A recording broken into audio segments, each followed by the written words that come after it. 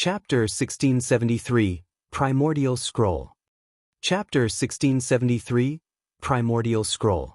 Two mechanical puppets at the temple's entrance stopped Shi Feng before he could enter the building. This is the Seven Luminaries Temple. Unauthorized individuals are not allowed entry. The two mechanical puppets crossed their greatswords before the entrance, preventing Shi Feng from proceeding. If any other players saw these mechanical puppets, they would definitely be given a fright. Both mechanical puppets were level 200 mythic monsters. They weren't ordinary mechanical puppets either, but magically enhanced puppets. Not only did they possess extremely high intellect, but they also wielded domains. In other words, they were Tier 4 mythic monsters with domain skills. Even Tier 4 NPCs with domains would not be a match for these magically enhanced puppets. Furthermore, these magically enhanced puppets were only the Seven Luminaries Temple's gate attendants. There were much stronger guards within the temple itself. Based on Shi Feng's knowledge, not even Tier 6 God-ranked players would dare to act presumptuously in the Seven Luminaries Temple without losing their lives. Primordial City was one of the safest cities throughout God's domain. Neither monsters nor players dared to cause trouble here, and those who did were killed without question. Meanwhile, Shi Feng wasn't surprised to find these magically enhanced puppets barring his path. The Seven Luminaries Temple was one of Primordial City's core buildings. It was also where players could exchange their contribution points for items. But only players who had become adventurers within the city were allowed inside. Everyone else would be stopped at the door. If players wanted to become adventurers here, they had to pick up an adventurer quest from Primordial City's Adventurers Association. After completing their adventurer quest, players would be granted a Primordial City Adventurer emblem.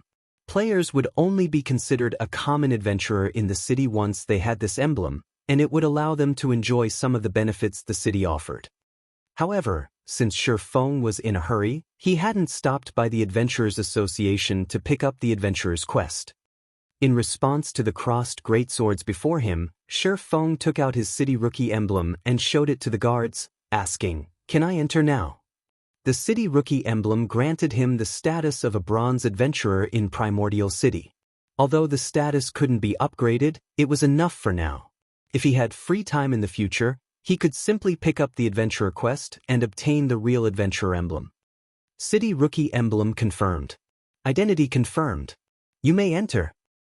After the two puppets inspected the city rookie emblem, they relaxed into their original stances and turned their attention away from Shi Feng. Seeing this, Shi Feng made his way into the Seven Luminaries Temple. The Seven Luminaries Temple's lobby was a beautifully decorated plaza. The scenery was spectacular. It contained areas where people could rest and chat, and it even offered open-air restaurants and bars. The food and beverages sold here were unique to Primordial City and couldn't be removed from the city. But the taste of these items was simply unforgettable. Even players who enjoyed delicious delicacies every day longed to dine here, but very few players could afford to do so. Every item in the Seven Luminaries Temple cost Primordial City contribution points. Neither coins nor magic crystals were accepted as currency. Meanwhile, a single meal here cost at least 100 CPs. Of course, players who consumed the meal would receive benefits that corresponded to the 100 CPs they paid, improving perception and focus. Unfortunately, the effects from a 100 CP meal would only last 2 hours. During that time, however, players could make use of the buff by renting a training room in the Seven Luminaries Temple to practice the combat techniques they had recently purchased. Likewise, the training rooms cost CPs to rent, with the basic training rooms costing 10 CPs per hour, intermediate training rooms costing 30 CPs per hour, and advanced training rooms costing 100 CPs per hour. To most players, though, this cost was astronomical. The system only granted free CPs on players' first visit to Primordial City, rewarding nothing for subsequent entries. Hence, it was very important that players carefully decide how to enter the Primordial City for their first visit. Aside from the first entry bonus, players could only obtain more contribution points by completing quests and through achievements in Primordial City. Feng didn't bother to look around after entering the Seven Luminaries temple as he made his way for the exchange counter.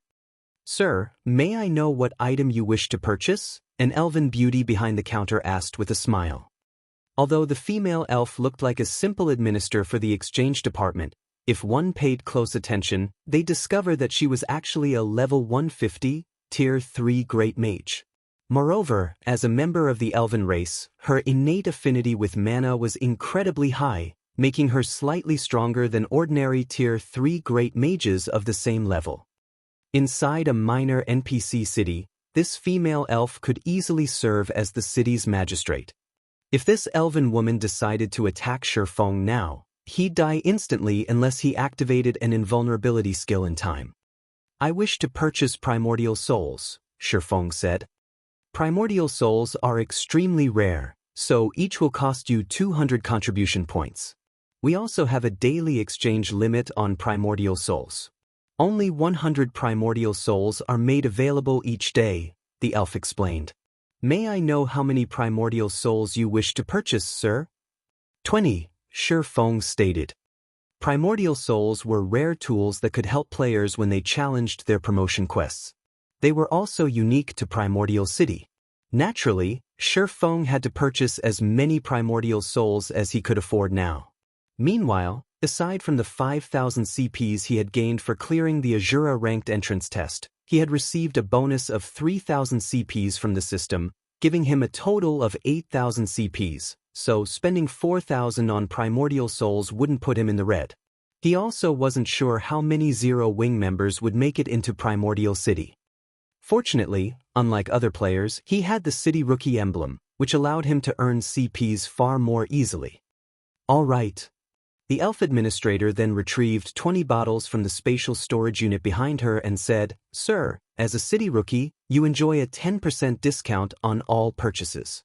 Your total bill comes to 3,600 contribution points. Do you wish to purchase anything else?" After giving the matter some thought, Feng gritted his teeth and said, "I want to purchase 12 primordial scrolls and 1 teleportation stone to the darkness plane." Initially, he had planned to purchase advanced combat techniques after reaching Primordial City, but obtaining the Boneless Lands Lost Town was far more important right now. The darkness plane was one of the higher planes in God's domain, and the power of darkness on that plane was incredibly dense. Naturally, the monsters living in the darkness plane contained frightening amounts of power of darkness within them. When killed, they had a high chance of dropping a darkness stone fragment. Alchemists could use 100 of these fragments to synthesize a complete darkness stone, but their success rate was an excruciatingly low 30%. However, this was, by far, the best method to obtain darkness stones. On the other hand, if he tried to hunt darkness-type mythic monsters, the chance of obtaining a complete darkness stone was around 10%. When players in the past had to acquire darkness stones, they usually decided to do so in the darkness plane.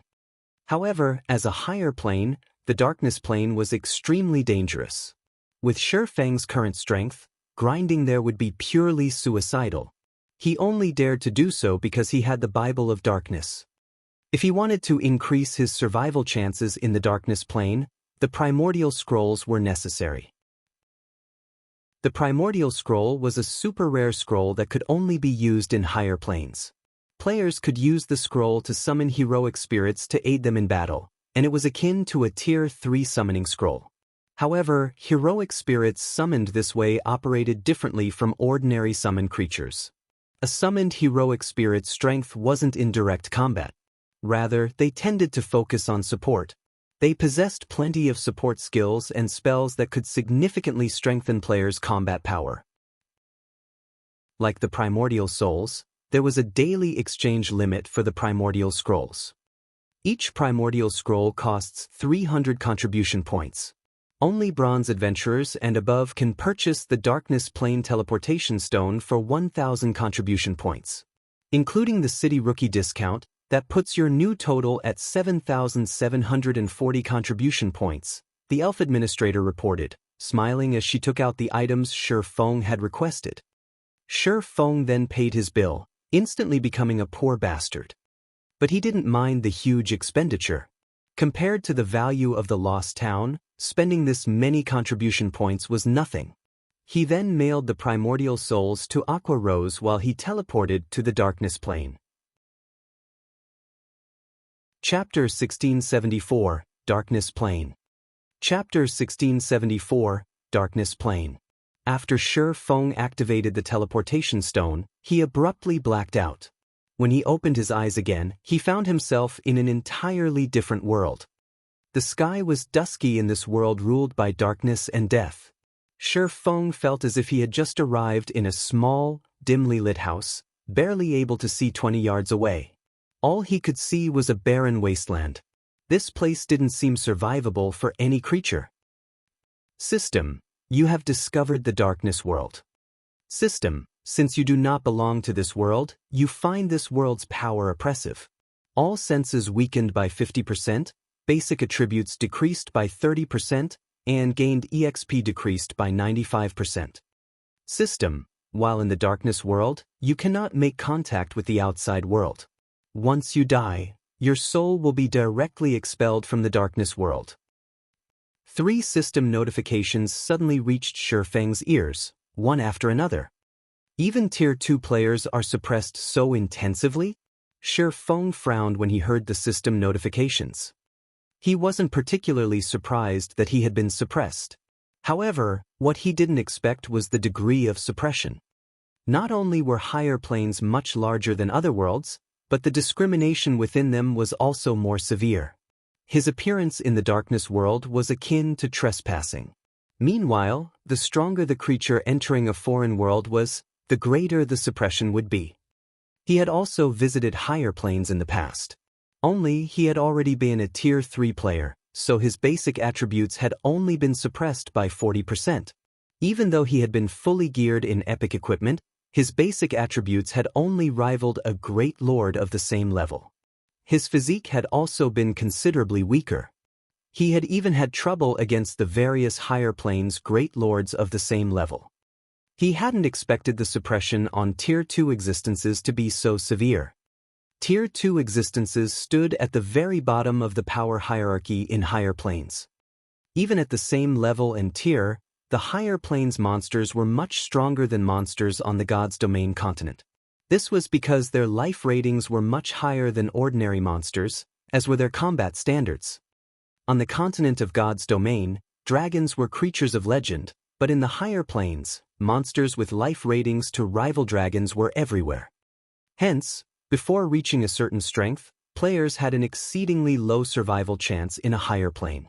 Even though it was common knowledge that higher planes offered plenty of high rank and precious resources that were rare or non-existent on God's Domain's continent, the various superpowers in Shi Feng's previous life hadn't casually explored these higher planes. Aside from the world's oppression and its monster strength, the environment was the greatest difference between the higher planes and the continent of God's Domain. Take the darkness plane, for example. Upon arriving in this world, Shi Feng had felt his body become considerably heavier than before. It felt as if the area's gravitational force had increased by 3 or 4 times. Moreover, the environment's power of darkness continuously corroded his body. Without extremely high darkness resistance, the ambient power of darkness would slay players even if they stood in place and did nothing. Not daring to waste time, Shi Feng took out the Bible of Darkness and summoned a Tier 3 demon. In response, a demon in crimson scale armor, wielding a great sword, appeared before its summoner. Blood Demon, demonic creature, Tier 3 demon. Level 80. HP 34, 000, 000/34, 000, 000. Demons were considered dark creatures in God's Domain, so in the darkness world, they wouldn't be oppressed. Moreover, thanks to the Bible of Darkness's demon ruler skill, the blood demon had grown stronger. This was why Shi Feng had boldly visited the darkness plane. Every monster in the darkness world was likely stronger than Shi Feng, and he could only see up to 20 yards away. With such a disadvantage, monsters would likely discover him before he would sense them. On the other hand, if he took control of the demon, he could observe his surroundings through the demon's eyes. After giving it a try, he noticed the massive improvement to his range of vision. By seeing through the demon's eyes, Shi Feng could see up to 500 yards away. He discovered that he currently stood in a gravel ridge, and a group of 10 4-meter-tall dark scorpions roamed roughly 300 yards away. 9 of the 10 dark scorpions had 3 tails, and the last had 5. Moreover, the 5-tailed scorpion radiated a light purple glow. Dark Scorpion, Dark Creature, Lord. Level 65. HP 18, 000/18, 000/000. Mutated Dark Scorpion, Dark Creature, Great Lord. Level 68. HP 43, 000/000/43, 000/000. Had Shi Feng not come prepared, he would have likely ventured into the Dark Scorpion's detection range. If the 9 lords and their Great Lord leader had ambushed him while he had been so powerfully suppressed, he would have died very quickly. Fortunately, the teleportation stones that transferred players to the higher planes generally sent said players to level-appropriate areas. Even so, if he sent the Blood Demon to attack the group of Dark Scorpions by itself, the demon would definitely lose that battle. The mutated Dark Scorpion's strength alone could rival the Blood Demon's. As a higher plane creature, the mutated Dark Scorpion had a considerably higher life rating after all. Furthermore, it had the support of 9 Lord-ranked Dark Scorpions to surround and annihilate the Blood Demon. However, Shi Feng had no intentions of circling past the group. He then took out a Primordial Scroll and activated it. As the Primordial Scroll activated, a 4-meter-tall elderly man appeared before him. The old man was semi-transparent and wielded a cane. Not bad. I actually got a great druid. Shi Feng was quite satisfied when he saw the old man. Primordial Heroic Spirit, Hero, Great Druid. Level 75. HP 15, 000/000/15, 000/000. Although the Primordial Soul summoned a random heroic spirit, all summoned heroic spirits were Tier 3. Unlike ordinary NPCs, heroic spirits wouldn't be oppressed in foreign worlds. In addition, they commanded plenty of Tier 3 spells and skills. They were the perfect support for players when grinding in higher planes. Any team that intended to grind in a higher plane would always purchase Primordial Scrolls before doing so. After summoning the heroic spirit, Shi Feng had the Great Druid cast a series of Tier 3 support spells. Tier 3 Spell Forest Protection increases the defense and basic attributes of all allies by 20% for 30 minutes. Does not stack with other attribute-increasing spells. Tier 3 Spell Nature's Blessing. All resistances plus 80, 15% damage reduction, and a 15% increase to stamina for 30 minutes. Tier 3 Spell Thorny Vines. Protect a specified target with magical vines for 10 minutes. Anyone who attacks said target will receive damage from the magical vines. When the 3 support spells affected the Blood Demon, the Blood Demon's attributes rose by a large margin. Following which, Shi Feng controlled the Blood Demon and charged towards the Dark Scorpion group. When the Blood Demon was less than 200 yards away from the Dark Scorpions, it caught the monster's attention. Responding, the Dark Scorpions lashed their tails and hissed threateningly. Not waiting for the Dark Scorpions to attack, Shi Feng used the Tier 3 spell, Blood Sanction. Immediately, 50+ blades of blood flew at the 10 Dark Scorpions with lightning speed. Even if Shi Feng were at his peak and activated a Berserk skill, he would have trouble blocking all 50+ blood blades. He would have to dodge or activate a life-saving skill to avoid taking a hit. As the blood blades were about to reach the Dark Scorpions, the latter's tails blurred. Dang! A series of dazzling sparks lit up the gloomy environment. The 9 Lord-ranked Dark Scorpions had successfully struck down over 80% of the blood blades, while the weapons that had found their mark had only dealt a little over -30,000 damage. The mutated Dark Scorpion, however, struck down all 9 incoming blades, emerging from the exchange unharmed. What high magic resistance! The outcome surprised Shi Feng a little. A Tier 3 Demon's Tier 3 spell carried immense power. Just one of those blood blades could rival a Great Lord's attack of the same level, yet they had only dealt a little over -30,000 damage after landing a direct hit. To the Dark Scorpions, who had 18 million HP each, the damage wasn't significant. During the brief moment Shifeng had been surprised, the mutated Dark Scorpion screeched as its tails began to glow dark green as they lashed out at the Blood Demon. The tails had moved so quickly that Shifeng hadn't been able to react in time. He had only managed to tilt the Blood Demon's body, evading 3 of the 5 attacks. When the mutated Dark Scorpion's 2 remaining tails struck the Blood Demon, its stingers slid through the demon's armor like a knife through paper, each dealing over -400,000 damage. Chapter 1675. Mutated Darkness Energy Crystal. After getting struck by the mutated Dark Scorpion's glowing stingers, the Blood Demon immediately gained a debuff. -22,347. When the debuff took effect, Shifeng suddenly found it much more difficult to control the Blood Demon, the demon's movements becoming sluggish. What a powerful poison! Shifeng was slightly surprised when he checked the debuff. Paralyzing Venom. Inflicts 30,000 damage every 0.8 second for 12 seconds. While the Venom is still in effect, decreases reaction speed by 40%, attack speed by 30%, and movement speed by 30%. Effects can be stacked up to 10 times. The majority of toxins in God's domain only caused victims to lose HP over time. Very few could inflict a paralysis effect, much less be stackable. Although the Blood Demon possessed high magic resistance and could mitigate a portion of the damage it received, if the toxin was stacked 10 times, even the Blood Demon would fall in no time. Moreover, the toxin being stacked boosted not only the dot but also the speed reduction debuff. If that happened, the Blood Demon would have an increasingly difficult time blocking the attacks of the Dark Scorpions, which possessed considerably high combat standards. The mutated Dark Scorpion's combat standard was even at the level of an ordinary expert player. In the next moment, the Dark Scorpions launched another wave of attacks at the Blood Demon.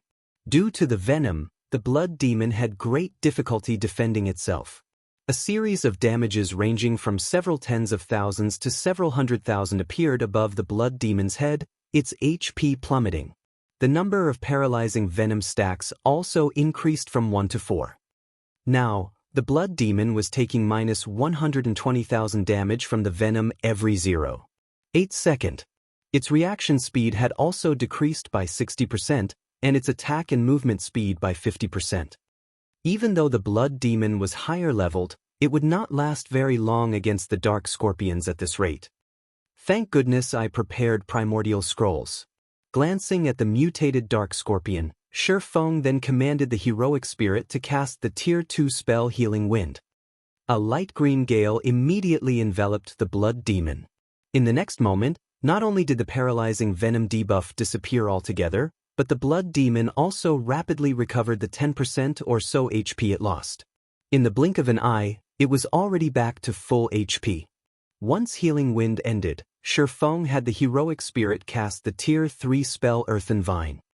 Suddenly, vines sprouted beneath the Dark Scorpion's legs and bound the monsters completely. Although the Dark Scorpions managed to cut and snap the vines in their struggles, new vines would always replace the broken ones, greatly restricting the mobility of the Dark Scorpions. Moreover, the Earthen Vines also dealt -50,000 damage every second to the Dark Scorpions, and the skill lasted for a full 20 seconds. This skill was perfect against monsters without control removal skills. After the Dark Scorpions were restricted, the Blood Demon brandished its great sword and began exterminating the Dark Scorpions. Each of its normal attacks caused around -40,000 damage, while its skills dealt over -100,000 damage each. Meanwhile, Shifeng also cast Flame Domain on the group of monsters. Although Shifeng was suppressed by the world and his basic attributes had decreased significantly, the sacred sword he wielded doubled the damage he dealt dark creatures. Following which, damages over -200,000 appeared above the Dark Scorpions' heads. Moreover, the damage flame domain dealt also increased by 20% with every passing second. By the time flame domain ended, the Lord-ranked Dark Scorpions had lost nearly 1/3 of their maximum HP. Shi Feng then executed Lightning Edge and dealt each of the Dark Scorpions over -200,000 damage per second for 5 seconds. At this time, the heroic spirit standing beside Shi Feng finished casting the Tier 3 curse Star Fury. Suddenly, streaks of starlight started raining down from the sky and bombarding the Dark Scorpions. The might of the AoE spell was stronger than even Shi Feng's Flame Domain, each wave of attacks dealing over -600,000 damage to the Dark Scorpions. Moreover, unlike normal AoE spells, Star Fury aimed only at enemies within range. Hence, the curse did not do any damage to the Blood Demon. In total, 7 waves of starlight descended on the Dark Scorpions. By the time Star Fury ended, not only had the Dark Scorpions lost a significant amount of their HPs, but they also fell into a heavily injured state, their basic attributes, defense, and combat power decreasing to a certain extent. This turn of events allowed the Blood Demon to deal even more damage. Now, even its normal attacks inflicted around -80,000 damage on its tough opponents. Very quickly, the first Dark Scorpion fell to Shi Feng's group. Afterward, even after Earth and Vine's duration ended, the heavily injured Dark Scorpions didn't pose much of a threat. To make the battle more efficient, Shi Feng decided to have the Blood Demon focus on only dodging the mutated Dark Scorpion's attacks while maintaining its assault on the other Dark Scorpions. This strategy rendered the mutated Dark Scorpion useless in the battle. The Great Lord could only watch as its subordinates got picked off one after another. Only after the disposal of all the Lord-ranked monsters did Shi Feng have the Blood Demon trade blow for blow with the Great Lord, foregoing all forms of evasion and defense. Although the Blood Demon would get poisoned and receive significant amounts of damage from doing so, there was the healing provided by the heroic spirit. Due to the Blood Demon's all-out offensive, the mutated Dark Scorpion lost HP rapidly. 72%, 70%, 65%. After roughly 10 minutes had passed since the battle began, Shi Feng activated Divine Providence and landed the last hit on the mutated Dark Scorpion. Following which, the mutated Dark Scorpion let out an agonized screech as it collapsed before Shi Feng's feet. At the same time, the Great Lord also dropped 8 items around its corpse. The monsters here are really tough. Shi Feng breathed out a sigh of relief when he saw that the mutated Dark Scorpion was finally dead. Although Shi Feng had long since known that the monsters in higher planes were powerful, he had never imagined that the monsters of the darkness world would be this powerful. Just dealing with a level 68 Great Lord had already taken him so much effort. If not for him having summoned a healing-type heroic spirit, he could have come out the loser in this battle. With how powerful the monsters in the darkness world were, if he came across a Grand Lord, he would most likely have no choice but to run away. However, while dealing with the Dark Scorpions was indeed very difficult, the loot they dropped pleased Shi Feng greatly. The 9 Lord-ranked Dark Scorpions had dropped a total of 37 items. Among them, 15 were level 60 Mysterious Iron equipment and 8 were level 60 Bronze equipment. The drop rate here was considerably better than on the Continent of God's domain, where Lord-ranked monsters past level 50 dropped only Bronze equipment while Mysterious Iron equipment was dropped by only High Lords and Great Lords, and generally just 1 or 2 pieces of equipment at that. Aside from weapons, equipment, and materials, the 9 Dark Scorpions also dropped 3 Darkness Stone fragments. The drop rate for the fragments was considerably better than what Shi Feng initially expected it to be.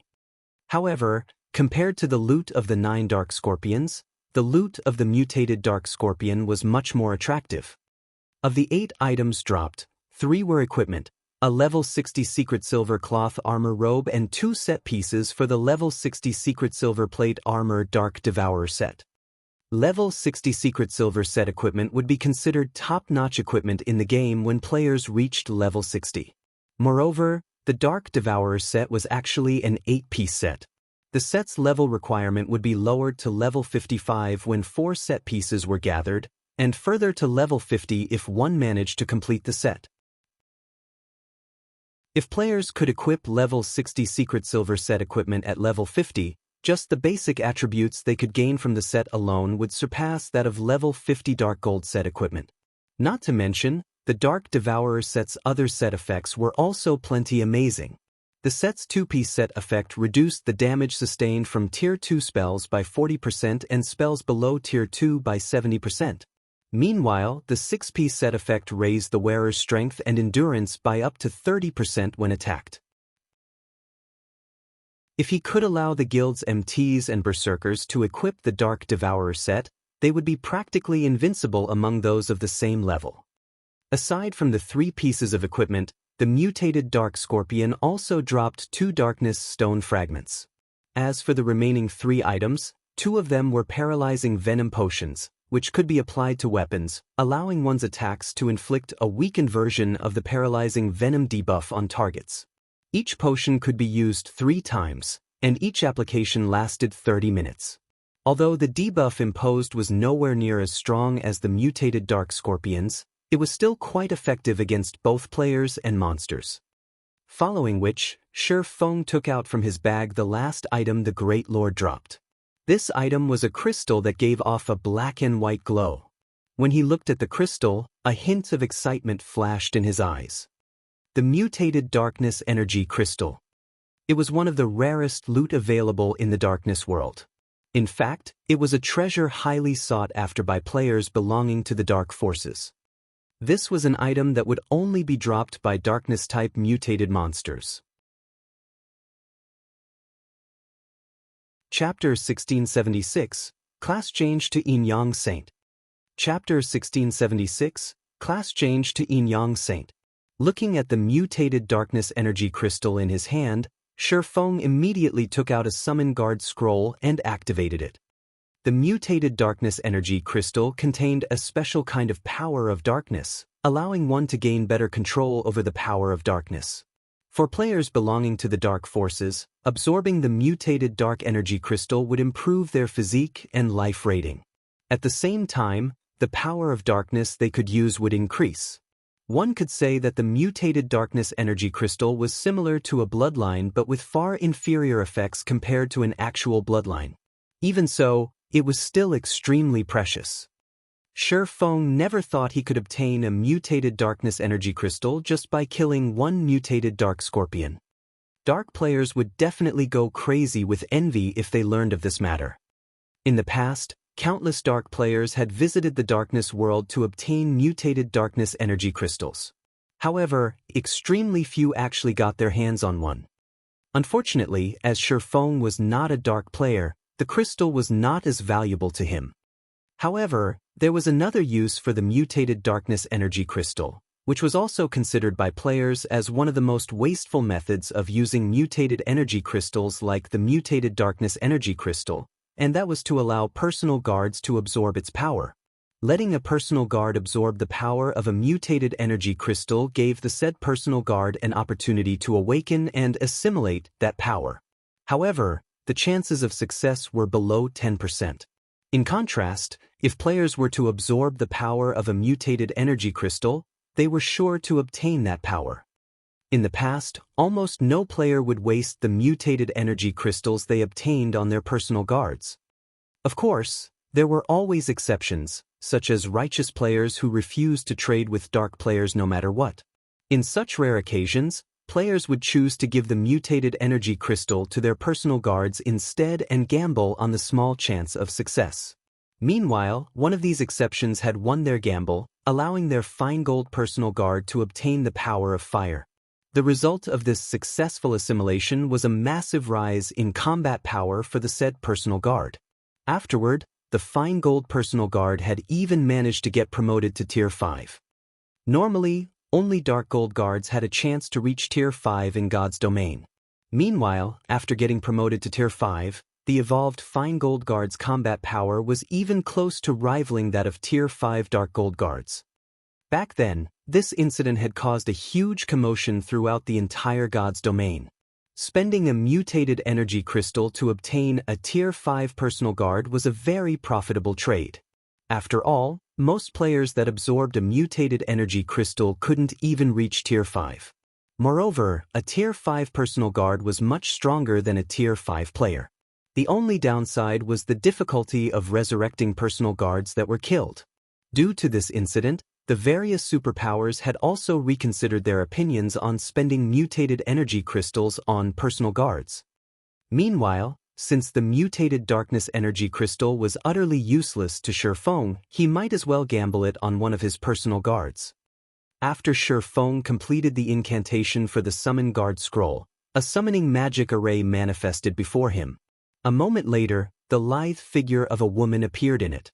This woman was none other than Anna, whom he had not seen for quite some time now. At this point, Anna had already reached level 80. Her leveling speed was simply astonishing. Shifeng could not help but acknowledge the questing efficiency of an epic personal guard. Her strength had improved considerably as well. Right now, even the level 80, Tier 3 Blood Demon was most likely no match for her. However, as this place was the Darkness World, as soon as Anna appeared, a powerful force started suppressing her, causing her basic attributes to plummet. When her basic attributes settled, her overall combat power was no longer a match for the Tier 3 Blood Demon. Not wanting to waste time, Shifeng immediately passed the mutated darkness energy crystal to Anna. At the sight of the crystal, Anna's eyes glowed with great interest and excitement. Without needing Shifeng to do anything, Anna started writing divine runes and chanting an incantation. NPCs were much more proficient at utilizing mutated energy crystals than players were. Hence, NPCs were capable of using every type of mutated energy crystal available. Players, on the other hand, could only absorb mutated energy crystals that were suitable for their alignment and class. Suddenly, a gigantic, golden magic array appeared beneath Anna's feet. Threefold. The appearance of the magic array lit up the surrounding darkness brightly. After Anna was done casting the threefold magic array, she placed the mutated darkness energy crystal at its center. Suddenly, the surrounding power of darkness started surging towards the magic array, the massive flow of energy prompting Shifeng to step back in fright. As the magic array collected more power of darkness, the aura it exuded also steadily strengthened. At some point, the aura grew so overwhelming that Shifeng started to feel stifled. Even the monsters over 500 yards away unconsciously distanced themselves from the magic array. After the process continued for 5 long seconds, the magic array's horrific aura began dissipating. The gathered power of darkness then started flowing into Anna's body under the magic array's guidance. In the next moment, pitch-black runes appeared on Anna's body. As the number of runes increased, the feeling Anna gave off underwent a heaven-defying change. If in the past, Anna was an angel that represented the light, then now she was a fallen angel that represented darkness. After runes covered Anna's entire body, she started giving off an unprecedented pressure. At this moment, Shifeng felt as if he was standing before Serena, the fallen angel guarding the world's summit, again. If Anna willed it, she could easily kill Tier 3 and Tier 4 existences with a wave of her hand right now. However, the horrific pressure lasted for only 1 second, then vanished without a trace. At the same time, the threefold magic array Anna stood on also started disappearing into the void. As for Anna herself, she had reverted to her original state. The only differences now were a dark purple mark at the center of her forehead and a hint of coldness in her aura. Did you succeed? Shifeng could not help but ask curiously as he eyed Anna, who looked as she normally did. In the past, he had heard that a huge commotion would arise whenever personal guards used mutated energy crystals. However, those commotions were far from being as massive as the one that just occurred. In fact, even the casting of a Tier 5 spell wouldn't cause such a massive disturbance. Lord Count, it should be a success? Anna said as she looked at herself, uncertainty in her tone. Shifeng could not help but fall speechless at Anna's reply. Immediately, he called out Anna's attribute panel. Anna, Yi Feng's personal guard. Class, Tier 2 Peak Class Yin Saint. Level 80. Loyalty, 97. Growth potential, 113. Shi Feng was at a loss for words as he looked at the updated values in Anna's attribute panel. He had never imagined that Anna would not only gain control over the power of darkness but also class change into a Yin-Yang Saint, a peak class. Moreover, her growth potential had even risen from 105 to 113 points. Anna had actually improved that much just by using one mutated darkness energy crystal. This was definitely a massive jackpot.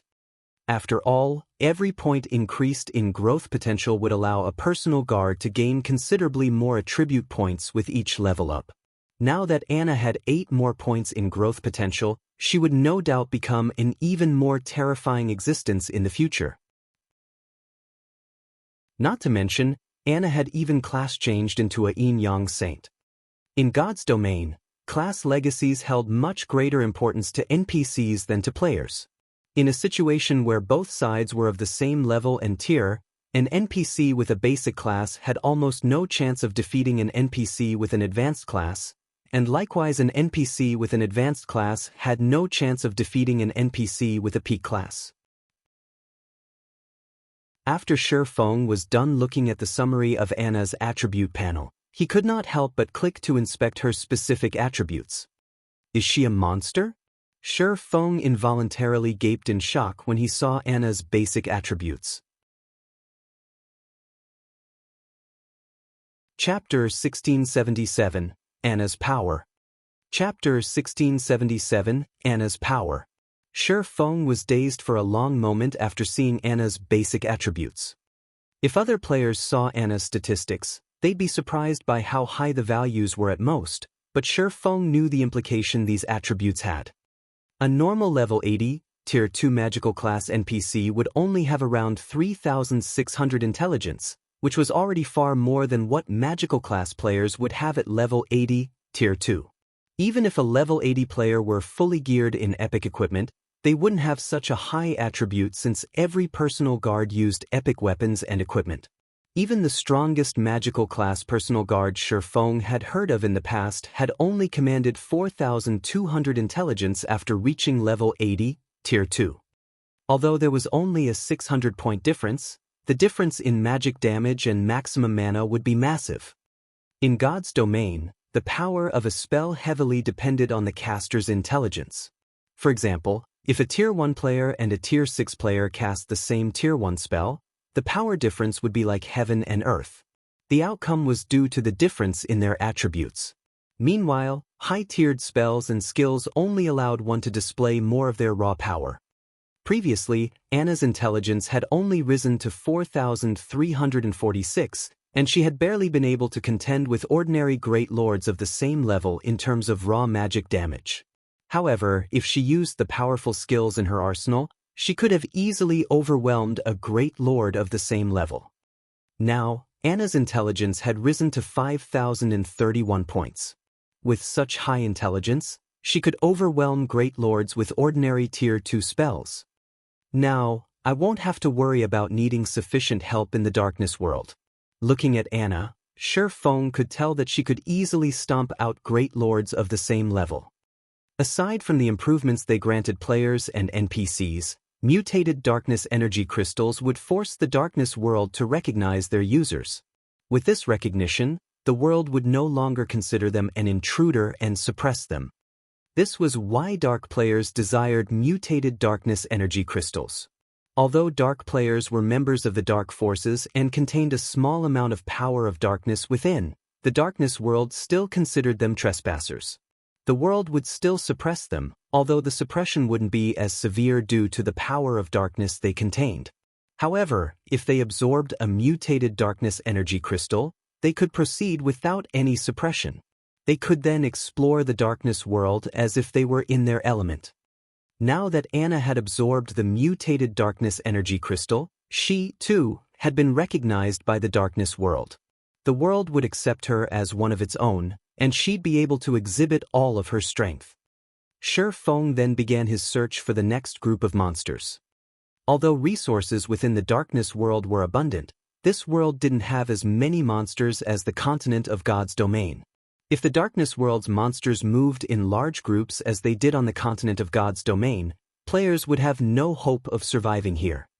Now that Shi Feng had the powerful support Anna offered, hunting down monsters like the Dark Scorpions was a waste of time. He needed to find stronger monsters to allow Anna to display her full potential. After searching for around 30 minutes, Shi Feng finally found a pack of two-headed dark wolves resting at the foot of a mountain. There were 12 dark wolves in total, including 1 Grand Lord and 11 Lords. The Lord-ranked wolves were around 4 meters tall, while the Grand Lord was double that size. Aside from looking like a miniature mountain, the Grand Lord-ranked dark wolf gave off an intense pressure. Two-headed dark wolf, dark creature, Lord. Level 67. HP 21, 000/21, 000/000. Two-headed dark wolf king, dark creature, Grand Lord. Level 70. HP 95, 000/000/95, 000/000. Challenging a Grand Lord in the darkness world was very dangerous, but even if Shi Feng weren't a match for the monster, he was confident that he could retreat safely if needed. If he weren't, and he settled for weaker monsters, he wouldn't be able to acquire the 100 darkness stones he needed even after 10 solid days of grinding. The darkness world's Grand Lords had a chance of dropping complete darkness stones. On the other hand, only mythic rank or above darkness-type monsters would drop the stones on the God's Domain continent. That being said, Grand Lords in this world had a slightly lower chance of dropping them. However, he could use Icarus's heart to compensate for the low drop rate. As long as the Grand Lords had a chance of dropping the stones, it was worth a try.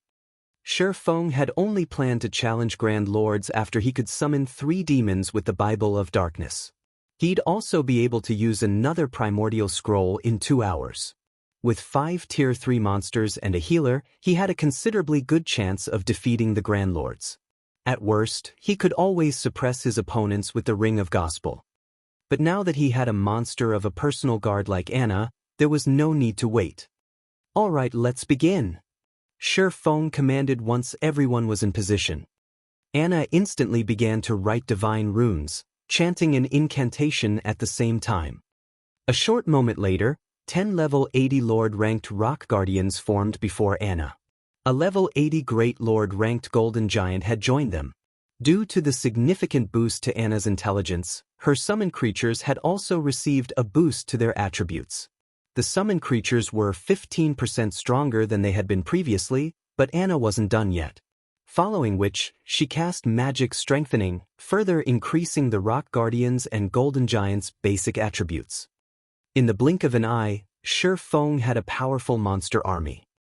As the 11 summoned creatures prepared to charge, the old man beside Shi Feng cast enhancement buffs on them as well, strengthening the summoned creatures even further. Go! Shi Feng commanded once the preparations were complete.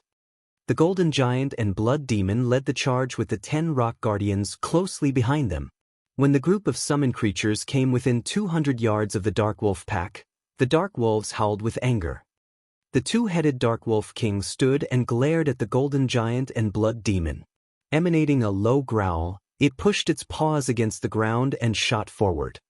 The Dark Wolf King was as fast as lightning, leaving a trail of afterimages and powerful gales of wind. The Dark Wolf King arrived before the Golden Giant almost instantly, smacking the Great Lord with one of its front paws. Ping! Under Anna's control, the Golden Giant raised its arms to protect itself. When the Dark Wolf King's paw collided with the Golden Giant's arms, the ground beneath the summoned Great Lord cracked and shattered, and the Golden Giant sunk into the ground. The Dark Wolf King's strength was higher than Shi Feng had expected, and despite blocking the attack, the Golden Giant had lost over 100,000 HP. Realizing that its first attack had failed to get rid of its target, the Dark Wolf King turned and swiped its tail at the Golden Giant. As the Wolf King's bushy tail moved, power of darkness gathered around it, turning the harmless-looking tail into a sharp blade that sliced at the Golden Giant. Tier 2 skill, Darkness Blade. When the attack landed, the impact sent the Golden Giant flying over 20 yards back. following which, a damage of over -2,300,000 appeared above the Golden Giant's head. The Dark Wolf King's strength was on an entirely different level than the Grand Lord's on God's Domain's continent. Fortunately, although the two attacks dealt a lot of damage, the Golden Giant had 55 million HP. Losing a little over 2 million HP was nothing. With the Primordial Heroic Spirit healing it from a safe distance, the Golden Giant could definitely withstand the Dark Wolf King's attacks. In contrast, the Blood Demon and 10 Rock Giants completely overwhelmed the 11 two-headed Dark Wolves that had followed their alpha. Even without any healing, the Rock Giants could dominate the Dark Wolves in a one-on-one fight. Furthermore, they had the help of the Tier 3 Blood Demon. Naturally, Anna didn't sit idle. After becoming a Yin-Yang Saint, she had gained more than just summoning skills. She now had powerful attack spells in her arsenal. Anna cast Holy Light Spear, a Tier 2 Light-type spell, launching 18 Holy Spears at the Dark Wolf pack. Each spear carried nearly as much strength as a Tier 3 Great Lord of the same level. Moreover, the Holy Spears dealt an additional 50% damage to dark creatures. When the Holy Spears found their marks, the Dark Wolves cried in agony as damages of over -400,000 appeared above their heads. In less than 10 minutes, Shifeng's team had wiped out the 11 Lord-ranked two-headed Dark Wolves, the creatures decorating the ground with loot upon their deaths. Now, only the two-headed Dark Wolf King remained, still fighting the Golden Giant. However, the Golden Giant looked miserable. Despite the heroic spirit's constant healing, the Great Lord's HP continued to decrease. Shifeng had even been forced to activate Life Domain halfway through the battle to keep the summoned creature standing. Once the 11 Lord-ranked Dark Wolves had been dealt with, Anna began to chant a long incantation, writing many lines of divine runes in the air before her. Suddenly, a gigantic, silver, two-fold magic array appeared beneath Anna's feet. In response, a towering pillar of light rose from the ground beneath the Dark Wolf King's feet, enveloping the boss. Countless chains then appeared from the void and bound the Lupin Grand Lord. Despite the Dark Wolf King's desperate struggle, it couldn't break free. A moment later, the Dark Wolf King released a pained wail as its massive body began to shrink. Tier 3 Spell Chains of Light. Chapter 1678, Power to Transcend Tiers. Chapter 1678, Power to Transcend Tiers. She's capable of using spells higher than her tier? Shifeng was at a loss as he stared at the towering light pillar. Is this the power of a peak class? In God's domain, whether they be players, NPCs, or monsters, all existences could generally only learn and use skills or spells at their tier or lower. The strongest skills and spells they could use were taboo skills and curses. Yet, Anna had just cast a bona fide Tier 3 spell despite only being Tier 2 herself. Shifeng had never heard of anything like this before. Of course, one reason for his ignorance was that he had only ever heard of personal guards obtaining advanced classes. Even after 10 years in God's domain, he had never heard of a personal guard acquiring a peak class as Anna had. Due to the effects of Chains of Light, the two-headed Dark Wolf King, which had been over 9 meters tall, had shrunk to 6 meters in height. The chains around its form also greatly limited its movement. This allowed the Golden Giant to block every one of the Grand Lord's attacks. Now, the Golden Giant only lost around 80,000 HP after it received one of the Dark Wolf King's attacks. It was clear that the Dark Wolf King's strength had decreased considerably. After the decrease, it was only as powerful as an ordinary Grand Lord on the continent of God's domain. The heroic spirit's healing was now more than enough to keep the Golden Giant alive. After Anna had cast Chains of Light, she proceeded to write another series of divine runes. Under Anna's control, the 10 Rock Guardians surrounded the Dark Wolf King. The Rock Giants then transformed into 10 stone pillars, and after Anna finished over 24 lines of divine runes, she lightly tapped the butt of her staff against the ground. Golden divine runes began to surface on the 10 stone pillars, releasing arcs of golden electricity that lined the pillars and created a magic barrier around the Dark Wolf King. the Dark Wolf King's basic attributes began to decrease rapidly. The Chains of Light had merely weakened the Dark Wolf King's strength and mobility, but the golden magic barrier suppressed all aspects of the boss. In the blink of an eye, the Dark Wolf King's maximum HP had fallen by 30%. This magic barrier could even rival a top-tier intermediate magic array. After seeing this, Shi Feng finally understood why there was such a huge difference between the strength of NPC's classes. It wasn't just a matter of higher basic attributes, but a matter of superior spells and skills. Even without the Blood Demon and Heroic Spirit, Shi Feng was confident he could defeat a level 70 Grand Lord with Anna's help alone. If the party had a strong healer, Anna could even whittle down the Dark Wolf King without too much exertion. This will save me plenty of primordial scrolls. As Shi Feng watched the two-headed Dark Wolf King, whose attributes had already fallen below a Grand Lord standard, he realized that he wouldn't have to rely on primordial scrolls to grind in the darkness world anymore. The heroic spirits players summoned with primordial scrolls could only exist for 12 hours. Meanwhile, Shi Feng only had 12 of these scrolls. Even if he used them efficiently, they would only last him for several days. With Anna's help, though, he could grind in the darkness world for much longer. Due to the magic barrier, the Golden Giant had a much easier time dealing with the Dark Wolf King. The Great Lord even began to trade blows with the Grand Lord, increasing the party's overall DPS. After including the Blood Demon, Anna, and Shi Feng's attacks, the Dark Wolf King's HP began to deplete steadily. Although the Grand Lord's battle recovery and high defense slowed their progress, it was only a matter of time before the Dark Wolf King died. 90%, 85%, 80%. When the two-headed Dark Wolf King's HP fell to 20%, it released a sudden, angry howl. Its two-headed body then split down the middle, each head taking on its own form. Division? Shi Feng's expression darkened when he saw the two Dark Wolf Kings. Bosses that had grasped doppelganger skills in God's domain were extremely difficult to defeat. Unfortunately, slaying bosses that had grasped division skills was even harder. With doppelganger skills, a boss's main body and its doppelganger shared HP. If either form were killed, regardless of whether or not players slew the main body, both would die. However, bosses with division skills were a different story. Each copy had its own, independent HP. This essentially meant that players had to face two bosses simultaneously. Moreover, when a boss used a division skill, all debuffs on the boss would be removed. In the next moment, the chains of light originally binding the two-headed Dark Wolf King vanished. The two Dark Wolf Kings then revealed a sinister grin as they looked at Shi Feng's group, their expressions seemingly saying, "You're dead meat now." The two Dark Wolf Kings immediately pounced on the Golden Giant and the Blood Demon. Gathering power of darkness in their paws, they smacked their respective targets. Both the Golden Giant and the Blood Demon attempted to block the incoming attacks, but just as they seemed to succeed, the Dark Wolf King's paws transformed into shadows, piercing the elemental and demon's defenses.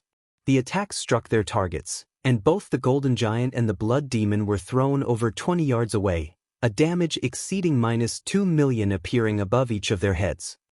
Before the two summoned creatures could regain their footing, the two Dark Wolf Kings pounced again, launching the same attacks. The prior scene replayed with the Golden Giant and the Blood Demon flying backward and losing over 2 million HP each. As expected of a Grand Lord in the Darkness world. In addition to a division skill, it has an unblockable offensive skill.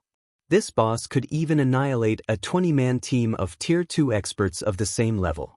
Despite realizing the seriousness of the summoned creature's situation, Shi Feng remained unfazed. Instead, he calmly told Anna, "Let's see what you've got." Nodding, Anna's aura abruptly changed. The dark purple mark on her forehead disappeared, transforming into runes that covered her body. After Anna obtained a peak class, she had learned 2 over-tier spells and 1 epic-ranked skill. Although she had displayed the Tier 3 spell, Chains of Light, she had yet to reveal her other over-tier spell and epic skill. The move Anna had just used was none other than the epic skill Yin-Yang Power.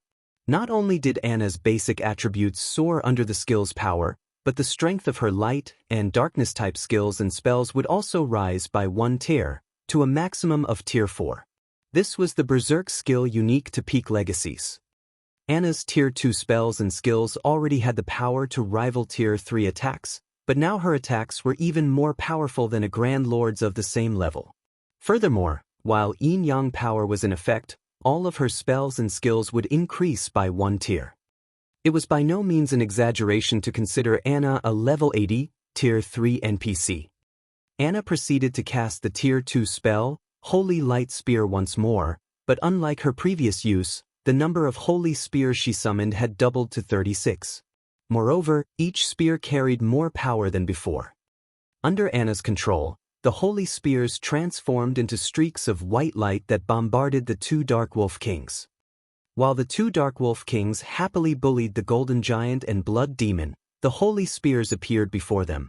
Even with the Dark Wolf Kings' incredible reaction speeds, they only blocked half of the incoming spears. The rest of the shining weapons found their marks.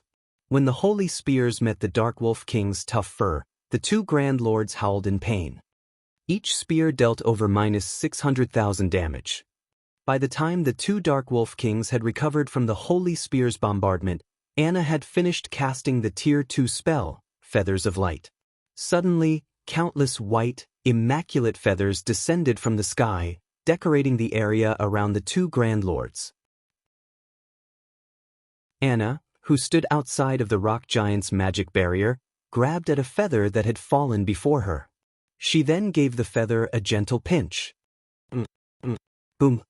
The hundreds of immaculate feathers surrounding the 2 Dark Wolf Kings began to explode, one after another.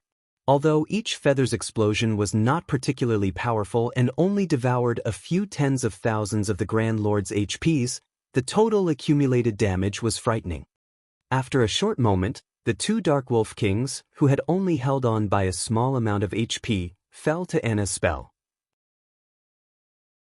Anna had killed the 2 Dark Wolf Kings so quickly that Shi Feng hadn't even had enough time to use Divine Providence and land the finishing blow.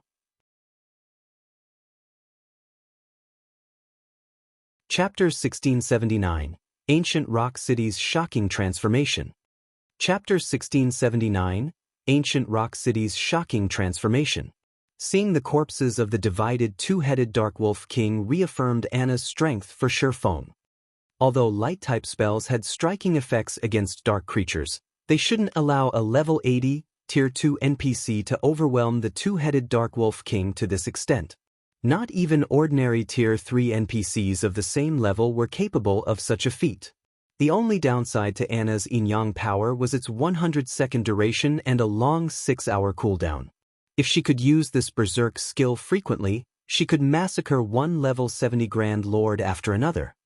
When the 2-headed Dark Wolf King had died, it had dropped a pile of loot before them. It had also granted both Shi Feng and Anna a large amount of EXP.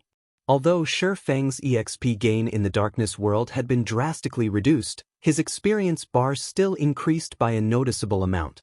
As for Anna, although her EXP gain was no longer affected, the EXP she had gained from killing the level 72-headed Dark Wolf King was insignificant compared to how much she needed to level up since she had already reached level 80. As expected of one of the darkness world's Grand Lords. Its loot is way better than an ordinary Grand Lord's. Shi Feng couldn't help his surprise as he gazed at the items before him. Past level 50, Grand Lords generally only dropped 10 or so items.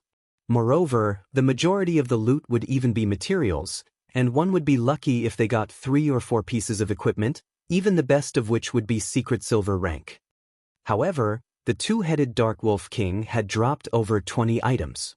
Although the majority of the loot was still materials, the boss had dropped 5 pieces of equipment.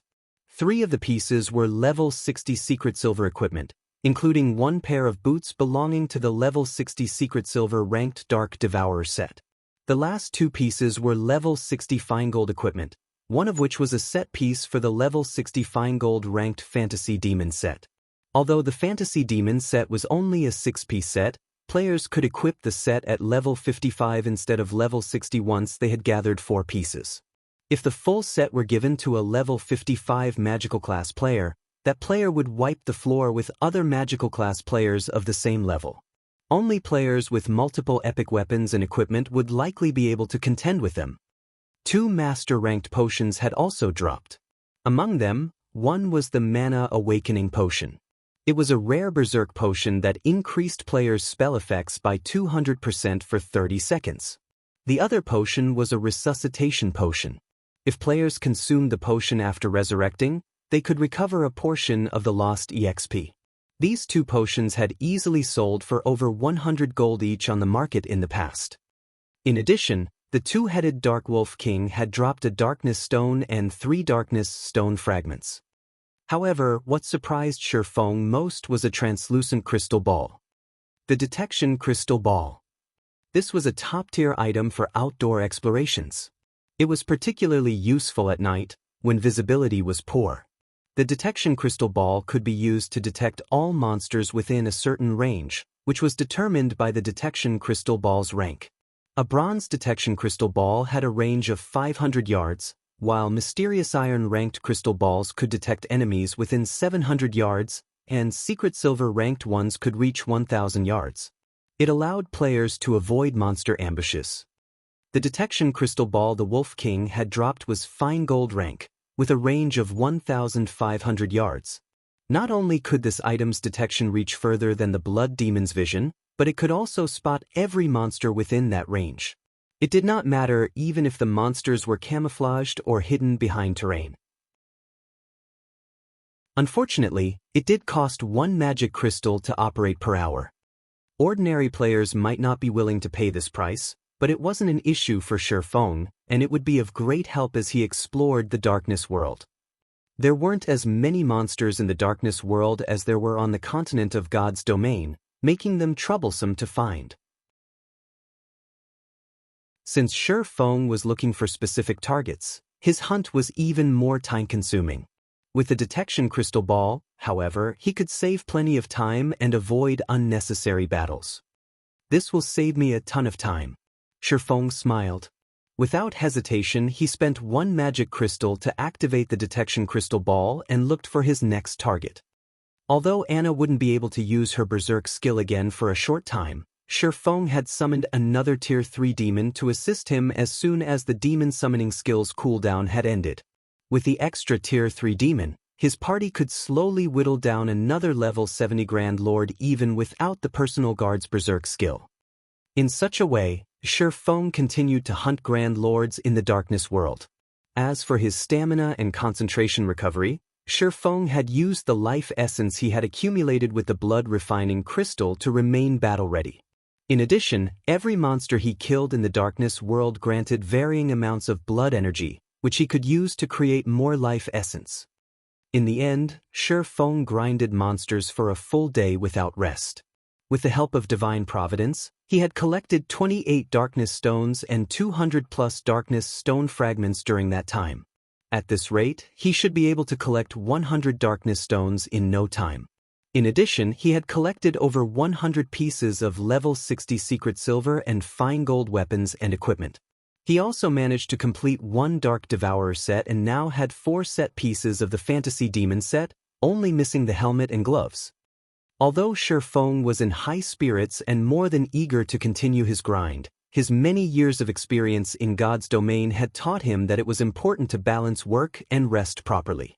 Although the life essence replenished his stamina and concentration, it was more of a stimulant than a replacement for actual rest. If he wanted to rest his mind, he had to log out of the game. After returning to reality, Shifeng planned to see to his basic training, as usual, maintaining his physical fitness. He then planned to make the necessary arrangements to expand the Zero Wing workshop. Now that the Zero Wing Guild was on the right track to becoming a superpower and had acquired a city of its own, the guild would only grow as it moved forward. Naturally, the guild's management would become more complex. He needed more personnel to manage Zero Wing, and so he needed to expand his workshop and recruit more internal members. But before Shifeng could leave his room, the quantum watch on his wrist, which was connected to his virtual gaming cabin, rang. The display on his watch showed that the caller was Aqua Rose. "Guild leader, I finally got through to you," Aqua Rose said as soon as the call connected, sounding a little rushed. Has something happened to the guild? Shi Feng asked curiously. Something big has happened, Aqua Rose stated. While you were grinding in the darkness world, Heaven's Burial has been trying desperately to fend off the various superpowers surrounding it. It has even mobilized countless evil demons and evil beasts, but midway through the siege, one of the superpowers mobilized powerful siege weapons and a large number of NPC mercenaries. The battle continued for several more hours, and after suffering immense casualties, the various superpowers finally broke past ancient Rock City's walls and charged into the City Lord's mansion. So, ancient Rock City has been taken? Shi Feng could not help but smile. He had destroyed ancient Rock City's defensive magic arrays precisely so that he could cut off one of Heaven's Burial's revenue sources. If another power claimed ancient Rock City, it was definitely worth celebrating for Zero Wing. No, Aqua Rose said, shaking her head. No? Haven't they broken into the City Lord's mansion? With the various superpower strength, they should have no issues getting to the City Lord's tablet even if there are evil demons in the building. Aqua Rose's reply left Shi Feng slightly confused. The various superpowers were recognized as such due to the large number of experts they employed. While Refinement Realm experts couldn't do much in a war involving tens of thousands of players, they could exhibit tremendous combat power in compact fights with a limited number of opponents. Even if level 100 NPC soldiers were stationed inside the City Lord's mansion, those NPCs wouldn't be able to stop every Refinement Realm expert from reaching the City Lord's tablet. The various superpowers have stormed the City Lord's mansion, but some Tier 4 NPC appeared suddenly and transformed ancient Rock City into an evil demon nest. Not only has the city become a forbidden land for players, but the evil beasts and demons are also expanding their influence and capturing areas around ancient Rock City. More evil demons and evil beasts are joining the force by the minute. Just some time ago, we received a report stating that the other guild's towns in the Orc Empire have fallen to these evil demons. According to our scouts, the evil demon army is spreading towards Star Moon Kingdom's borders. By the looks of it, Zero Wing City is the army's target. Chapter 1680, Evil God's Branch Temple. Chapter 1680, Evil God's Branch Temple. A Tier 4 NPC appeared in ancient Rock City? And the NPC transformed the city into an evil demon nest? How is that possible? Shi Feng was stunned after listening to Aqua Rose's report. Suddenly, a possibility came to mind, and he could not help but ask, "Do you have the latest image of ancient Rock City?" "Yes, I'll send it now." Aqua Rose nodded.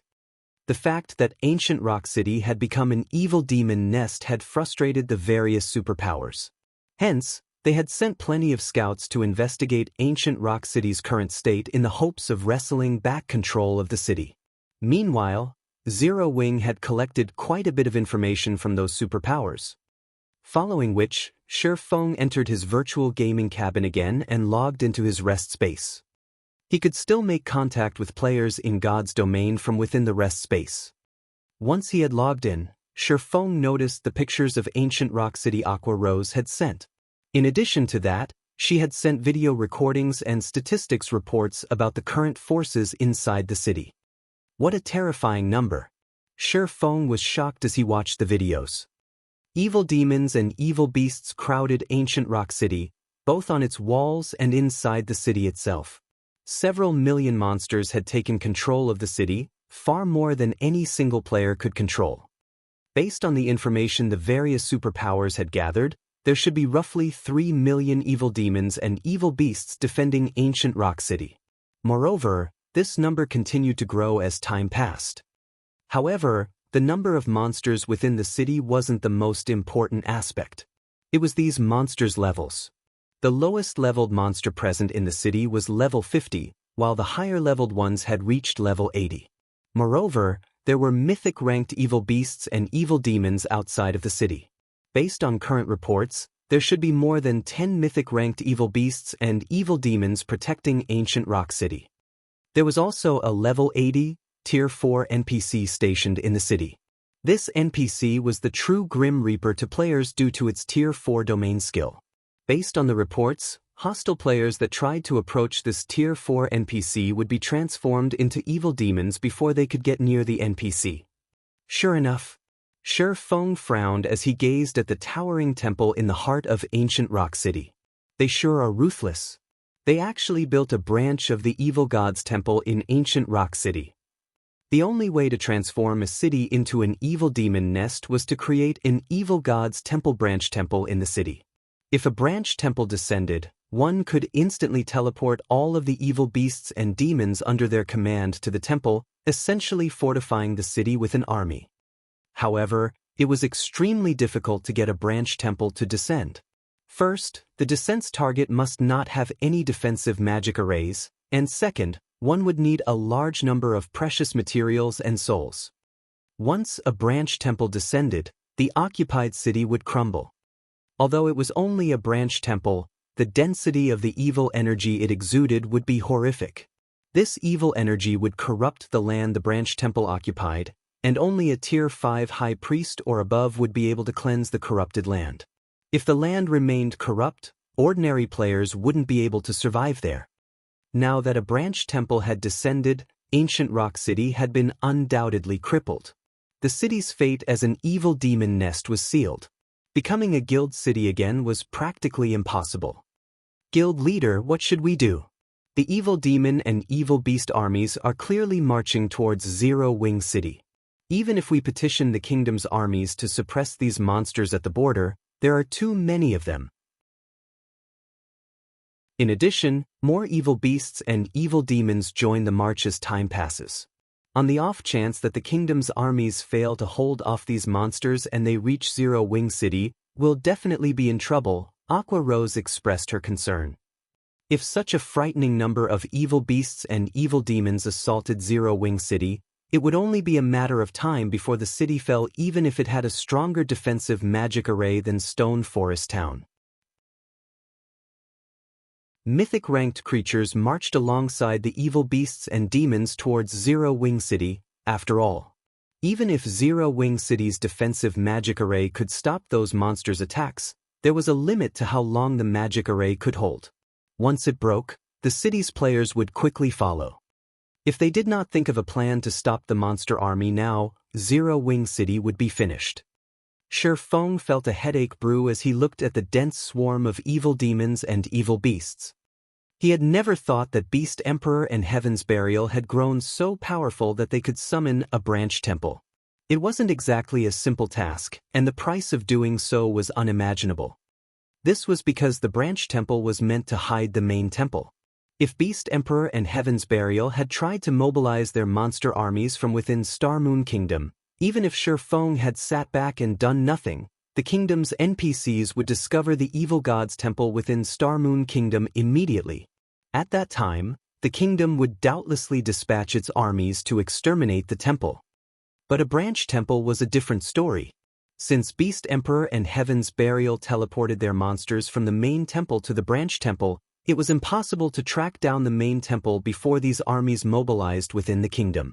Meanwhile, even if the branch temple were destroyed, the evil demon and evil beast armies were already outside of Star Moon Kingdom. They would not teleport back to the main temple due to the branch temple's destruction. Notify Snow and have her organize the guild's experts to coordinate with the kingdom's armies immediately. We need to stop as much of that monster army as possible. Also, figure out a way to collect as many magic crystals as possible.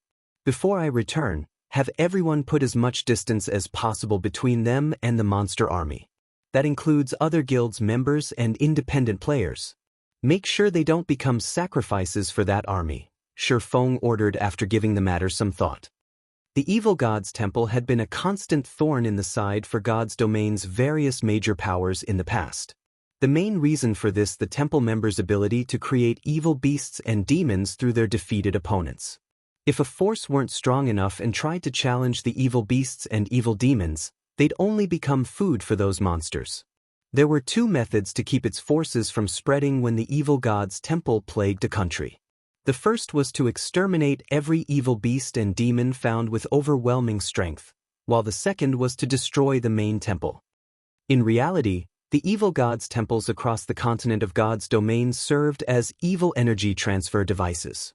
When activated, the evil gods' temples would send evil energy throughout the continent, creating a suitable environment for its evil beasts and demons. As long as one destroyed the activated evil god's temple, they could stop the transfer of evil energy. After losing its source, the evil energy that had spread would gradually thin until the environment became hostile for evil beasts and demons once again. Some of the weaker monsters might even die as a result, while the stronger monsters would grow weaker and become easier to defeat. However, the whereabouts of Star Moon Kingdom's evil god's temple remained unknown, and destroying the heavily guarded branch temple in the Orc Empire was impossible. The only hope of fending off the monster army that marched towards Zero Wing City was to send expert players to work alongside the NPC armies, whittling away as many of the evil beasts and demons as possible. The monster army could only grow if it had sacrifices. It couldn't bolster its numbers without a cost. Understood. I'll notify Snow right away. Aqua Rose nodded before disconnecting the call. Not daring to waste time, Shifeng immediately logged back into God's domain and continued to grind for darkness stones. Meanwhile, over 500,000 players had gathered in a forest at the border of Stone Forest Town's map. Among them, over 100,000 wore Heaven's Burial's guild emblem. Every one of these players was level 47 and above, and they were all very well equipped. However, every one of these players wore tense expressions. Beast Emperor, I've prepared the 400,000 players you've asked for. I hope that you will fulfill your promise. Singular Burial, who stood atop a hillside, told the middle-aged man beside him. The middle-aged man had ashen skin covered in runes. The man also wielded a staff made of pitch-black jade. This man was none other than Beast Emperor. However, he was no longer covered in bandages. Relax. When have I ever broken a promise to you? Beast Emperor laughed. Turning his sight towards the player army at the bottom of the hill, he commanded, "All right, let's begin."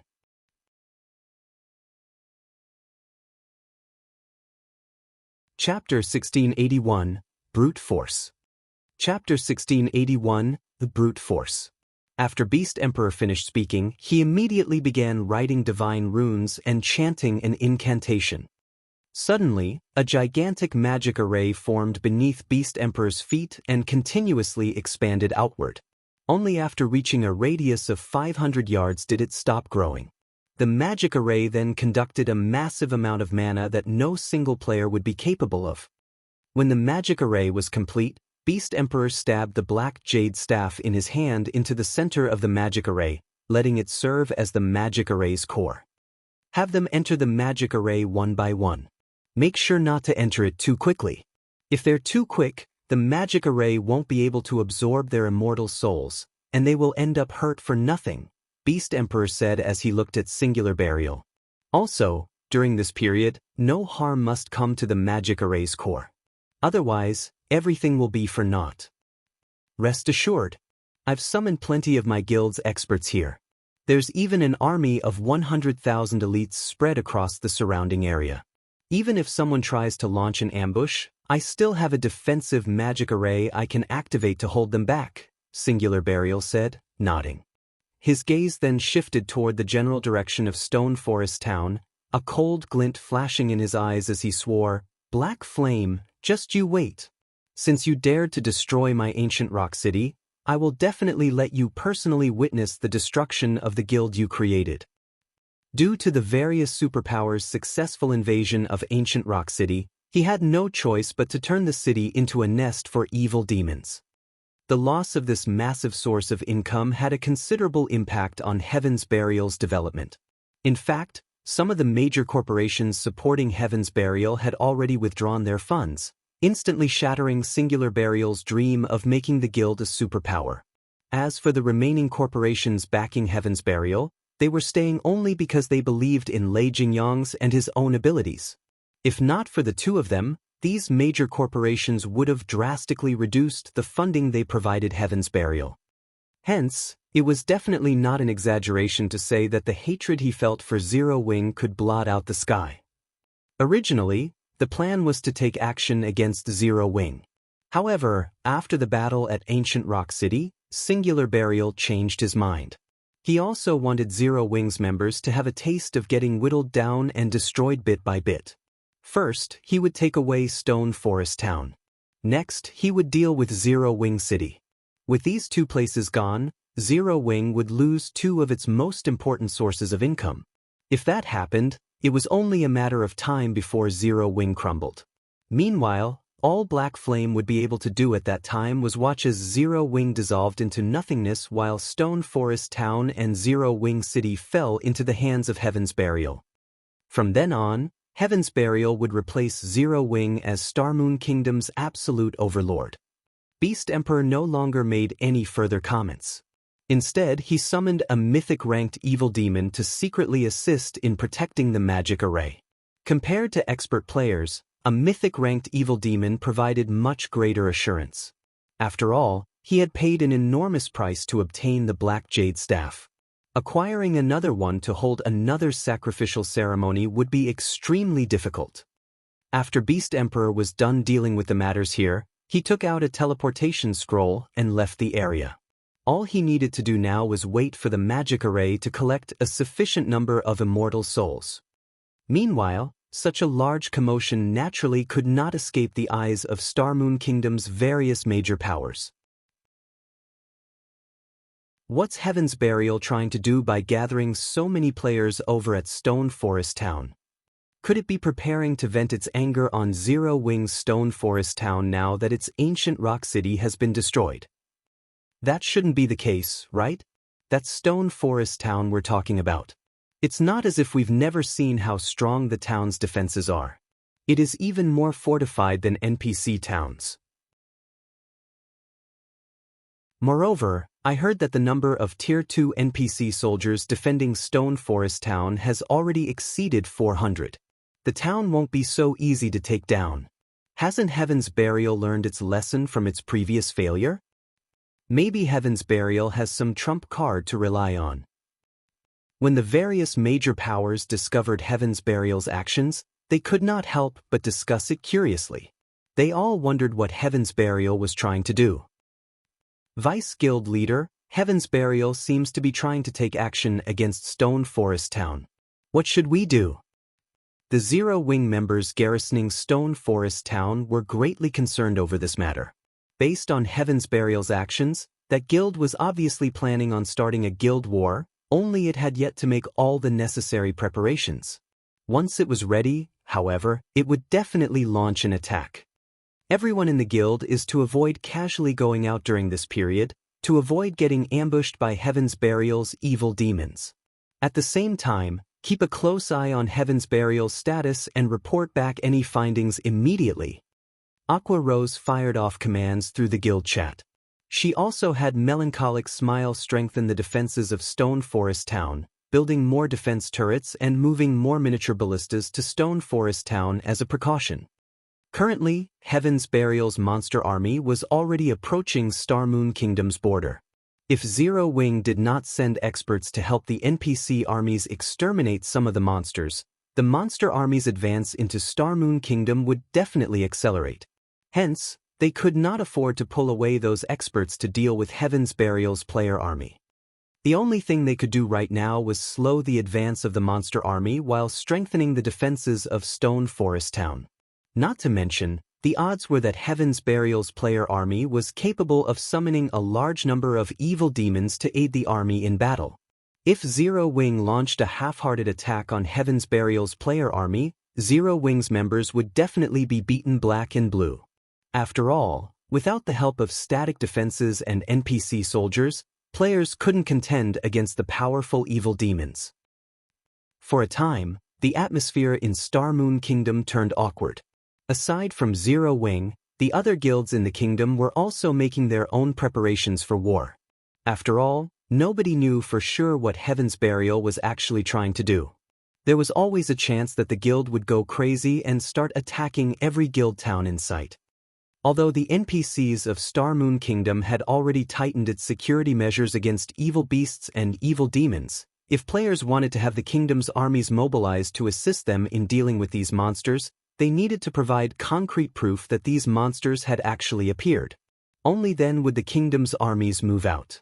Moreover, the kingdom's armies would need some time to get to the battlefield. If their guild towns failed to hold out until the kingdom's armies arrived, then there would be no point in notifying the kingdom. Hence, the various large guilds had all started building up the defenses of their respective towns. Meanwhile, back at the Darkness World, Shifeng had also started grinding Grand Lords with greater urgency. Now, he had 2 heroic spirits participating in the battle simultaneously. With the help of Anna and 3 Tier 3 demons, killing level 70 or so Grand Lords became significantly easier. However, Grand Lords still weren't available in great abundance. After half a day or so of wanton slaughter, Shifeng had basically killed every Grand Lord present on the map he was currently in. Now, Shifeng had a total of 52 Darkness Stones and 386 Darkness Stone fragments, which was still some distance away from his target. Meanwhile, if he wished to find and kill more Grand Lords, he had only 2 options to do so. The first option was to wait for the Grand Lords he killed to respawn. However, Grand Lords generally took 2 or 3 natural days to respawn. Killing the Grand Lords too quickly had left him with no Grand Lords to grind. However, Shifeng couldn't do anything about this situation. Anna was simply too strong. The second option was to head to other maps. The Grand Lords of other maps remained untouched. They were all alive and kicking. The only problem was getting to other maps. The Darkness World was different from the continent of God's domain. On the continent of God's domain, players faced no hindrance when moving between maps. In the Darkness World, however, the maps had strict level restrictions preventing players from going wherever they wished. In a sense, the Darkness World was similar to the Ice Crystal World. Players needed to defeat the designated Guardian boss in order to proceed to other maps. Otherwise, they would be stuck in the same map forever. Generally, players that arrived at the Darkness World using the teleportation stones exchanged at the 7 Luminaries Temple would not think of heading to other maps, because the map they were teleported to was suitable for their level, and just surviving in the said map was already plenty difficult. They would not even have time to think about heading to other maps. Shifeng was definitely a unique case. It seems I have no choice but to force my way through, Shifeng thought as he looked at the 30-meter-tall monster sleeping inside the canyon ahead of him. He then advanced towards the monster together with Anna. Now that the evil demon and evil beast armies were invading Star Moon Kingdom, he naturally could not waste time waiting for the Grand Lords he had killed to respawn. His only choice was to head to another map and hunt the Grand Lords there.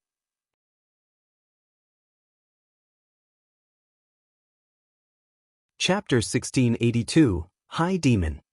Chapter 1682, High Demon. Inside the quiet canyon, when Shifeng got within 1,000 yards of the next map, he suddenly felt a powerful pressure washing over him. The pressure he felt now was completely different from what he experienced from the monsters he encountered before. In other words, there was a qualitative change to the pressure he felt. Currently, Shifeng had already reached Tier 2, yet the pressure still made him extremely uncomfortable. His body felt as if it was fully submerged in a pool of water. The pressure is so strong despite the 1,000 yards separating us? Shifeng stared at the massive figure displayed on his detection crystal ball in disbelief. The crystal ball showed a humanoid figure with the head of a goat sprawled across the ground before the canyon's exit. The figure also had a massive serpent for a tail and the bat-like wings commonly seen on demons. As the figure exhaled, flames surged out of its nostrils and scorched the ground before it. What? A high demon? Shifeng was dumbfounded as he looked at this figure. There were many demonic creatures in God's domain. Aside from having a difference in strength, these demonic creatures were also distinguished by lineage. In fact, the hierarchy among demons was largely determined based on lineage. Demons with noble lineages ruled over demons with ordinary lineages. Naturally, the nobler the lineage a demon possessed, the greater their potential for growth. In God's domain, most demons at the Demon King standard were high demons. It was very difficult for a demon with an ordinary lineage to grow into a Tier 5 Demon King, much less a Tier 6 Demon God. Demons with noble lineages were known as high demons. In terms of life rating, they were superior to even archaic species. At the same tier, only dragons or ferocious beasts would be capable of suppressing high demons. Needless to say, the ordinary demons Shifeng summoned were no match for high demons.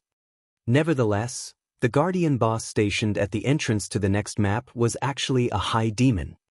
Due to the extreme distance, the detection crystal ball couldn't detect the statistics of the high demon.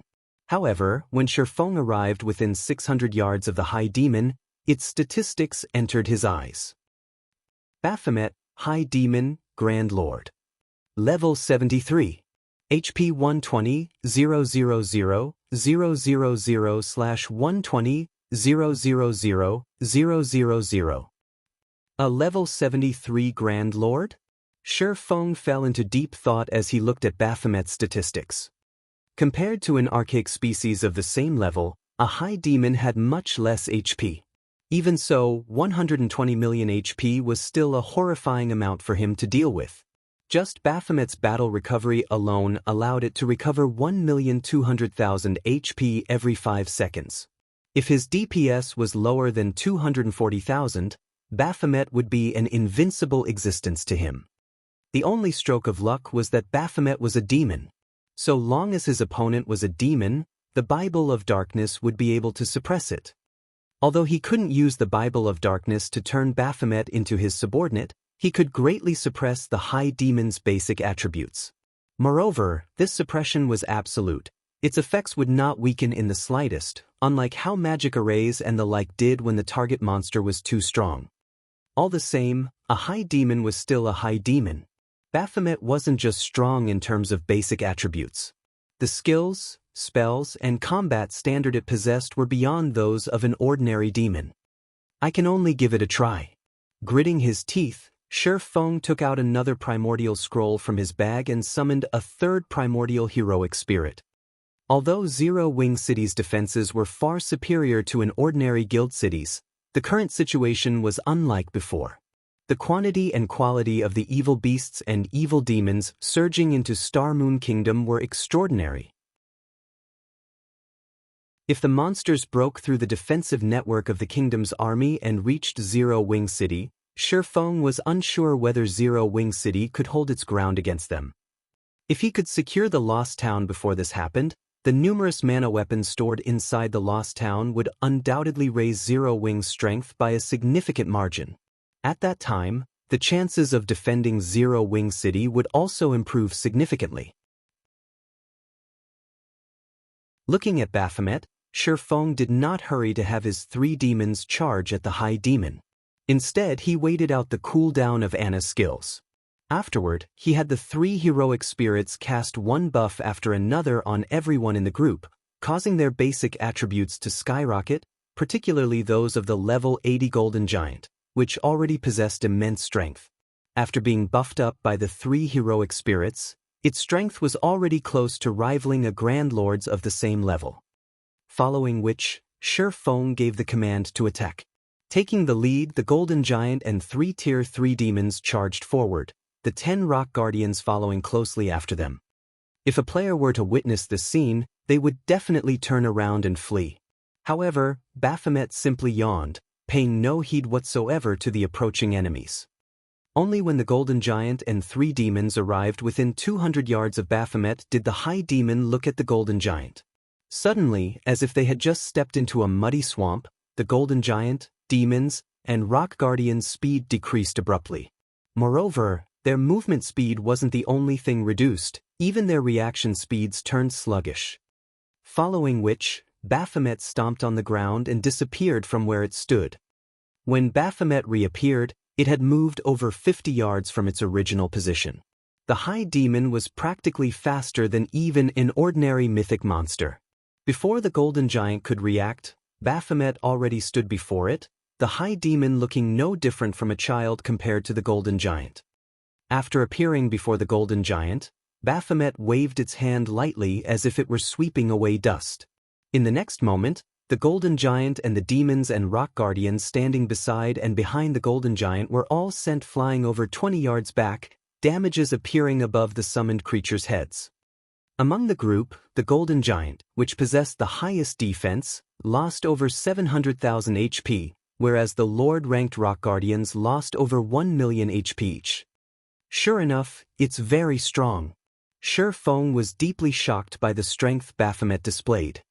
Baphomet was much more powerful than any of the Grand Lord-ranked archaic species he had gone up against before. Moreover, based on the performance Baphomet just displayed, Shi Feng could tell that the High Demon's combat standard should be at the 6th floor Trial Tower standard. With the High Demon's mythical speed, even a 100-man team of Tier 2 experts would be like fish on a chopping board if it went up against Baphomet. Afterward, a series of exchanges took place between both sides. Unfortunately, although the Golden Giant and 3 demons retaliated, they only managed to land a few spells on Baphomet. Relying on its mythical speed, the High Demon easily dodged every normal attack sent at it. In contrast, despite being healed by Tier 3 heroic spirits, the Golden Giant and demons still continually lost HP. Although the Golden Giant and demons tried blocking and dodging Baphomet's attacks, their weakened reaction speeds prevented them from doing so. However, as Baphomet paid attention only to the Golden Giant and Tier 3 demons, Shi Feng was able to get within 100 yards of the High Demon unnoticed and immediately activated Demon Ruler. Suddenly, a ripple of power left the Bible of Darkness Shi Feng held. Baphomet's basic attributes promptly plummeted by 30%. The effect of Demon Ruler was remarkable. However, this was still not the end. Anna, who had long since completed her own preparations, had the rock giants form a magic array and suppressed Baphomet even more. However, the magic array was evidently inferior to Demon Ruler. In the end, Baphomet retained 60% of its original basic attributes, and it still suppressed the Golden Giant and Tier 3 demons. But instead of dodging all of the Golden Giant and demons' attacks, the High Demon was now forced to parry and block instead. Nevertheless, the Golden Giant failed to inflict any significant damage on Baphomet. Seeing this, Shi Feng had no choice but to spend 5,000 magic crystals and activate the Ring of Gospel's world projection. When world projection descended on Baphomet, the High Demon's speed decreased once more. However, even after world projection suppression took effect, Baphomet still retained 50% of its basic attributes and still overwhelmed the Golden Giant. How is it so powerful?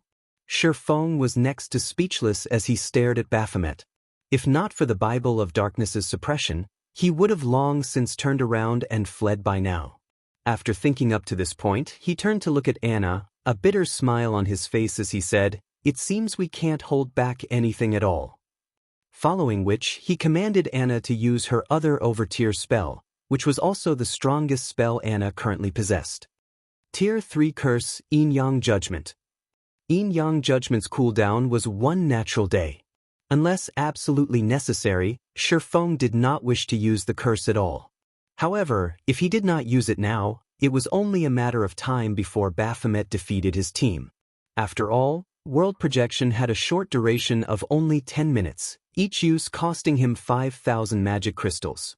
He did not have enough magic crystals to fight a protracted battle with the High Demon.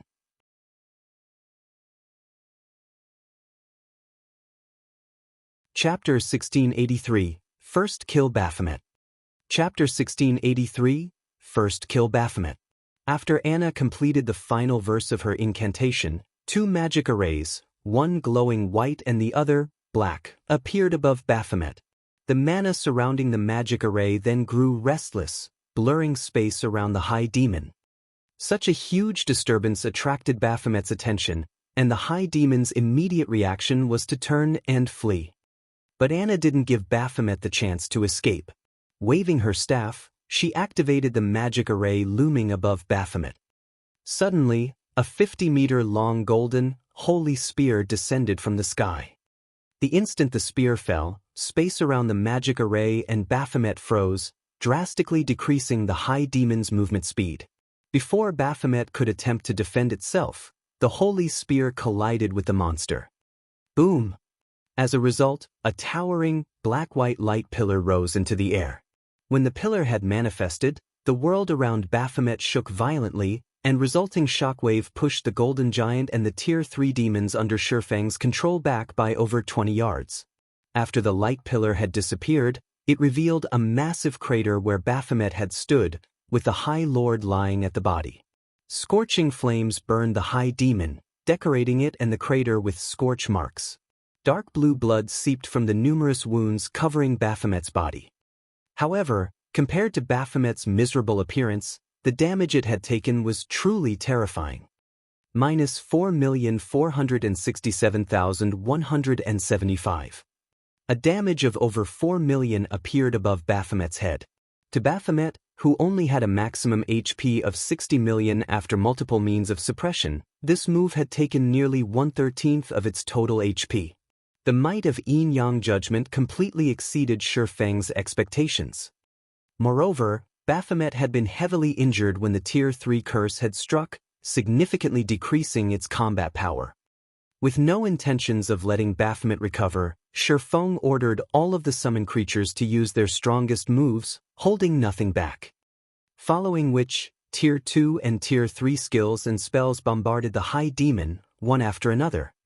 The injured Baphomet wasn't able to dodge any of the incoming attacks, and every skill and spell that had been sent slammed into the High Demon. Each attack dealt a minimum of minus 500,000 damage, depleting Baphomet's HP by a significant chunk. 80%, 75%, 70%. Although Baphomet eventually recovered from its mental shock and resumed its retaliation, the Golden Giant was more than enough to keep the High Demon busy with its weakened combat power. This prevented Baphomet from blocking Anna, the Tier 3 demons, and heroic spirits' attacks. Of course, Shifeng didn't hold back either. After activating Heavenly Dragon's power, followed by Phantom Kill, he charged forward. 9 Dragon Slash, Shadow Blade, Lightning Flash, Purgatory Pentaslash, Thunder Flame Explosion, Flame Burst.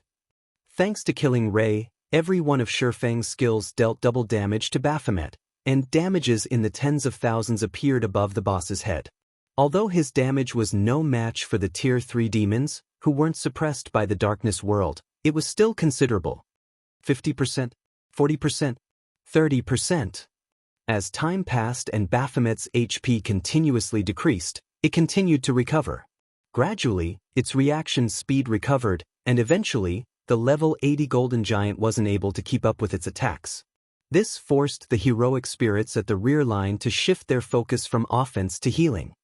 Once Baphomet's HP fell to 20%, the High Demon revealed a sinister grin.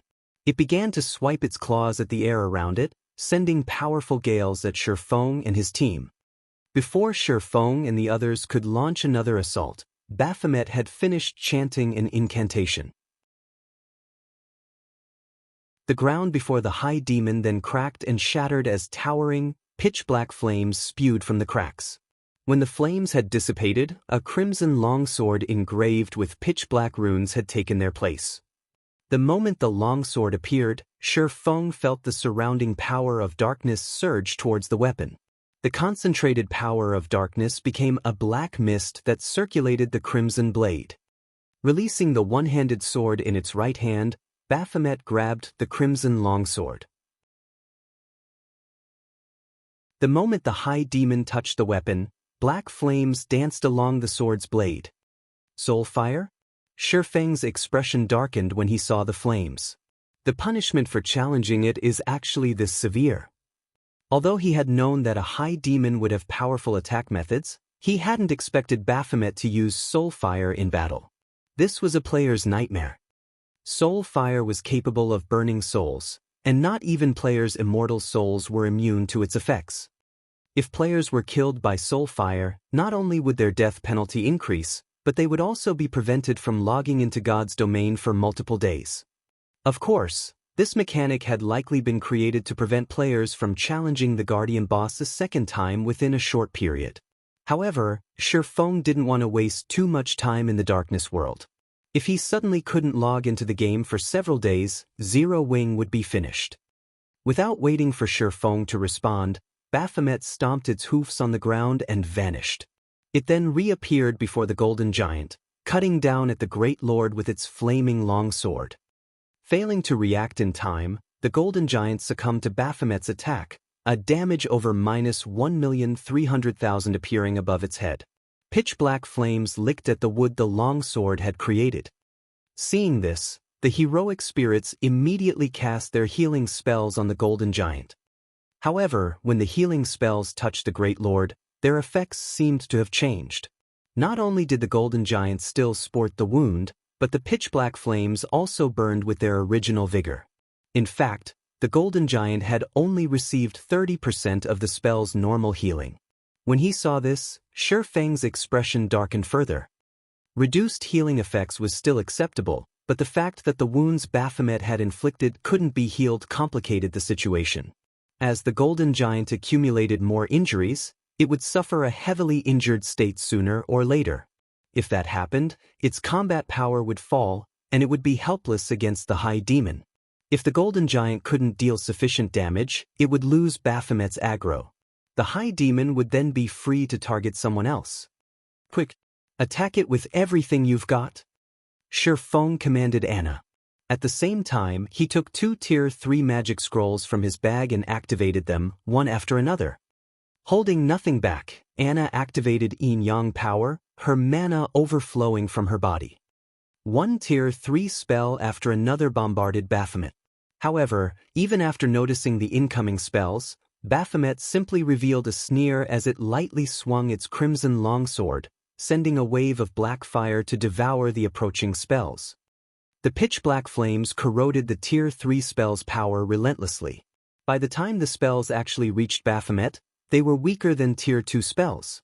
Baphomet then swung its longsword again and easily crushed the incoming attacks. Fortunately, although Baphomet had superior strength, it couldn't completely dodge the Tier 3 demon's attacks. Although its HP fell much slower than before, it still decreased at a steady rate. After using the 2 Tier 3 magic scrolls, Shifeng proceeded to activate Blade Liberation. Currently, both Baphomet's defense and reaction speed were recovering, and as a result, it continued to take less damage. Despite bombarding Baphomet with a series of powerful attacks, they had only reduced Baphomet's HP to 12%. In contrast, the Golden Giant had become heavily injured after receiving 10 hits from the High Demon's Crimson Longsword, and it could no longer serve as a proper MT. Baphomet then turned its attention to the Tier 3 demons. If this continued, it was only a matter of time before they team-wiped. After activating Blade Liberation, Shifeng's attributes skyrocketed yet again, and his basic attributes now surpassed the level 80 Golden Giants. Following which, Shifeng activated Instant Strike and appeared before Baphomet. Sword's Orbit. Ding, ding, dang. Unfortunately, Baphomet managed to block the majority of Shifeng's slashes. Only the occasional slash slipped past the High Demon's guard and dealt a little over -100,000 damage. With how much HP Baphomet had remaining, the High Demon wasn't particularly concerned with this amount of damage. Even after Shifeng fought for several seconds and launched dozens of slashes, the High Demon still had 5% of its HP remaining. Meanwhile, once Shifeng had lost Instant Strike's buff, Baphomet gained the upper hand. In fact, due to Shifeng's weakened state, he lacked any ability to retaliate. He could only defend himself. Fortunately, Anna finally finished her incantation. Angel Summoning. Suddenly, a Tier 4 Valkyrie dropped onto the battlefield. Taking a step forward, the Valkyrie instantly appeared before Baphomet and swung her holy spear. Despite being a high demon, the impact still sent Baphomet flying back over 20 yards, robbing it of its defensive stance. Immediately, the Valkyrie threw her holy spear, which easily pierced through the defenseless high demon and dealt over -4 million damage. In the blink of an eye, Baphomet's HP fell below 1 million. Taking advantage of this opportunity, Feng activated Divine Providence and pointed Killing Ray at Baphomet. Flame Domain. Lightning Edge. Under Feng's command, a raging inferno and countless sword lights devoured Baphomet. Damages of over -200,000 appeared above Baphomet's head, one after another, tearing what little remained of the High Demon's HP away. Baphomet then died and collapsed to the ground. Following which, Feng watched his experience bar increase rapidly. At the same time, the sound of a system notification reached his ears. System, congratulations! You have obtained the first kill on Baphomet, the guardian boss of Dark Sin Canyon. Rewards doubled. Acquired High Demon's Soul.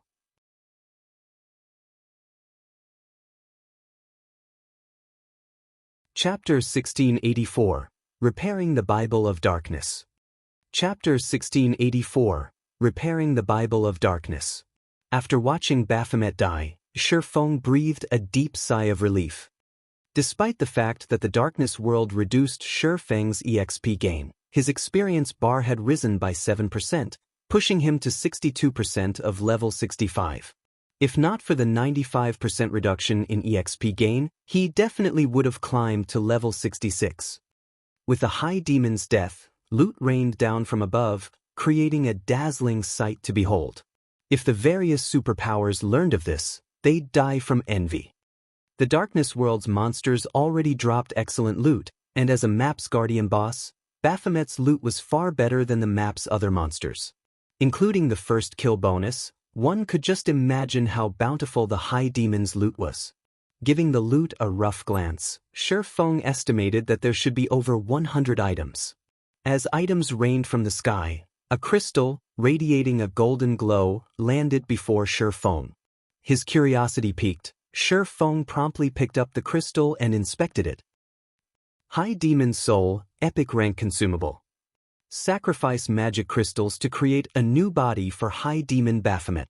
Spend 2,000 magic crystals to create a Tier 3 body that is 10 levels higher than the user, 5,000 magic crystals to create a Tier 4 body that is 15 levels higher than the user. Can be used 3 times. Cooldown, 5 minutes. Current usage count, 0. What a powerful epic consumable! Feng was stunned as he read the crystal's introductory text. Epic consumables were incredibly rare in God's domain, and each one was incomparably powerful. Take the Demon King's Horn, for example. It had enabled Feng to destroy a city's defensive magic array instantly. Meanwhile, the High Demon's Soul was similarly extraordinary. At this stage of the game, a Tier 4 High Demon was practically invincible to players. Moreover, Feng could use the item 3 times. Also, the High Demon's Soul was different from the Divine Beast's Descent magic array. In the latter's case, if the magic array's operation were interrupted, the summoned Divine Beast would disappear. In the case of the High Demon's Soul, the summoned High Demon would only be cancelled if the owner were killed. It was a perfect tool of war. Feng then stored the High Demon's Soul and collected the loot scattered across the ground. In total, Baphomet had dropped 154 items, including 45 epic materials and 31 magic scrolls. Among the magic scrolls, 6 were Tier 3 magic scrolls, 2 large-scale destruction magic scrolls, 1 summoning scroll, 2 defensive magic scrolls, and 1 single-target attack magic scroll. There was also 1 Tier 4 large-scale destruction magic scroll. The Guardian boss had dropped 1 Grandmaster and 33 Master-ranked potions as well. The Grandmaster potion was a growth potion that when consumed, would temporarily increase the user's potential and forcefully elevate them by a single tier. This potion wasn't particularly useful to Tier 1 players, but to Tier 2 players and above, this potion's effects were even stronger than a Berserk skill. A Berserk skill only granted players additional basic attributes. However, this growth potion elevated players by a single tier. Not only would this increase grant players a boost to their basic attributes, but players' physique would also improve. This potion would be miraculously effective in dungeons. As for the remaining 44 items, there were 10 designs and recipes of various kinds among them. There was even a Master-ranked potion recipe and a Master-ranked engineering design. The master-ranked potion in question was the Life Potion. Not only would this potion heal players for 70% of their maximum HP instantly when consumed, but it would also grant an hot buff that recovered 2% of the user's HP every second for 10 seconds. In addition, it healed any heavy injuries and replenished 10% of the player's stamina and concentration. Unfortunately, the potion had a 5-minute cooldown, so it could only be used once or twice in most battles. Even so, it was much stronger than any advanced ranked recovery potion available on the market currently. Aside from the HP regeneration it provided, the fact that it could heal heavy injuries and replenish stamina and concentration made it extremely valuable. The potion would be particularly effective when players fought intense battles and when their stamina and concentration were nearly exhausted. The potion would also be very useful against bosses that increased stamina and concentration consumption. Although the Life Potion only recovered 10% of the player's stamina and concentration, it could save the player's life or help the team defeat a powerful boss if used during a critical moment. When the Life Potion had been introduced to the market in Shifeng's previous life, each bottle had easily sold for 5 gold. However, the Life Potion recipe was extremely rare, and even the various superpowers had only acquired a few copies after going to great lengths. Each copy of the recipe could easily sell for an exorbitant 8,000 gold if put up for auction. As for the master-ranked engineering design Baphomet had dropped, it was the hang glider design. Like its real-world counterpart, the hang glider allowed players to glide through the air. Moreover, the hang glider was much faster than any mount.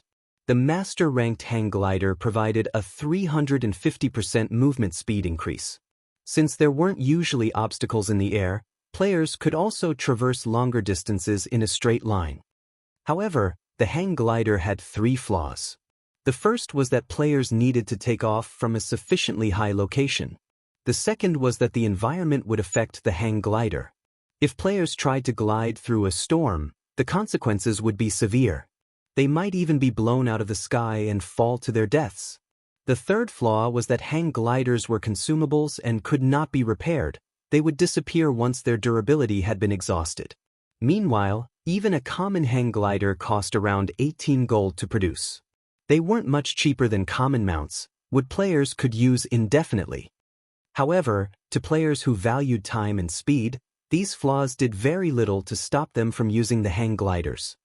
In the past, many experts had opted to use hang gliders whenever they could to save on travel time.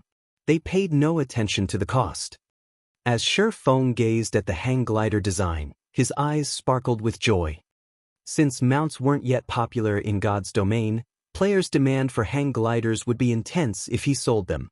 At this point, the various large guilds were starting to shift the focus of their development to neutral maps between kingdoms and empires, after all.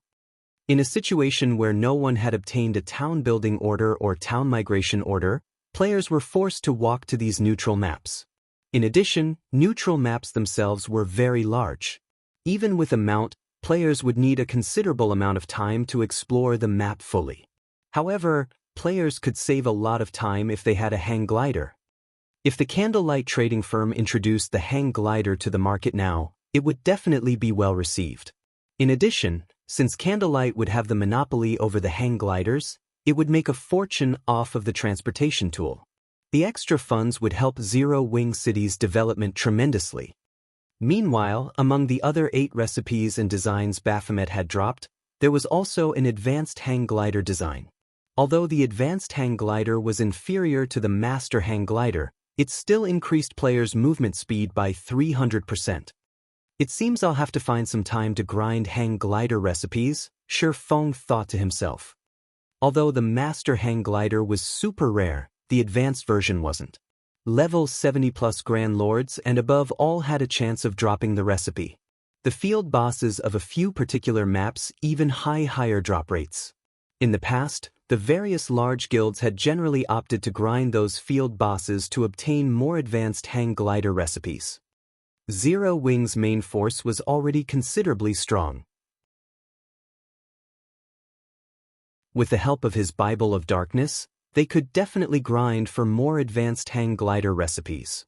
After storing the master hang glider design, Shifeng shifted his sight to a tattered page in his bag. The words on the page had long since become indiscernible. However, the page still radiated a faint trace of divine might. Moreover, the surrounding power of darkness gathered around the page when he pulled it from his bag. When Shifeng inspected this page, he became indescribably excited. This was because this page was actually part of the Bible of Darkness. Despite repairing the Bible of Darkness's core, it wasn't complete. The book was still missing pages. The page before him was none other than one of those missing pages. System, you have discovered a page of the Bible of Darkness. Do you wish to spend 500 magic crystals to assimilate this page with the Bible of Darkness and repair it? Repair! Shifeng chose to repair the Bible of Darkness without hesitation.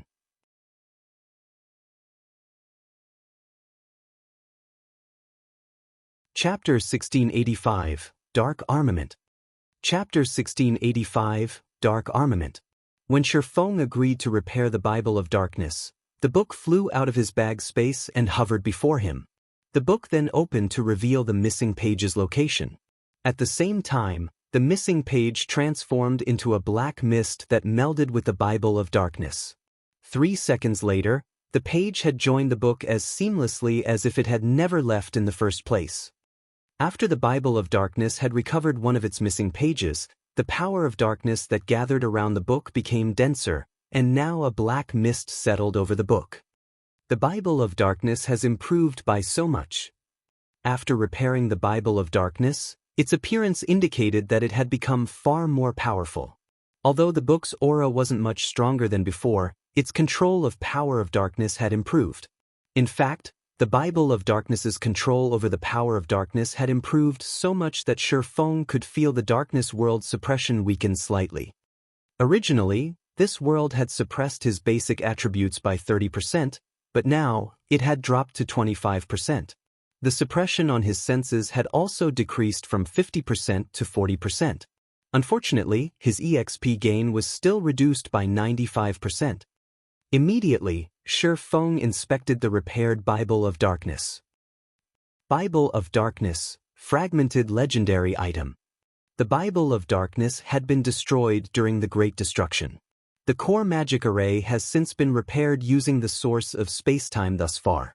If one can gather the other fragments, they can restore the Bible's power, gaining dominance over all demonic creatures and become the Lord of Demons. Skill 1.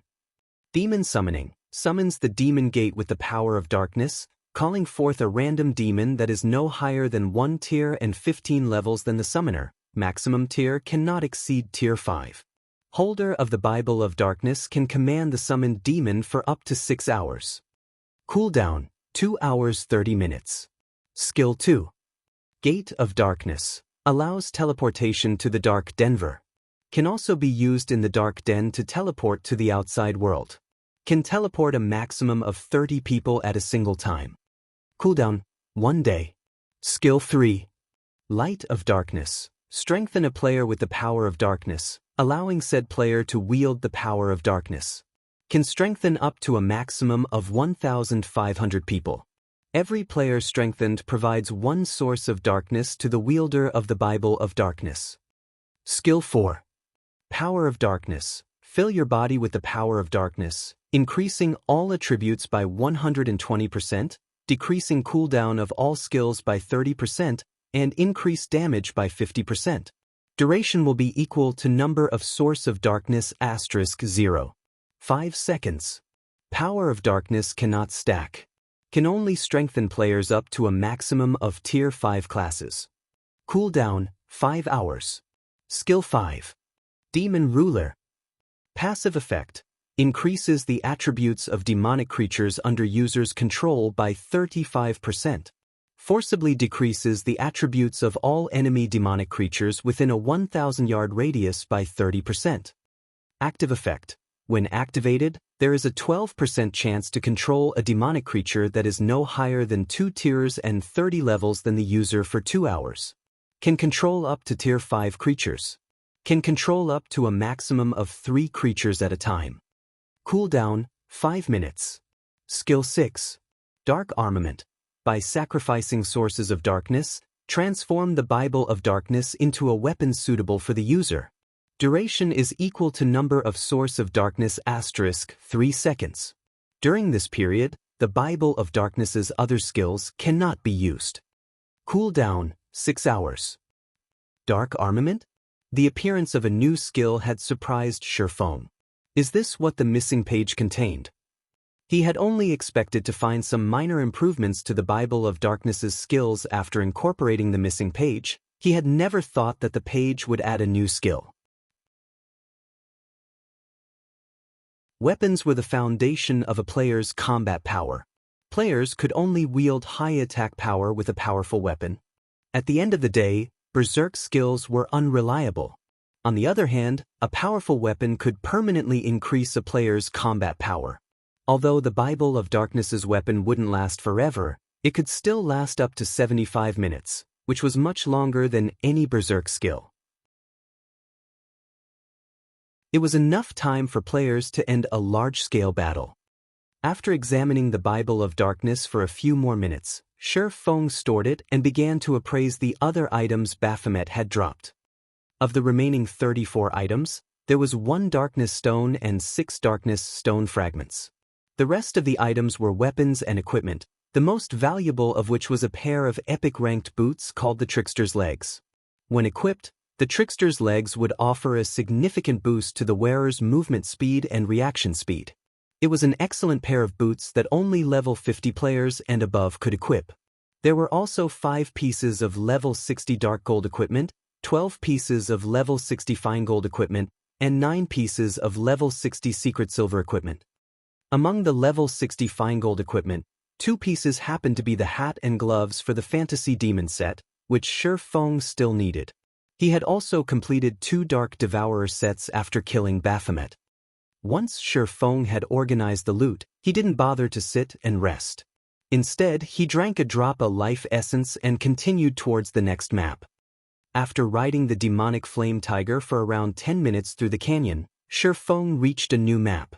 Unlike the barren Dark Sin Canyon he had previously occupied, a tranquil forest dominated this map. Visibility here was also much better than in the Dark Sin Canyon. Even without using his summon demons, he could see up to 50 yards away. Why are the monsters here so low-leveled?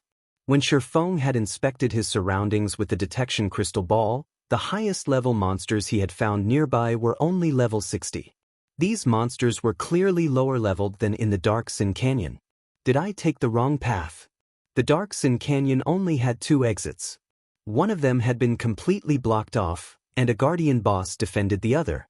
Since he couldn't pass through the sealed exit, he had chosen to kill Baphomet, yet that path had led him to a lower-level map. Forget it. This will do. In any case, I am only trying to grind darkness stones. It'll be easier to kill level 60 Grand Lords. Although Shifeng hadn't expected to reach a lower-level map, he welcomed this outcome. It was undoubtedly easier to kill level 60 Grand Lords than it was to kill their level 80 cousins. Furthermore, he wasn't able to do much fighting since he was in a weakened state due to activating his 2-fold Berserk during the fight with Baphomet. For a short period he wouldn't be able to add adequate combat power to his team. Shifeng then proceeded to lead Anna towards one of the Grand Lords he had discovered with the detection crystal ball. With 3 level 80, tier 3 demons and 1 level 80 golden giant, whose strength rivaled a Grand Lord of the same level, defeating a level 60 Grand Lord would be a piece of cake. With Anna and the 3 heroic spirits' assistance, the fight against the Grand Lord ended quickly. Shifeng hadn't even needed to do anything throughout the fight. Time passed quickly, and before Shifeng had realized it, he had grinded in the tranquil forest for over a day and wiped out all of its Grand Lords. Now, he had 93 darkness stones and 847 darkness stone fragments. With the Philosopher's Stone's 100% synthesis success rate, he would have no problems collecting 100 darkness stones. The full day of grinding had also pushed Shifeng to 84% of level 65. If not for the reduced EXP gain, he would have long since reached level 66. Even so, his leveling speed was incredibly efficient. But compared to his leveling speed, the loot he had acquired from the bosses he had killed was truly amazing. Although he had not obtained any epic items, he had collected 17 pieces of level 50 dark gold equipment, 52 pieces of level 50 fine gold equipment, and 276 pieces of level 50 secret silver equipment. The number of weapons and equipment he amassed by himself in a single day could almost rival a first-rate guild's acquisition. Of course, a large part of the reason for his success was the help of Icarus's heart, the monstrous Anna, and the Bible of Darkness. Without them, he never would have collected so many top-tier weapons and equipment in the Darkness world so easily. Now that I've collected the Darkness stones I need, it's about time I return. Shi Feng smiled at the Darkness stones in his bag. With this, he had completed his quest to obtain the Lost Town. Following which, Shi Feng took out a White River City return scroll and activated it. After 20 seconds, Shi Feng transformed into a streak of white light and departed from the Darkness world.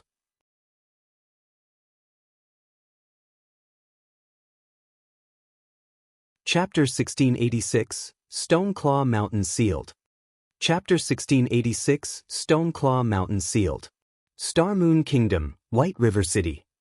After Shi Feng left the teleportation hall, he immediately noticed far fewer players on the street than before.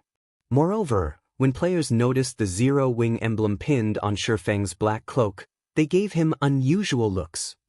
When independent players on the streets had noticed Zero Wing's emblem previously, they had gazed at the player wearing it with envy and admiration, but now, they looked at Shi Feng with sympathy in their eyes. Shi Feng was confused. He had only been away from White River City for a few days, yet the city had changed so massively. What happened here? Shi Feng began to pay closer attention to the players walking down the street. He soon discovered that independent players weren't the only ones behaving oddly. When players from small guilds noticed him, they revealed ridiculing expressions. This confused Shi Feng even further. No matter what was said or done, Zero Wing was Star Moon Kingdom's publicly acknowledged #1 guild. Even if the Zero Wing's development had suffered lately due to the war with Heaven's Burial, the guild hadn't fallen so far that even small guild's member would look down on it. Shi Feng had even dealt Heaven's Burial a severe blow recently. Now that Heaven's Burial had lost its income from ancient Rock City, the guild's development potential had plummeted. It could no longer compete with Zero Wing's growth. Look, that guy's wearing Zero Wing's bronze emblem. He should be one of Zero Wing's experts, yet he still has time to wander aimlessly. I bet he ran back here once he realized that victory isn't possible. Heaven's Burial's latest strategy is too ruthless. Zero Wing is almost guaranteed to lose Stone Forest Town, and all of the various large guilds are fending for themselves. Heaven's Burial even declared that any guild that offers Zero Wing assistances will join its hit list, and any of Zero Wing's members that withdraw will be spared its wrath. That's right. Who would have imagined that Heaven's Burial would close off the Stoneclaw Mountains map with such a powerful barrier? Not only has all communication been cut off, but they've also disabled return scrolls. Moreover, the barrier only has one exit. Based on what I've heard, a large army of evil demons and evil beasts guard that exit, and Heaven's Burial isn't letting any player leave the map, keeping players from notifying the kingdom's armies. Heaven's Burial isn't letting any player leave the map to notify the kingdom's armies. The Stoneclaw Mountains map has been locked down for nearly 7 hours now. With Heaven's Burial's strength, it should have already captured Stone Forest Town. I'm not sure. Based on the information Stone Forest Town's players are sharing via offline communication, the battle between Zero Wing and Heaven's Burial has become intense, with both sides constantly losing players. But Zero Wing's players haven't been able to break through to the barrier's exit. In contrast, more players from Heaven's Burial are gathering in the Stoneclaw Mountains by the minute. The same is true for the evil beasts and evil demons. Heaven's Burial is amazingly capable. With their almost complete control of all information relating to the siege, Zero Wing can't reach the kingdom's armies to ask for help. Meanwhile, trying to get into the barrier is a suicide mission. If Heaven's Burial wishes it, it could kill the players trapped inside as many times as it wants, and those players will have no hope of escape. Logging off inside the barrier will also incur a severe penalty. Besides, if Zero Wings members log out of the game, Stone Forest Town will be as good as lost. As the players who rested in the bars and restaurants along the street watched Shifeng, they began to discuss the recent events in the Stoneclaw Mountains. They all admired Heaven's Burial's prowess. Although Zero Wing was impressively powerful, Heaven's Burial was a step ahead of its rival. The Stoneclaw Mountains have been sealed? Shifeng could not help his surprise. He had seen guilds seal off maps before, but those seals had only blocked communication and disabled return scrolls. Based on what he had just heard, the seal on the Stoneclaw Mountains even prevented players from leaving on foot. This was an extremely difficult feat. Not even he could accomplish the same effect. In the past, only the various superpowers had used such seals when targeting certain apex experts or trying to capture enemy guild cities. Shifeng immediately turned back towards the teleportation hall and teleported to Starmoon City. He then hurried towards Stone Forest Town. Meanwhile, the normally blue sky over the Stoneclaw Mountains had dulled to a dismal gray. A barrier of evil energy had enveloped the entire map, and while inside this barrier, players' stamina and concentration would be sapped away, even if they did nothing but stand in place. Their minds also felt foggy due to the barrier's power. In contrast, the evil demons inside the barrier were in their element. Both their movement and intellect had improved, as had their basic attributes. Standing on one of Stone Forest Town's walls, Aqua Rose watched the swarm of monsters and players gather some distance away with a somber expression. Suddenly, a level 50 ranger clad in blue walked up to Aqua Rose and reported, "Vice Guild Leader Aqua, based on our scouts' observations, another player army has entered the barrier. By the looks of it, they seem to be from Blackwater. There are roughly 20,000 players, over 6,000 of which are level 49 or above. Moreover, they have brought 8 catapults with them." 6,000 experts and 8 catapults? Aqua Rose's expression darkened further after hearing this. Currently, Zero Wing only had around 100,000 members protecting Stone Forest Town, and a large majority of them were players she had gathered and led to the town to reinforce its defenses. Meanwhile, Heaven's Burial had gathered over 300,000 members before Stone Forest Town. Although only around 170,000 of them were elite members, and the rest were normal members, the normal members were not to be underestimated. Even the weakest among them was level 45. Furthermore, Heaven's Burial had the support of a large force of evil demons. Rough estimates counted over 100,000 of these monsters. Moreover, more monsters joined the force as time passed. Although most of the evil demons were relatively weak, with only level 45 elites, they continued to devour monsters around the Stoneclaw Mountains, growing stronger. In fact, Heaven's Burial had yet to besiege Stone Forest Town because it concentrated on accumulating more strength. During this period, Aqua Rose and Zero Wings experts had made multiple attempts to assault the barrier's exit and send information out of the map to notify the kingdom's armies, hoping that the NPCs would show up to exterminate the evil demon army. However, the evil demons and Heaven's Burial's members guarding the exits had foiled every attempt. The evil demons guarding the exit were simply too powerful. There was even a mythic-ranked evil demon among them. Even Fire Dance, who had the greatest chances of escaping the barrier, had been defeated and killed in just a few moves. She hadn't even had the power to resist the mythic-ranked evil demon. Now that Blackwater had dispatched 6,000 experts and 8 catapults as reinforcements, Heaven's Burial's strength in this siege had increased further. Although Aqua Rose wanted nothing more than to charge out there and destroy the 8 catapults Blackwater had sent, the evil demon army would undoubtedly assault any force she led out of Stone Forest Town. By leaving the town, they'd simply nourish the evil demons, ultimately helping Heaven's Burial capture Stone Forest Town. Vice Guild Leader Aqua, I suggest that you give up this struggle. Stone Forest Town will be mine. In fact, I won't just settle for Stone Forest Town. I'll take Zero Wing City as well. Listen up, Zero Wing members. You do well to abandon any hope of winning this war and withdraw from your guild now. Staying will only spell your doom once my monster army charges into Stone Forest Town. We've already sealed off the Stoneclaw Mountains, so even in death, none of you will leave this place alive. You'll only die, again and again. So, withdraw from your guild while you still have the chance.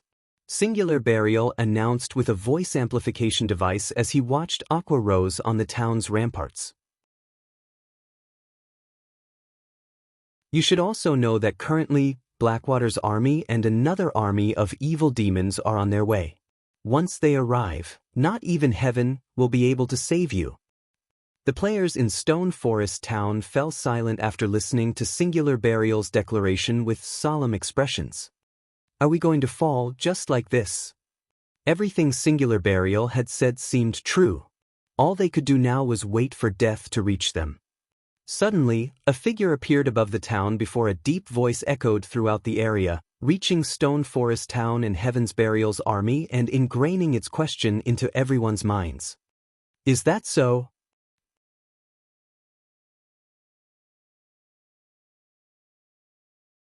Chapter 1687, Strong Reversal. Chapter 1687, Strong Reversal. As the deep voice from above reached the players, everyone turned towards it. Black Flame? The Sword King? Everyone quickly discovered a cloaked man hovering in the air. The man carried 2 long swords at his waist and radiated a majestic aura. Upon recognizing this man's appearance, many players gasped in surprise. This man had been responsible for so many miracles already. From killing an enemy commander while surrounded by an army of thousands to deterring an army of tens of thousands single-handedly, this man had defied common sense. He had even slain one well-known expert after another and wounded multiple superpowers. Just recently, he had charged into Ancient Rock City alone and destroyed 2 of the city's defensive magic arrays. To top it all off, he had left that city with his life. The man was definitely Starmoon Kingdom's #1 expert. Guild leader? The guild leader's back. He's really here. Many of Zero Wing's members on Stone Forest Town's walls were ecstatic when they saw Shifeng's figure in the distant sky, and the depressing atmosphere that had surrounded them lifted instantly as fighting spirit overwhelmed these players. As they gazed up at Shifeng, a hint of fanaticism even flashed in their eyes.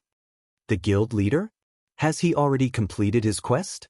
Although Aqua Rose was similarly excited to see Shifeng, a seed of guilt sprouted in her heart.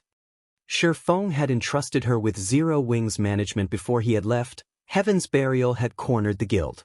Novelful. Guild leader, you're finally back.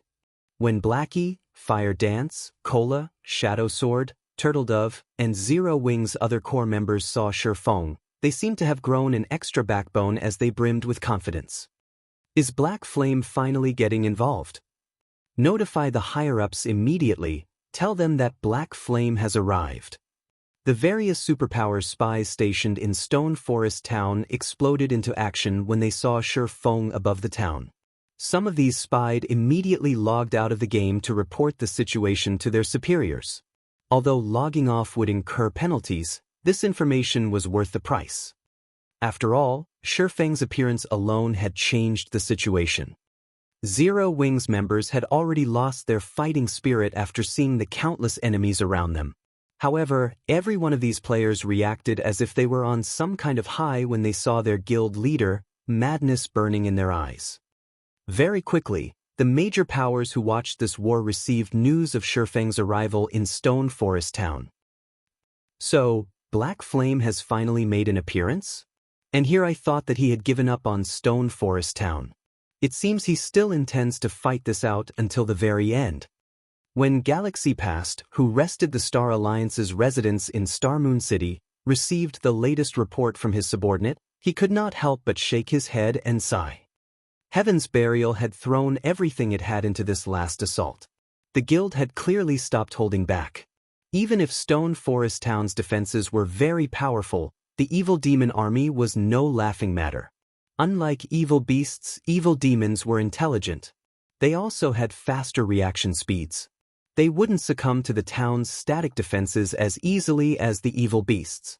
Moreover, based on the information they had collected thus far, any player killed an evil demon killed inside the barrier would become a sacrifice, turning into a new evil demon for Heaven's Burial very quickly. Just thinking about it made Galaxy Past shudder with fear. One could not forget the reinforcements Blackwater had sent either. 8 catapults could inflict devastating damage to Stone Forest Town. Not only did they deal high damage, but they also had an extremely long attack range. Even Zero Wing's movement-type defensive magic array would only last a few hits from these weapons of war. Meanwhile, in a high-class restaurant in the Black Dragon Empire. Interesting. Black Flame really is a suicidal bastard. Nine Dragons Emperor's lips curled into a smile when he saw the video his subordinate had sent him. Zero Wing is truly finished now. I can't wait to see what Phoenix Rain plans to use to compete against me for Thunder Island in the next contest. In contrast to Nine Dragons Emperor's reaction, when Phoenix Rain read the latest report on the war between Heaven's Burial and Zero Wing from her position on Thunder Island, her expression darkened. Why is he such a fool? Phoenix Rain was at a loss for words. Heaven's Burial had obviously sealed Stone Forest Town to massacre Zero Wing's members. It was bad enough that Zero Wing had sent most of its main force members and expert players to the town to defend it, but now, even Shifeng, Zero Wing's guild leader, had fallen into this trap. The wisest decision would be to abandon Stone Forest Town and conserve as much of the guild's strength as possible to protect Zero Wing City. The city had already become the guild's core, but if its guild leader were killed while protecting Stone Forest Town, it would deal a massive mental blow to the guild. With both its military prowess and morale wounded, how was Zero Wing supposed to defend Zero Wing City later? Novelful. Standing amidst Heaven's Burial's army, which waited outside of Stone Forest Town, Singular Burial had his sight locked onto Shifeng, glaring at the man with a chilling gaze. Due to Black Flame, the foundation he had built for the future Heaven's Burial Empire had been utterly destroyed. If Black Flame hadn't destroyed Ancient Rock City's defensive magic arrays, the various superpowers wouldn't have sieged the city, forcing him to sacrifice his city to the evil god's branch temple. However, it was his turn to share the feeling of destruction with Zero Wing. Black Flame, your words sure are bold. What can you possibly do by yourself? You dared to destroy my city's defensive magic arrays, and today, I will take Stone Forest Town from you as compensation. Singular Burial sneered at Shifeng. As soon as Singular Burial finished speaking, the evil demon army behind Heaven's Burial's army loosed an earth-shattering roar. The roars of over 100,000 evil demons echoed throughout the Stoneclaw Mountains, and the pressure the monsters released made everyone in Stone Forest Town shudder. Some players' legs even lost their strength. The players in Stone Forest Town were reminded of the evil demon army's strength once more. If the pressure the evil demon army radiated were already so powerful, the consequences would be unimaginable if the monster army took action. Although Shifeng was powerful, what could one person possibly do against so many formidable monsters? There were also Heaven's Burial's players to contend with. In the end, Shifeng had only come to die alongside Zero Wing's members by coming to Stone Forest Town. Since you people from Heaven's Burial like Stone Forest Town so much, then you can stay here forever. Shifeng immediately retrieved a pitch-black energy bead from his bag. The instant he took out this bead, Heaven's Burial's members below him felt their souls shudder. This bead's power had even affected their consciousness. This energy bead was none other than the destruction crystal Shifeng had obtained from recasting the disintegration armor. Before anyone could react, Shifeng loosened his grip on the destruction crystal. The pitch-black energy bead then landed among Heaven's Burial's army. Boom! The moment the destruction crystal touched the ground, it exploded with a silver radiance. Instantly, the ground beneath the destruction crystal sank as the power of destruction spread across the land. Neither living beings nor inanimate objects were spared. Anything and anyone the power of destruction came in contact with vanished, leaving nothing behind. Not even the weapons and equipment players had dropped as they had died had survived the blast. Everything had happened so quickly that before Heaven's Burial's members could even react, an empty plot of land had been created amidst their massive army. For a time, silence descended on Heaven's Burial's forces as if time itself had frozen. Zero Wing's members, who stood on Stone Forest Town's walls, were just as stupefied by the scene that had just occurred. They hadn't expected Shifeng to make such a sudden move, not even giving Heaven's Burial's members a second to react. And the results of his attack were even so horrific.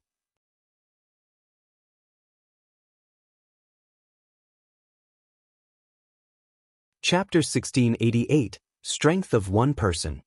Chapter 1688, Strength of One Person.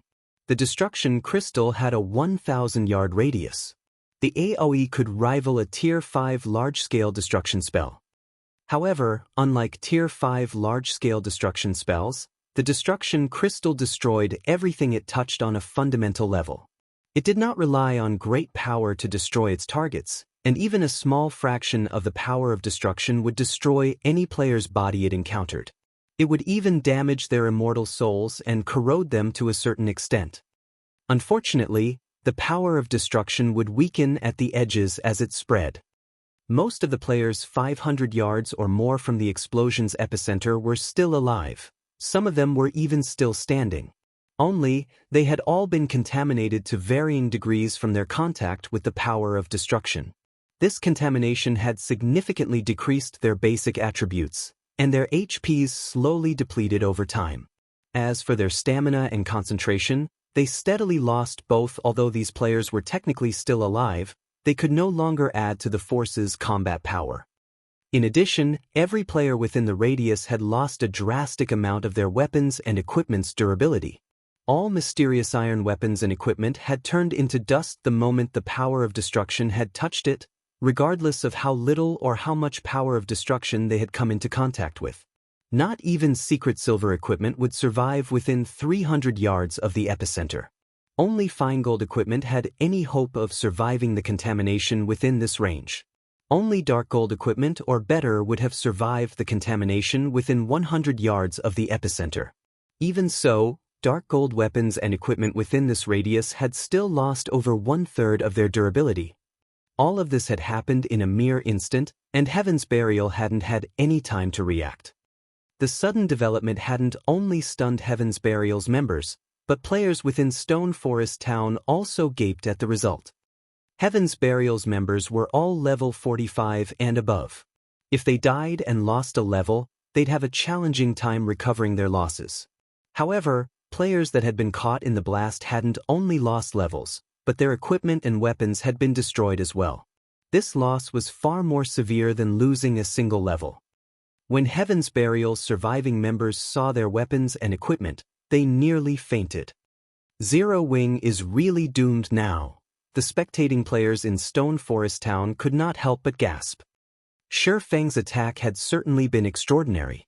With just one attack, he had dealt a heavy blow to Heaven's Burial, killing over 5,000 players and 3,000 evil demons. However, the fact remained that Zero Wing had no escape. Shifeng had only dumped oil on the raging flame of Heaven's Burial's hatred. Singular Burial, who stood among his army, glared at Shifeng, radiating killing intent. Even the temperature of the air around him had fallen by a few degrees. Black Flame, you asked for this. Singular Burial then commanded, activate the magic gnome cannons and shoot him out of the sky. Guild leader, are we really going to waste the cannons on him? Weren't we saving them to deal with Stone Forest Town's defensive magic array? Daybreak Fog jumped in, trying to dissuade Singular Burial after hearing his latest order.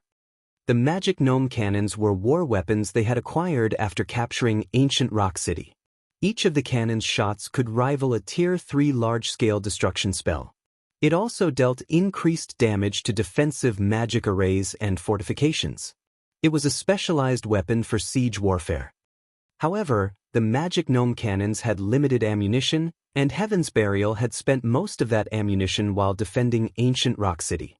Now, they could only fire 12 rounds. Using that ammo on a single target, a player at that, was unwise. He is the one asking for it. Singular Burial growled madly, adamant that his command be carried out. Hearing Singular Burial's decisive tone, his guild member realized how furious the man was. The players manning the magic gnome cannons at the rear of Heaven's Burial's forces then aimed the weapons at Shifeng and fired. Boom! As the first cannon went off, a beam of dark blue light flew towards Shifeng, reaching its target in the blink of an eye. The energy beam contained so much power that even the space around it trembled. Crap! Singular Burial has lost his mind. He's actually using a war weapon to deal with a single player. Black Flame is dead for sure this time. That attack should have a 100-yard radius at the very minimum. No player can dodge that. The players watching from within Stone Forest Town were stupefied. War weapons generally had very long cooldowns, and the stronger the weapon was, the longer its cooldown would be. Hence, for efficiency, such weapons were generally used against dense crowds. It was a luxury to fire a war weapon at a single player.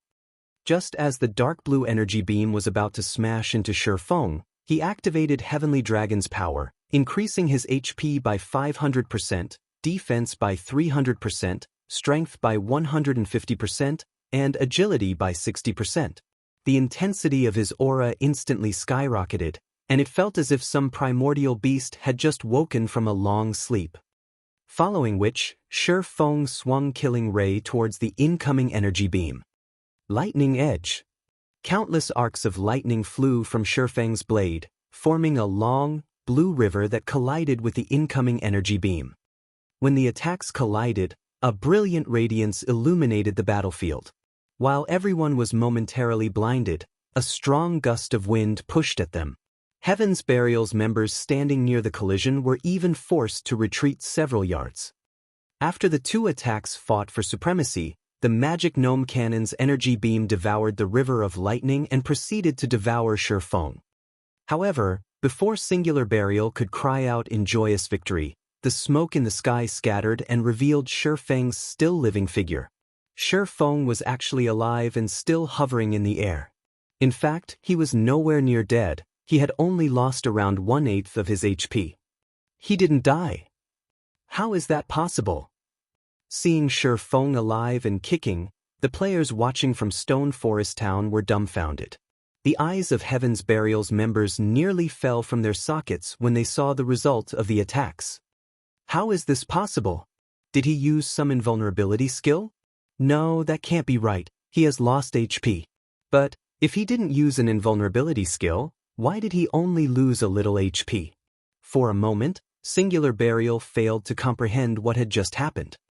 He had considered the possibility that Shifeng may have a few methods to dodge the magic gnome cannon's attack. For example, the enemy swordsman could use an invulnerability skill or a Tier 3 defensive magic scroll to block the energy beam. He could also use the teleportation skill he had used many times in the past. However, of all the possibilities he had considered, none of them included Shifeng receiving the attack head-on. Continue firing. I refuse to believe he can endure. Singular Burial gave out the command to attack again, gritting his teeth. The magic gnome cannon had a 45-second cooldown, but Heaven's Burial had secured 3 magic gnome cannons from ancient Rock City. They still had 2 more they could rely on. Suddenly, another magic gnome cannon fired at Shifeng. Boom! Once more, a dark blue energy beam threatened to devour the hovering swordsman. This time, however, Shifeng did not use an AoE skill. Instead, he activated Flame Burst and used Killing Ray to block the energy beam. Once the energy beam had passed, Shifeng had slid back nearly 20 yards before he stabilized his position in the air. He also lost close to 1/6 of his maximum HP. Although he had fared worse than before, he was still alive and well. Attack! Continue attacking him! Singular Burial commanded, madness flashing in his eyes. The third magic gnome cannon fired immediately.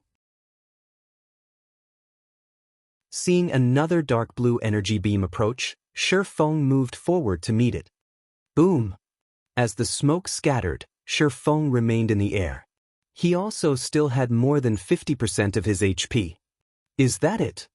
Shifeng asked as he leisurely dusted himself off. Glancing at Singular Burial, he chuckled and wondered aloud, "Are you telling me that this is all Heaven's Burial is capable of?" Silence fell on the battlefield as everyone watched Shifeng.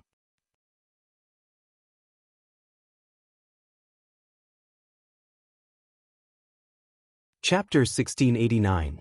Summoning a High Demon. Chapter 1689. Summoning a High Demon. How is this possible? Horror filled Singular Burial's eyes as he stared at Shifeng. He was very familiar with the magic gnome cannon's power, and he simply couldn't accept the fact that Shifeng had just taken 3 hits head-on and survived, much less held onto more than 50% of his HP. Even a Tier 2 metric tons would be vaporized, even after activating a life-saving skill, if they were struck by the magic gnome cannons.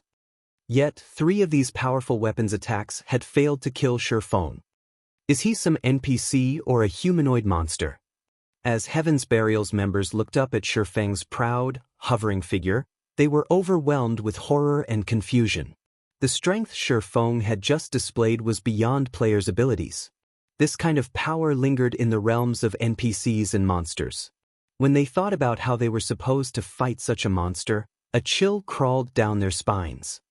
If not even attacks that could rival Tier 3 large-scale destruction spells could deal significant damage to this swordsman, their attacks would be raindrops pelting his skin.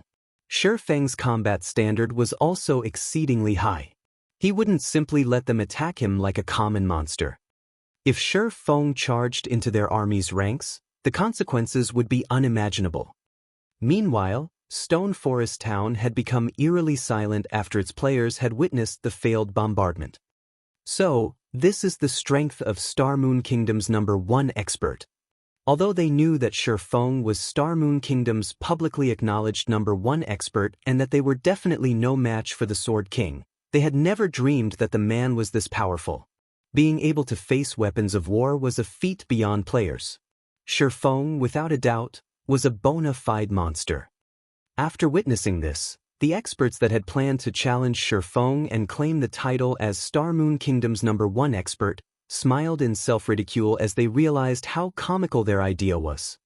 When Shifeng swept his gaze over Heaven's Burial's members below him, noticing their shocked expressions, his lips curled into a smile. Although sufficient strength was important in a guild war, a guild's morale was just as important.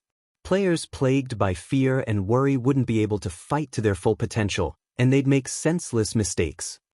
In contrast, if a guild's morale were high, its players would exhibit their full potential and perform better than normal. Trying to defeat an enemy while outnumbered wouldn't be entirely impossible. It seems that it was quite effective. Shifeng was very satisfied with his performance when he saw his enemies' overwhelmed expressions.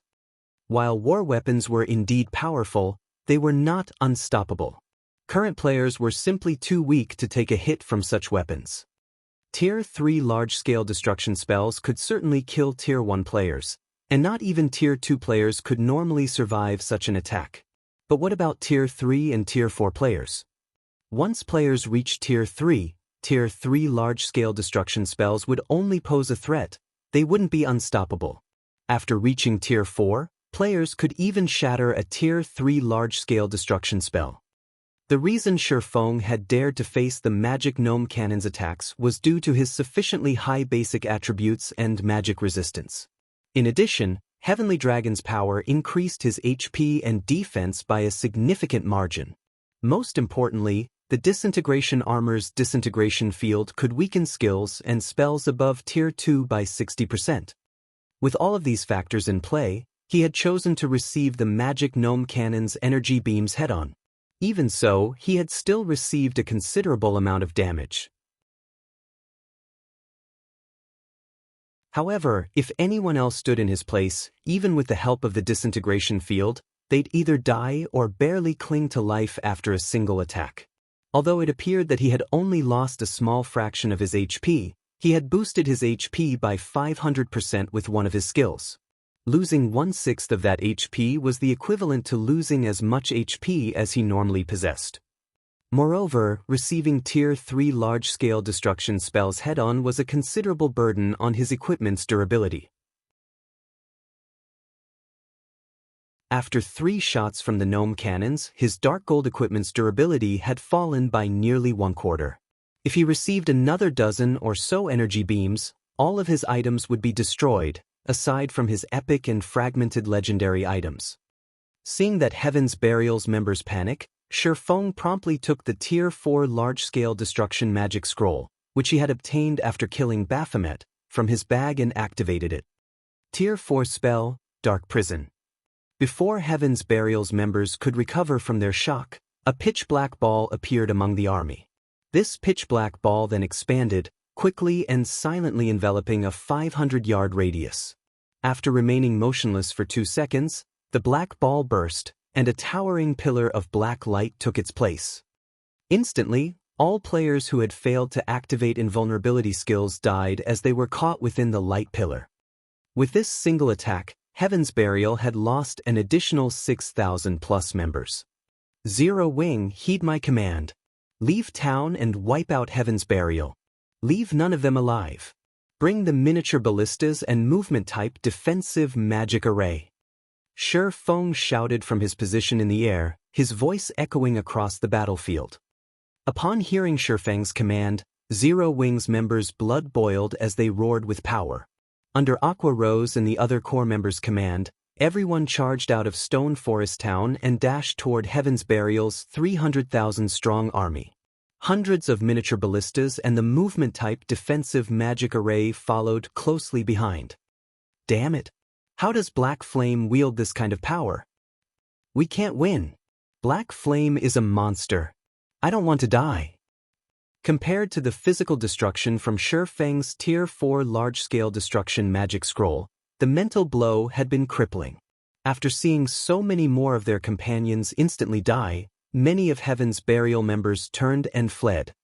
Shifeng had just used 2 large-scale destruction spells with such horrific power in a row. Who knew if he had more in store? Moreover, seeing how miserably their guild members had died had truly terrified them. This was especially true for the first group of players that had fallen to the destruction crystal. The attack had even obliterated most of those players' equipment. Shifeng was basically immortal in their eyes. They couldn't bear to remain in this nightmare for a moment longer. Black Flame. Singular Burial frowned as he watched his army descend into chaos. Hurriedly, he commanded through the team chat, "Send in the evil demon army, now." Guild leader, are we really going to attack now? Blackwater's reinforcements haven't arrived yet. If we start now, I'm afraid that Daybreak Fog knew the kind of strength the evil demon army possessed. The majority were newly spawned evil demons. While these evil demons might be able to slaughter players, they would be mostly useless against the NPC soldiers in Stone Forest Town. They'd struggle to break through the town's defenses with these monsters. It doesn't matter. Singular Burial understood the potential consequences of attack too early as well. However, if they did nothing to recover from the mental blow Zero Wing had just dealt, facing the enemy guild would become even more difficult.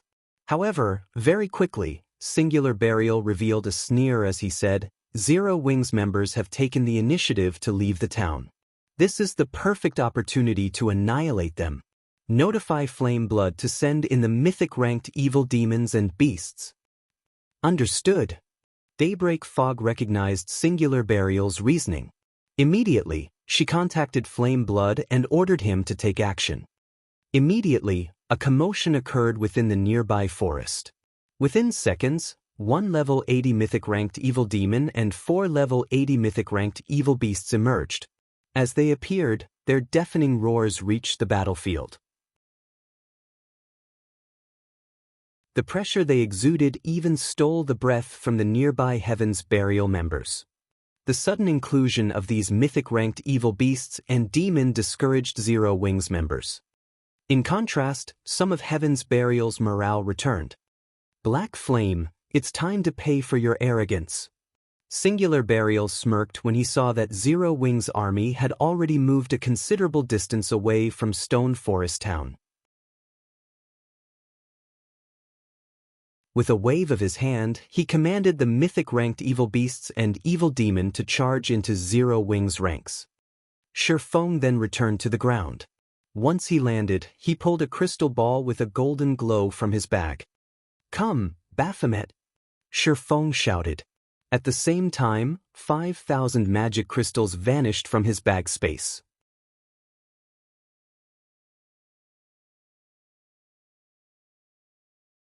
Chapter 1690, Mythic Showdown. Chapter 1690, Mythic Showdown. After sacrificing 5,000 magic crystals to activate the High Demon's soul, a gigantic magic array formed before Shifeng. However, unlike other magic arrays, this one did not absorb mana from its environment. Rather, power of darkness gushed from the array and flooded its surroundings as if it were a portal to the darkness world. The dense power of darkness quickly formed a layer of dark mist around the magic array. It was so dense that it even dispersed the ambient evil energy. After 3 seconds of this process, the black mist concentrated into a colossal form. The moment the mist began to coalesce into this gigantic form, it radiated an overwhelming aura that spread into its surroundings. Moreover, as the body took shape, its aura became stronger. After another 5 seconds, Baphomet's 30-meter-tall frame arrived on the battlefield. However, unlike the Baphomet Shifeng had killed, this Baphomet was multitude stronger. The previous Baphomet had merely been a level 73 Grand Lord, but the monster before Shifeng was level 80 mythic-ranked High Demon. Moreover, due to the Bible of Darkness's demon ruler skill, Baphomet's basic attributes increased by another 35%. Baphomet, High Demon, Mythic. Level 80. HP 324, 000/324, 000/000. When the evil demon army was within 100 yards of Zero Wing's army, Baphomet stopped the ground lightly and disappeared. The High Demon instantly reappeared before the evil demons before swiping one of its clawed hands at the monster army. Boom! Suddenly, all evil demons within 20 yards of Baphomet flew backward. All elite and special elite-ranked evil demons within Baphomet's attack range were instantly obliterated. Even the chieftain-ranked evil demons clung onto life with a small strand of HP. So strong! Zero Wing's members, who were charging into battle, could not help but gasp when they saw this. It was obvious that the swipe had been one of Baphomet's normal attacks. The High Demon hadn't used an AoE skill, yet it had instantly destroyed several dozen evil demons. The resulting impact had even flattened the previously uneven ground before the High Demon. Naturally, Baphomet didn't give its enemies the time to react as it swung its other clawed hand. Boom! Once more, dozens of evil demons died.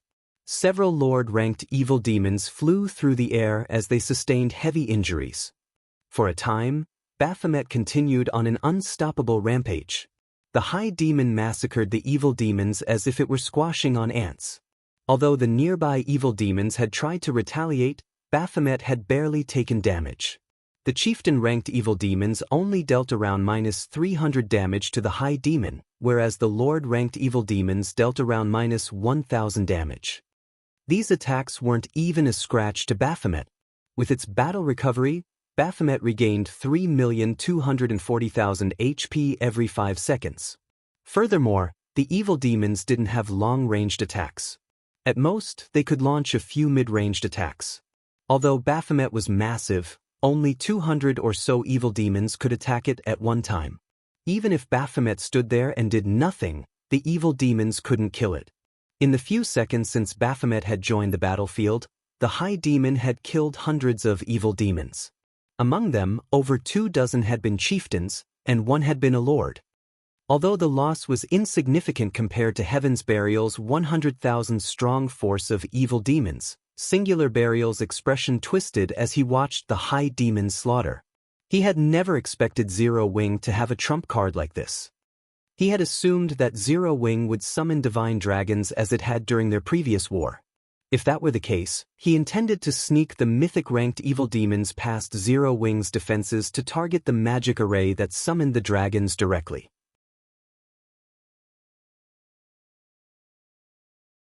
However, it was a different story if Shifeng summoned a mythic monster with an item. Dealing with Baphomet wouldn't be easy. Send 2 mythic evil beasts to hold that demon back. The mythic evil demon will go after Black Flame. I want to see how Zero Wing intends to defeat us. Singular Burial commanded. Evil demons were best against players. Although Shifeng was not an easy target, he was a small pest, slightly larger than his companions, before a mythic-ranked evil demon. 2 of the 4 mythic-ranked evil beasts turned toward Baphomet, whereas the mythic-ranked evil demon charged at Shifeng. However, before the evil demon could reach Shifeng, a gigantic figure intercepted it. This figure belonged to none other than Baphomet. Baphomet was 30 meters tall, and the mythic-ranked evil demon was only 5 meters tall. The high demon loomed over the evil demon like a building. Do you think you can stop it? Singular Burial sneered. A mythic-ranked evil demon's combat standards were even superior to ordinary experts, and its strength was higher than a mythic-ranked evil beast's. Its only weakness was its low 150 million HP. Against players, however, this much HP was more than enough. Without hesitation, the mythic-ranked evil demon brandished one of its claws at Baphomet.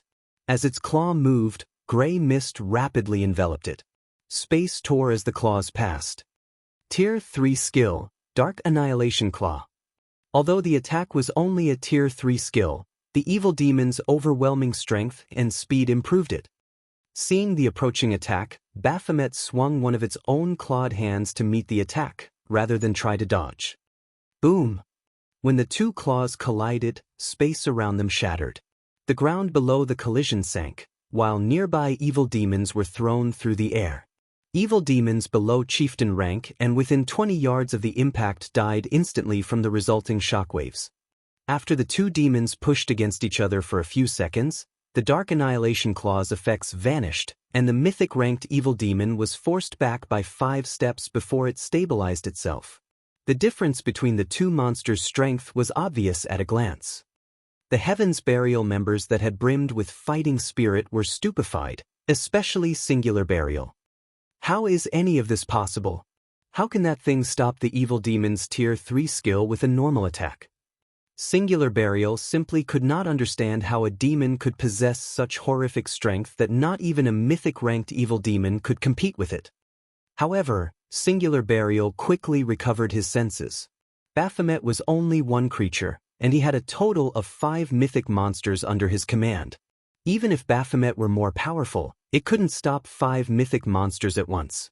As long as they killed Shifeng, Baphomet would vanish. Singular Burial immediately contacted Flame Blood, who controlled the mythic monsters in secret, and instructed him to send all 5 to kill Shifeng. He also told Flame Blood to keep the other evil demons away from Baphomet as much as possible, focusing on Zero Wing's members. As Singular Burial had expected, although Baphomet was powerful, it couldn't stop 5 mythic monsters of the same level. It took everything the High Demon had to pin down 1 evil demon and 2 evil beasts. However, Zero Wing's army had arrived on the battlefield, and the movement-type defensive magic array enveloped Shifeng in its protection. Meanwhile, several hundred ballistas launched their payload simultaneously. The scene of hundreds of exploding arrows flying towards their targets was spectacular. The explosion 7 halted the mythic-ranked evil beasts' advance for a moment. The weaker evil demons began to die in droves. A single volley of arrows had claimed several hundred evil demons' lives. However, the evil demon army launched its own assault against the movement-type magic array. From time to time, the 2 mythic-ranked evil beasts, which had avoided Baphomet's care, snuck past the High Demon to land 1 or 2 attacks on the magic array. Heaven's Burial also continued to bombard the array with the magic gnome cannons. With so many attacks against it, cracks began to surface on the magic array's barrier. Fortunately, the array quickly repaired itself, and after this continued for several minutes, Zero Wing had no choice but to replenish the movement-type defensive magic array's energy reserves. It's still standing? Envy flashed in Singular Burial's gaze as he watched the movement-type defensive magic array. Although it wasn't as strong as the barrier around a city, it could be reactivated the moment after it shattered. So what if you can withstand the evil demon army for now? How many magic crystals can you afford to spend? Heaven's Burial, charge. Zero Wing won't last much longer. Singular Burial shouted. Heaven's Burial's members could also see that, although Black Flame's previous performance had been stunning, Zero Wing couldn't avoid annihilation. When Zero Wing's members heard Singular Burial shout, their expressions darkened. The evil demon was already a formidable force. If Heaven's Burial's players joined the fray. Sure enough, I'm pushing my luck by relying on one Baphomet. The battle's current state didn't particularly surprise Shurfeng. Fortunately, Zero Wing City had accumulated quite a number of magic crystals lately. Following which, he retrieved the High Demon's soul from his bag and sacrificed another 5,000 magic crystals to it. Another gigantic magic array joined the battlefield, and after a few seconds, a new Baphomet manifested within the movement-type defensive magic array. Black Flame can summon another one? This is some trick, right? As Heaven's Burial's members began their charge, they slid to a halt as they gaped at the new Baphomet in utter shock.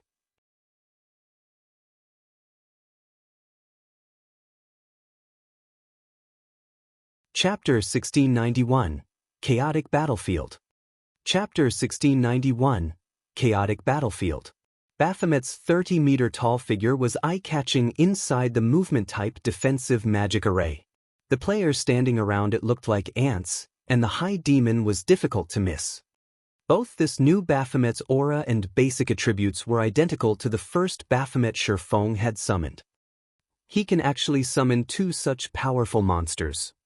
Singular Burial and Heaven's Burial's upper echelons looked on in abject horror. They had already witnessed Baphomet's power. Not only did the High Demon have more strength than both the Mythic-ranked Evil Demon and the Evil Beasts, but it could also tank one Mythic Evil Demon and two Mythic Evil Beasts by itself. Even the other two Mythic-ranked Evil Beasts struggled to find opportunities to sneak past the first Baphomet to attack Zero Wing. To put it simply, Baphomet's basic attributes and combat standard were already horrific. Yet, another monster of its caliber had joined the battle. This raised Zero Wing's combat potential to the next level. When the second Baphomet had manifested, some of Zero Wing's members, who had begun to despair, cheered. The two Mythic-ranked Evil Beasts were the biggest problem they faced, but now that a second Baphomet had joined them, they wouldn't need to worry about any of the Mythic monsters. With all 5 of Heaven's Burial's Mythic monsters at bay, they could rely on their defensive magic array and miniature ballistas to give Heaven's Burial's demon army the fight of its lifetime. Novelful.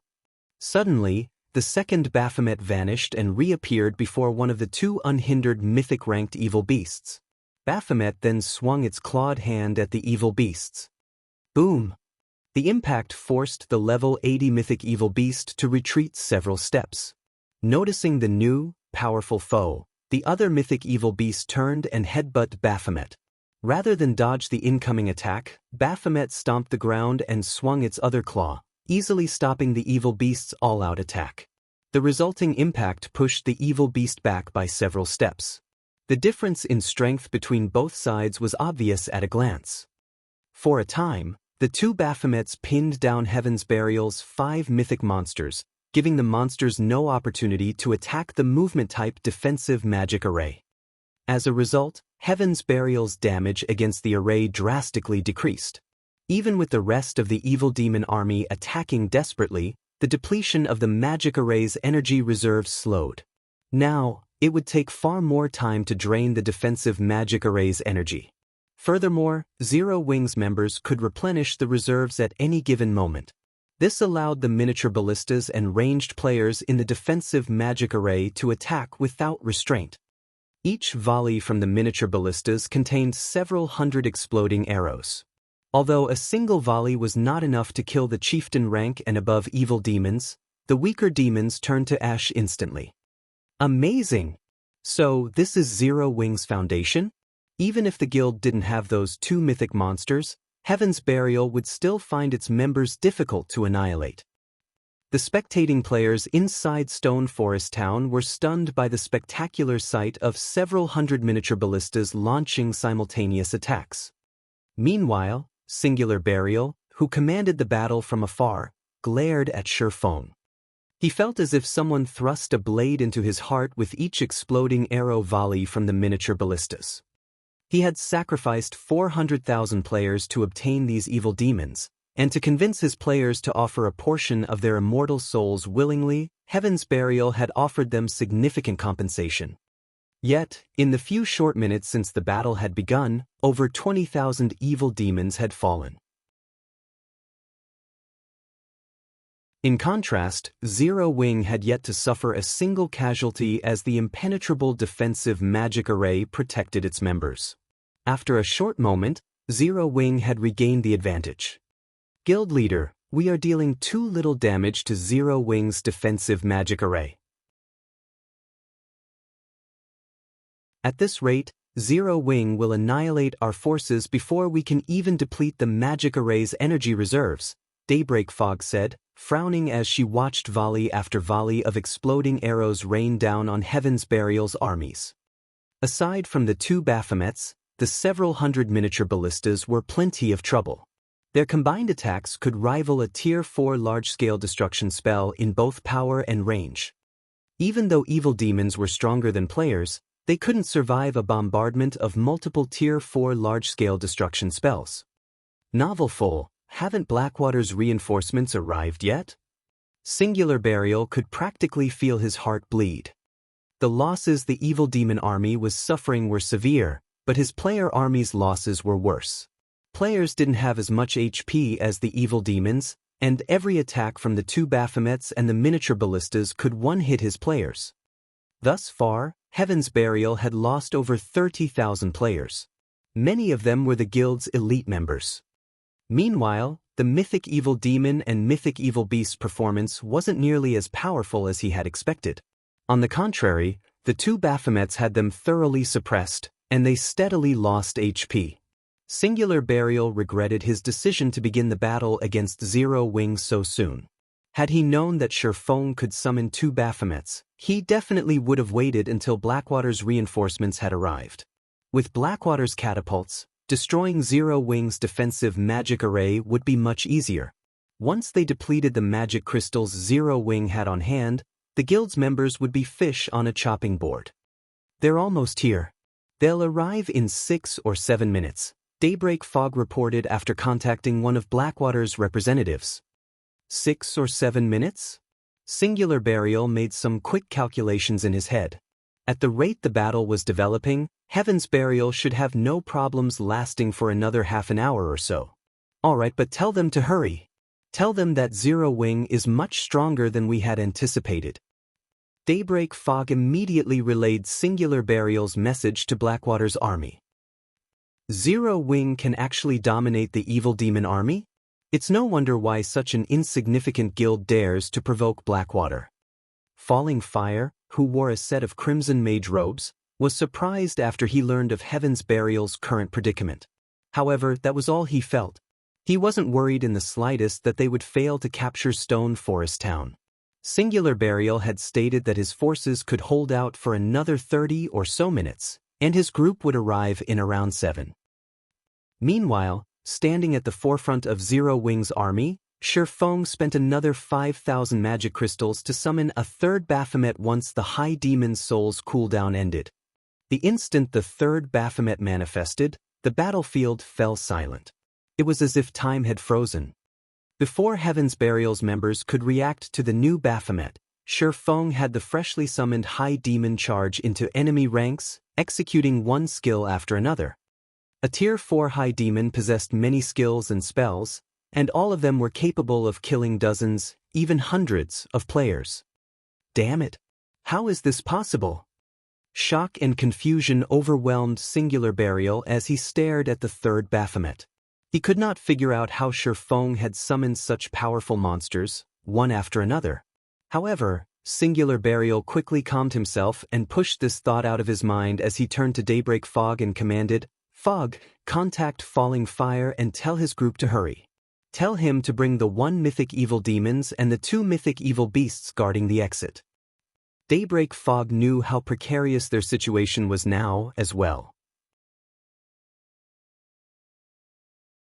She notified Falling Fire, telling him to increase his force's speed and transfer more monsters to the battlefield. However, shortly after Daybreak Fog ended the call, Shifeng pulled a Summon Guard scroll from his bag and activated it. Suddenly, a lithe, captivating figure appeared before Shifeng. Naturally, this figure belonged to Anna.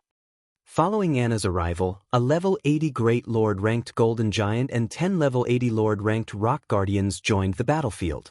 This instantly elevated Zero Wing's destructive power to a whole other level. Anna, in particular, performed as well as the Baphomets. She controlled numerous holy spears to attack the enemy players, each wave killing dozens or even over 100 players. Any Tier 1 player these spears struck died instantly. After summoning Anna, Shifeng had the 3 Baphomets use their strongest skill. Each of the Baphomets then summoned their crimson longswords enveloped in pitch-black fire. Not only did the crimson longswords significantly increase the Baphomet's attack range, but those who fell to these weapons would also find their souls burning in the soul fire. In 1 minute, Heaven's Burial's 300,000 strong player army was reduced to just 200,000. Meanwhile, there were less than 50,000 surviving evil demons. This instilled a deep fear in Heaven's Burial's members. Even Singular Burial began to panic. He contacted Falling Fire personally and demanded, "Falling Fire, where are you?" "We're almost there. We'll arrive in another 4 or 5 minutes, Falling Fire said. 4 or 5 minutes? That long? Singular Burial paled as he gazed at the scorched, corpse-laden battlefield before him.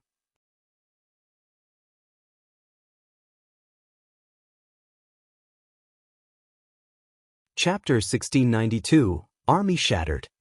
Chapter 1692, Army Shattered. Long. Falling Fire was confused by Singular Burial's comment. This was the time they had previously agreed upon. His arrival hadn't been delayed in the slightest. In fact, he had even increased his army's pace while disregarding their stamina consumption. Moreover, a battle of hundreds of thousands couldn't end in 4 or 5 minutes. These battles normally drug on for several hours before reaching a conclusion. The battle is intense. I can buy at most 5 more minutes. In any case, you need to hurry over here as soon as possible. Otherwise, the battle's outcome won't be certain, Singular Burial said, gritting his teeth. In reality, he wanted to tell the man that if his group didn't arrive in the next 5 minutes, their siege on Stone Forest Town would likely fail. Zero Wing is actually that strong? Singular Burial's response confused Falling Fire further. Although Heaven's Burial had incurred heavy losses while defending ancient Rock City, its remaining combat power could not be underestimated. Heaven's Burial also had command of over 100,000 evil demons. However, Falling Fire did not bother to ruminate over the matter as he nodded and said, "All right, I'll increase my force's speed to its maximum. We'll arrive in 4 minutes at most." 4 minutes? Singular Burial breathed a sigh of relief. If he organized his current forces, they should still have enough strength to defeat Zero Wing's army and capture Stone Forest Town. Singular Burial immediately disconnected the call and commanded his armies to retreat from the battlefield slowly. At the same time, he ordered some of his players to use magic arrays to buy time. He even used the 6 Tier 3 summoning scrolls and a large number of Tier 3 control magic scrolls Heaven's Burial had gone to great lengths to collect to stop the 3 Baphomet's rampant slaughter. Although Tier 3 control magic scrolls could not stop Tier 4 mythic monsters completely, Singular Burial could use them to limit the monster's mobility. As the Tier 3 control magic scrolls activated, one after another, magic arrays began to appear above and below the 3 high demons. Barriers, vines, and chains then emerged and restricted the Baphomet's strength and mobility. Black Flame, I'll admit that you are amazing to have forced me to use all of Heaven's Burial's trump cards, but in another 4 minutes, Zero Wing will meet its doom. Singular Burial shot Shifeng a cold glare as he watched Zero Wing's army push forward. The strength Zero Wing had displayed in this battle had greatly exceeded his expectations. Had he known that Zero Wing could summon monsters of Baphomet's strength, he would have had Flame Blood mobilize every mythic monster under his command. If the remaining mythic monsters which currently guarded the barrier's exit were here, Heaven's Burial's armies wouldn't have been forced to retreat after suffering such severe losses. However, with things as they are now, he had no choice but to push his armies to resist. Now that Heaven's Burial had lost Ancient Rock City, it must capture both Stone Forest Town and Zero Wing City if the guild wanted any hope of becoming a superpower in God's domain again. Otherwise, rising would become extremely difficult for Heaven's Burial. Although Blackwater hadn't dispatched a lot of players to help capture Stone Forest Town, many of them were experts. Blackwater's army was even armed with powerful weapons of war. As long as they destroyed Zero Wing's defensive magic array and regrouped with the remaining mythic monsters, they could wipe out Zero Wing's forces and capture Stone Forest Town. Meanwhile, the battle between Heaven's Burial and Zero Wing had thoroughly astounded the bystanders in Stone Forest Town. Strong. Too strong. This battle was no longer a simple guild war. It looked like a war between kingdoms. All sorts of mythic monsters had been dispatched to add to the army's combat power. Each side used Tier 3 and Tier 4 magic scrolls one after another. The experts that ordinary players like them normally looked up to were insignificant here. All of these players finally understood what a real guild war looked like. The guild wars they had witnessed previously were child's play compared to this. The war between Zero Wing and Heaven's Burial was no longer a simple competition between players. It had become a war in which both guilds used everything they had to finish each other off. Both guilds had staked their continued existence on this war. No one had expected the battle to reach these heights. Initially, everyone had assumed that Heaven's Burial's victory would be overwhelming due to the assistance of the evil demon army. However, not only had Zero Wing shattered both Heaven's Burial's players and its monster army, but it had also done so without losing a single player. This outcome was too frightening. The various large guild's members, who had planned to take advantage of Zero Wing's predicament to rob the guild, abandoned that plan out of fear. Fortunately, they had not taken action alongside Heaven's Burial. The consequences for doing so would have been unimaginably dire. Following which, due to Heaven's Burial's sudden retaliation, the battle fell into a stalemate. Guild leader, I just received a report that Blackwater's forces are nearly here. Moreover, the evil demon army guarding the barrier's exit are rushing towards our location, Aqua Rose hurriedly reported after hearing from one of the frontline scouts. Although the battle seemed like it was in Zero Wing's favor now, Aqua Rose knew that her guild couldn't continue at this pace much longer. Since the battle had begun, Zero Wing had spent over 80,000 magic crystals, and they had only started with a stock of 140,000. If Blackwater and the other evil demon army reinforced Heaven's Burial's forces, Zero Wing would be in danger. How long until they arrive? Shifeng asked. Blackwater's forces should arrive first. It'll take them roughly 4 or 5 minutes, Aqua Rose said. She then suggested, why don't we retreat to Stone Forest Town for now? If they retreated into Stone Forest Town, they could rely on the town's magic towers and defense turrets, which would give them an easier time against Heaven's Burial and Blackwater's combined army. The town's NPC soldiers could also participate in the fight. 4 or 5 minutes? Shifeng smiled. That was more than enough time for them to deal with Heaven's Burial. Immediately, he commanded, relay my commands. Have everyone attack with everything they've got. Hold nothing back. Previously, he had let Zero Wing attack to prevent Heaven's Burial and Blackwater's forces from combining. Naturally, he couldn't let Zero Wing's members hide behind Stone Forest Town's walls and focus on defense. Heaven's Burial had already used everything it had. Its players' morale was at an all-time low. This was the perfect opportunity to strike. Receiving Shifeng's command, Zero Wing's morale increased again. Zero Wing's members retrieved the precious treasures they had gained during their usual grinds or raids and used them against Heaven's Burial's members and the evil demons. Anna, who stood beside Shifeng, also activated her berserk skill, Yin Yang power, the intensity of her aura soaring. For a moment, even the Zero Wing members near her felt stifled. Before anyone could react, Anna used her over-tier spell, Chains of Light. Chains of Light was already a Tier 3 spell, but due to Yin Yang power, its power climbed to Tier 4. Suddenly, countless chains exploded from the ground and bound the mythic-ranked evil demon, drastically decreasing the evil demon's strength and mobility. Now, the evil demon could not even compare to an ordinary mythic monster. By the time Chains of Light had bound the mythic evil demon, Anna had finished casting the Tier 3 curse, Yin Yang Judgment, which she had double-cast alongside Chains of Light. Anna then pointed her staff at the distant mythic evil demon, and two magic arrays, one glowing white and the other black, appeared in the sky above her target. Under her command, a holy spear dropped from above, sliding through the defenseless mythic evil demon's body. Boom! The world shook as a brilliant, black-white pillar devoured the evil demon. Minus 7,451,374. In one hit, the mythic evil demon had lost a significant chunk of its HP and was covered in wounds and scorch marks. The evil demon looked miserable.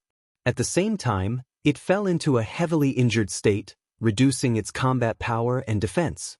Now, it was only as powerful as an ordinary Grand Lord. The scene stunned every player on the battlefield.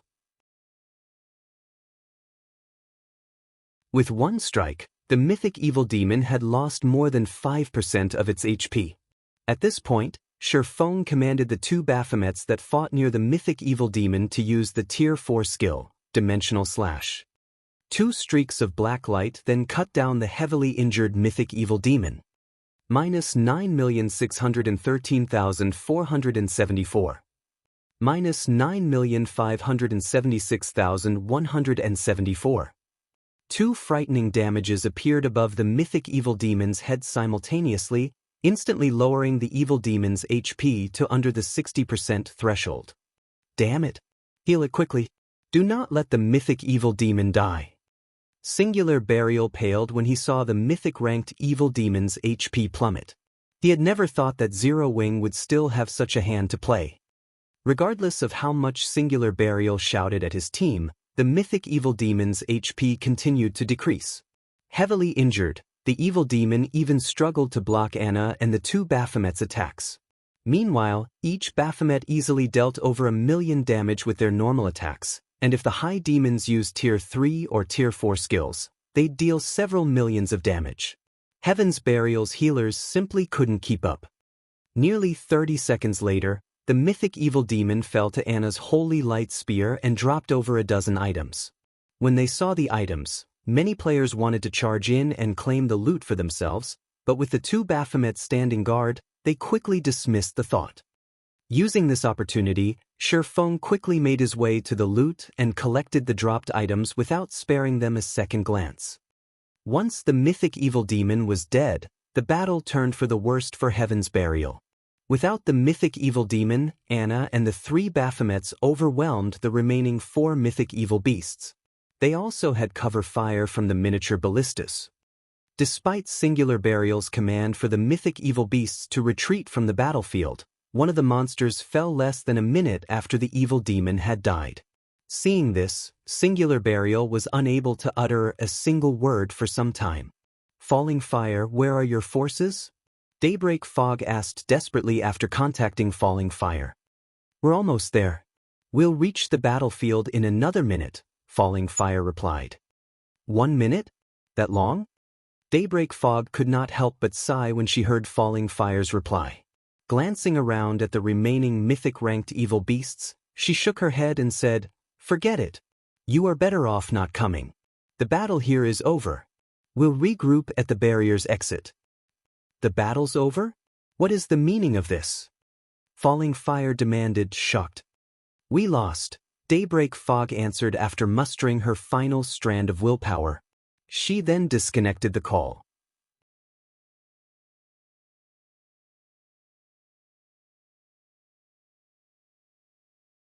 Chapter 1693, Stay Here. Chapter 1693, Stay Here. Heaven's Burial lost? How did it happen so quickly? Falling Fire was stupefied when he heard Daybreak Fog's final sentence. He simply could not fathom how such an outcome had occurred. Heaven's Burial had sent over 300,000 players and 100,000 evil demons to siege Stone Forest Town. The army had even included 5 mythic-ranked monsters. With such a force, even capturing a guild city should be a problem, much less a guild town. Furthermore, the battle at Stone Forest Town had begun and ended in less than half an hour. Even killing 400,000 common monsters would take more time than that, yet he had just learned that Heaven's Burial had lost in such a short time. No matter how he thought about it, he simply couldn't bring himself to believe Daybreak Fog's claim.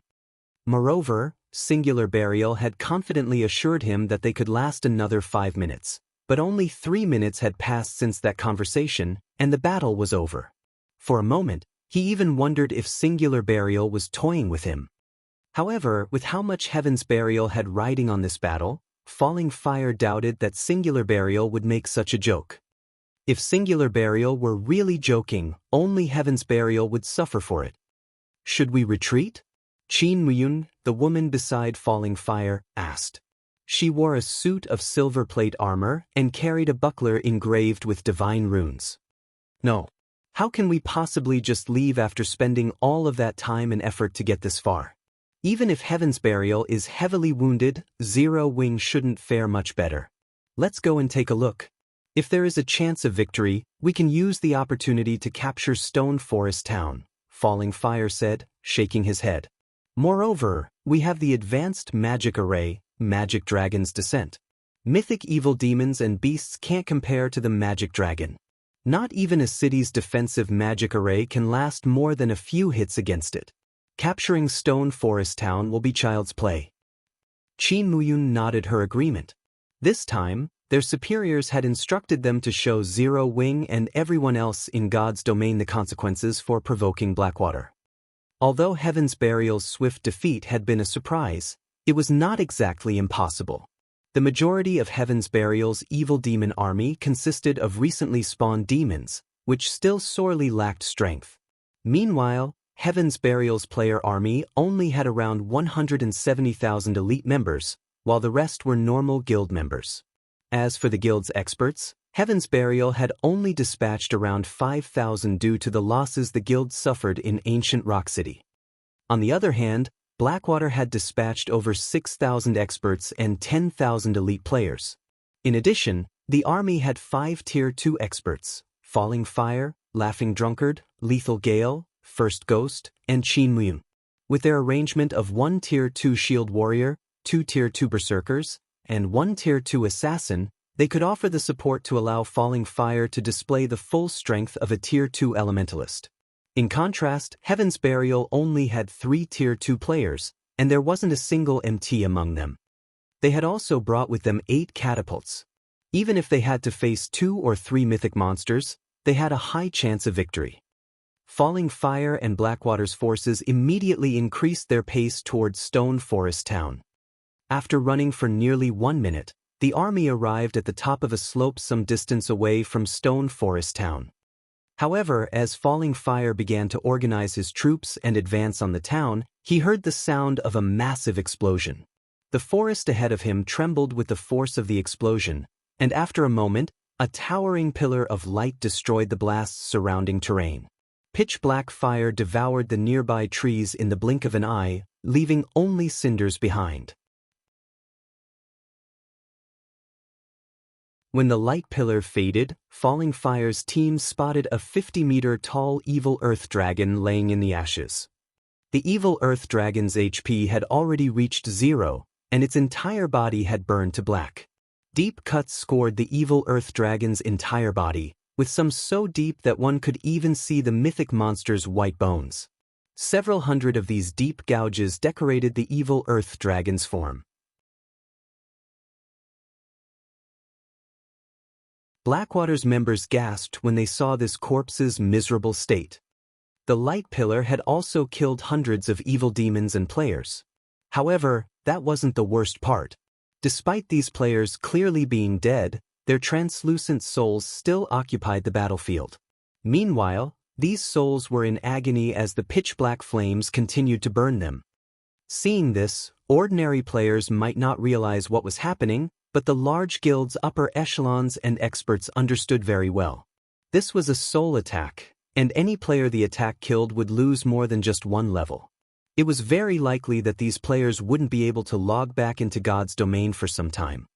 Meanwhile, 3 gigantic figures stood beside the evil earth dragon's corpse.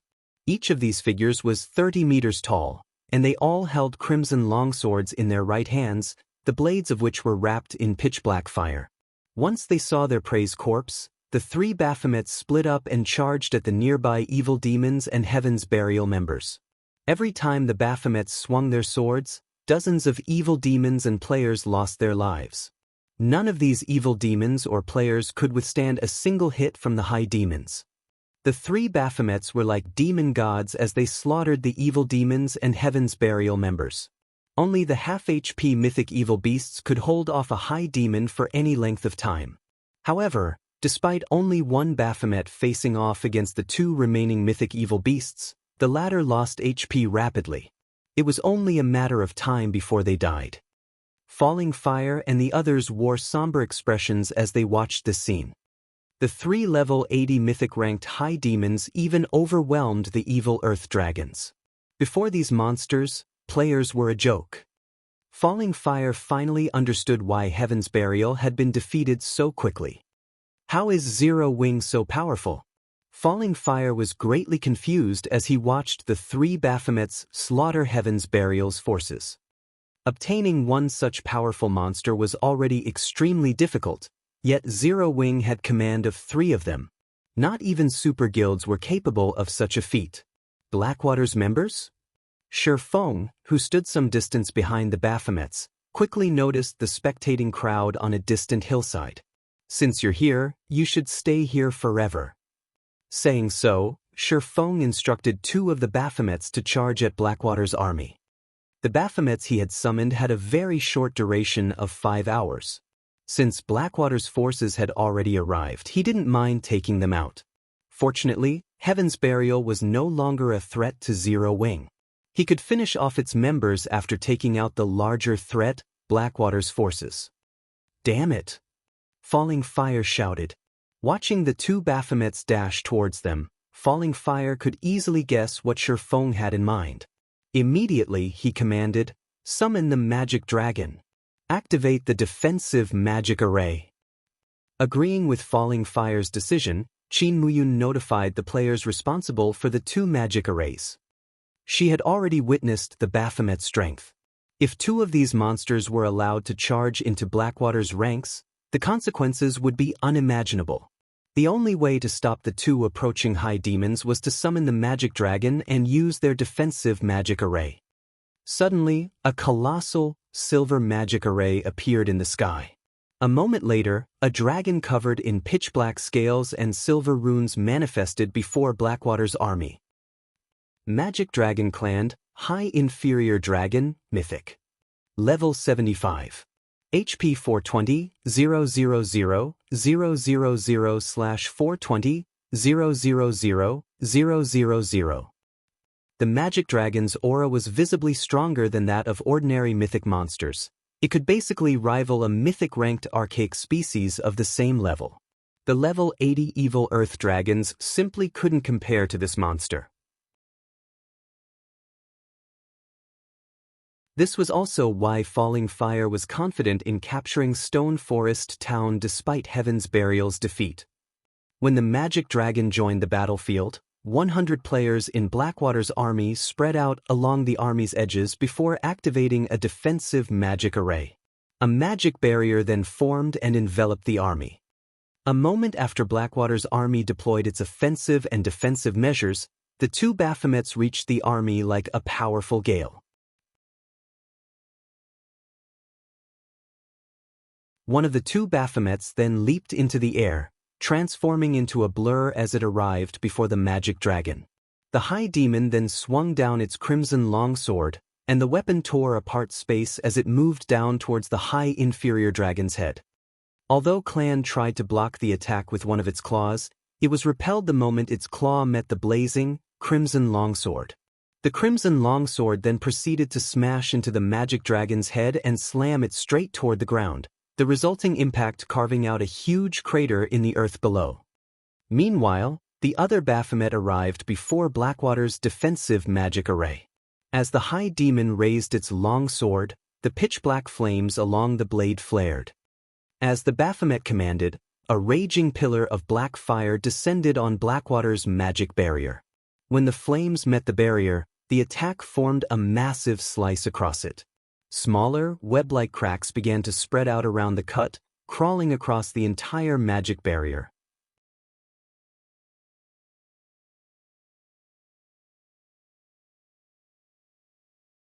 Chapter 1694. One hit to destroy a magic array. Chapter 1694. One hit to destroy a magic array.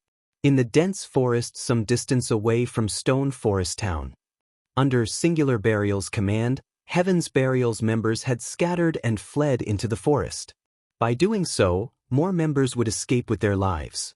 Zero Wing's members could only operate within the movement-type defensive magic array, and only the three Baphomets were truly capable of giving chase. Why are Blackwater's people here? Daybreak Fog, who maneuvered around the forest, was confused to see Falling Fire's group on a distant hillside. Have they lost their minds? They actually came. She had clearly told Blackwater not to come and to regroup at the barrier's exit.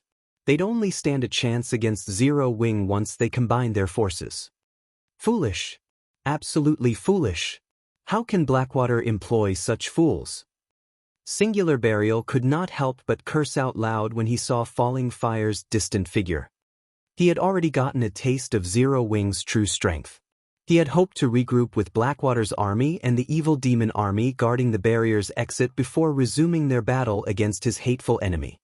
However, the fools from Blackwater had refused to listen to his advice and continued towards the battlefield. If Zero Wing decimated Blackwater's forces now, this war was as good as over. Heaven's Burial would lose all hope of capturing Stone Forest Town. Before Singular Burial could contact Falling Fire and demand an explanation from the foolish elementalist, he noticed two of the rampaging Baphomets leave the battlefield and charge straight for the hillside Blackwater's army resided on. Seeing this, Singular Burial fell into a thorough despair. However, before the two Baphomets had reached Blackwater's army, a mythic-ranked magic dragon descended from the sky. Despite such a vast distance between him and the high inferior dragon, Singular Burial could feel the horrific pressure the monster gave off, and he couldn't help but shudder. Layer after layer of translucent magic barrier enveloped Blackwater's entire army. In the blink of an eye, a triple barrier had formed to protect the army. At a glance, one could easily tell that the triple barrier was the product of a high-ranked defensive magic array. Guild leader, Blackwater seems to be taking Zero Wing seriously this time. They've even used two of their trump cards. Based on our information, those two magic arrays were rewards Blackwater obtained after completing an epic main storyline quest. The guild had to expend a lot of resources and manpower to complete it, Daybreak Fog said, slightly surprised to see the two magic arrays that had formed around Blackwater's forces. The Summon Magic Dragon should have the power to rival a mythic-ranked archaic species of the same level, and the Defensive Magic Array is an advanced magic array. It can block even Tier 4 attacks with ease. With those two, we might stand a chance against Zero Wing. Some of Heaven's Burial's upper echelons breathed a sigh of relief when they heard Daybreak Fog's explanation. Singular Burial's eyes shone with joy. If they had a mythic-ranked archaic species on their side to fight with their forces and the two remaining evil earth dragons, they should be able to keep Zero Wing at bay for quite some time. Once the other evil demon army arrived, it might even be possible to suppress the three Baphomets. Moreover, the Baphomets wouldn't be able to clash their armies for some time with the advanced defensive magic array to protect them. They could then use the opportunity to bombard Zero Wing's defensive magic array with Blackwater's 8 catapults. Zero Wing's defensive magic array wouldn't last long against them. As Singular Burial prepared to order his scattered forces to regroup with Blackwater, something unbelievable occurred. One of the 2 Baphomets that had assaulted Blackwater's army had sent the level 75 magic dragon crashing, face first, into the ground with a single attack. Meanwhile, the other Baphomet released a powerful strike against Blackwater's defensive magic array. Although the triple barrier did not fall, cracks webbed the entire barrier. For a moment, the world seemed to have fallen silent. How is this possible? Even Falling Fire and his Blackwater companions were dumbfounded, not to mention Singular Burial and his upper echelons. Their eyes bulged as they stared at the damage. A monster that rivaled a mythic-ranked archaic species had been thrown, face-first, to the ground. A mythic-ranked archaic species was practically invincible to current players. However, that wasn't what shocked them most. The Baphomet's ability to damage an advanced defensive magic array's barrier so severely with a single attack was unbelievable. Falling Fire and the other Blackwater members even wondered if the system had tricked them, awarding some cheap knockoff. What Falling Fire and the others did not know was that a high demon was a demon with a noble lineage. High demons were akin to emperors among demons, and their life ratings were even higher than archaic species. Only dragons and ferocious beasts could hope to triumph over a high demon. Furthermore, Shifeng's Baphomets had been reinforced with the Bible of Darkness. Their strength was far higher than the mythic-ranked magic dragons, and in a frontal clash, it was only natural that the magic dragon clan had lost. The advanced defensive magic array was indeed capable of blocking a normal Tier 4 attack, but the attack Baphomet had used had been a Tier 4 taboo skill. Including the Bible of Darkness's buff, the Tier 4 taboo skill could rival a Tier 5 attack, which was already far beyond the defensive magic array's endurance limit. It's not broken? What a powerful defensive magic array. Shifeng was slightly surprised as he watched Blackwater's defensive magic array slowly mending itself. He had never thought that Blackwater could acquire such a powerful advanced magic array. However, Falling Fire and his companions were truly shocked. Not only had Baphomet's attacks severely damaged their defensive magic array, but the players maintaining the magic array had also lost 1/3 of their mana pools. Unlike Zero Wing's movement-type defensive magic array, which was machine-operated, their players had to maintain their magic array. Hence, the energy needed to mend and maintain the array came from the player's mana. If even one of these players ran out of mana, the magic array would stop working and disappear. Players could only rely on mana recovery potions to replenish their mana stores. However, mana recovery potions had considerably long cooldowns, and they only restored a small amount of mana. Meanwhile, after seeing its first attack failing, the Baphomet attacking the defensive magic array promptly followed up with another Tier 4 skill. Although the skill was no match for a Tier 4 taboo skill, it still drained a significant amount of mana from the players maintaining the magic array. Meanwhile, the other Baphomet continued to bombard the magic dragon, pushing it back and tearing one pained cry after another from the monster. At this point, Falling Fire snapped out of his daze and hurriedly commanded, "Attack! Fire the catapults!" The players controlling the catapults immediately aimed and fired at the Baphomet attacking their magic barrier. The catapults were extremely powerful, and with normal ammunition, their attacks had the power of Tier 4 strikes. If loaded with special ammunition, the war weapons attacks would reach the peak of Tier 4.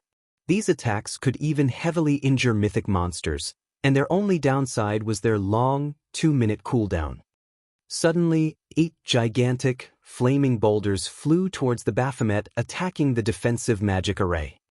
Just before one of the flaming boulders, decorated with divine runes, struck the high demon, the latter lightly swung its crimson longsword. Boom! The moment the edge of blade met the flaming boulder, Baphomet was forced to take 3 steps back as a damage of over -100,000 appeared above its head. However, the clash had failed to inflict any negative effects, such as a temporary numbing. Following which, Baphomet rapidly brandished its long sword to strike down the rest of the incoming boulders, one after another. Each time it blocked an attack, it was forced to retreat several steps, and the Baphomet only stabilized itself after taking a few dozen steps backward. How can a monster be so powerful? Regret gripped Falling Fire's heart as he watched the Baphomet only lose a little over 1 million HP after receiving all 8 attacks. Why had he so foolishly rushed over here? Before Falling Fire could snap out of his daze, the targeted Baphomet advanced and assaulted the defensive magic array again.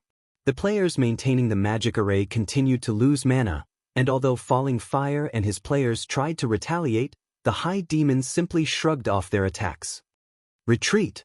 Retreat with the magic array! We cannot remain here any longer! Falling Fire shouted anxiously, his expression somber. Although he hated to admit it, even a fool could tell that only death awaited them should they continue this battle. Their wisest option was a quick retreat while the defensive magic array still stood. Although moving the magic array would significantly deplete its energy, it was better than standing here and doing nothing. Don't even think you can flee that easily. When Shifeng saw Blackwater's army began its retreat, he immediately commanded Anna to use angel summoning. A moment later, a Valkyrie with white feathered wings descended onto the battlefield.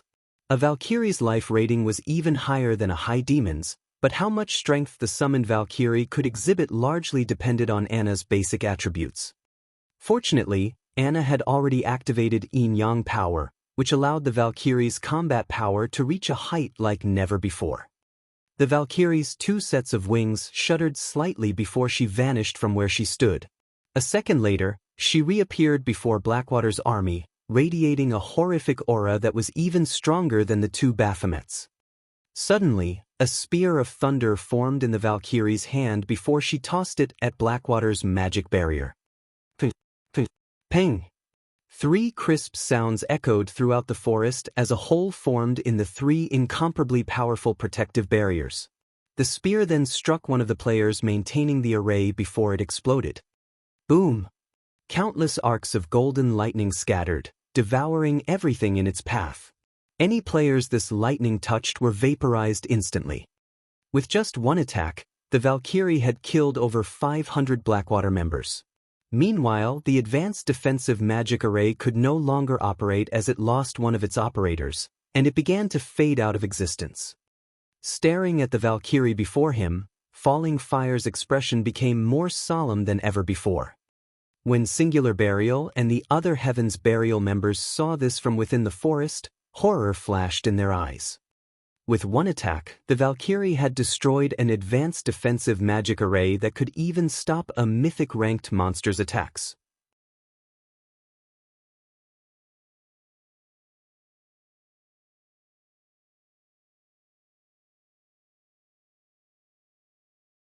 Seeing this, Shifeng sneered and waved a hand. Suddenly, hundreds of miniature ballistas launched their exploding arrows at Blackwater's members, each arrow containing power at the peak of Tier 2. When Blackwater's members saw the volley of arrows rain down on them, they felt their scalps tingle. After a series of explosions, the hillside became a barren wasteland covered in small craters and scorched earth. Although Blackwater's members had responded to the volley very quickly, over 2,000 players had died in the first wave of arrows. The miniature ballista's effect was wondrous. Watching volley after volley of exploding arrows rain down on his forces, Falling Fire turned to flash Shifeng a chilling glare as he fled. His forces had suffered a tragic loss. Against the several hundred miniature ballistas' continued bombardment and the High Demon's pursuit, he'd be lucky to leave this battlefield with less than half of his original army if they escaped at all. Heaven's Burial and Blackwater's forces continued to scatter, running all the way to the Sealing Barrier's single exit. Naturally, Shifeng ordered his guild members to chase the 2 guilds down, leaving scorched earth and corpses in their wake. As they watched Zero Wing's members chase hundreds of thousands of players relentlessly, the crowd in Stone Forest Town was stupefied. Ruthless. Zero Wing was utterly ruthless. This was the crowd's evaluation of Zero Wing. Normally, after one side won a guild war, it would only chase its enemy for 10 or so minutes if it wanted to exploit its victory. Chasing the enemy players for any longer than that could lead to unnecessary losses. Yet Zero Wing ran after Heaven's Burial and Blackwater's members for over half an hour, hunting the two guilds' forces to the Sealing Barrier's exit. In the end, Zero Wing had slaughtered every Mythic Evil Demon and Mythic Evil Beast Heaven's Burial had sent to the Stoneclaw Mountains. The guild didn't even spare the mythic monsters that had guarded the Sealing Barrier's exit. All evil demon above Lord rank had been annihilated as well. Meanwhile, Zero Wing suffered 0 casualties throughout this entire battle. If they told other players of this battle, those players would likely assume they were either joking or bragging. However, such a miraculous battle had indeed occurred before them. 3 Baphomets guarded the exit of the barrier, sealing off the Stoneclaw Mountains, preventing anyone from leaving the map. Any player or evil demon that tried to approach the exit was killed or sent flying. No one was allowed past these high demons. Black Flame, don't go too far. Singular Burial bellowed as he glowered at Shifeng, who stood within Zero Wing's movement-type defensive magic array. The Sealing Barrier's exit wasn't particularly large. Normally, 10 or so evil demons was enough to block it off completely.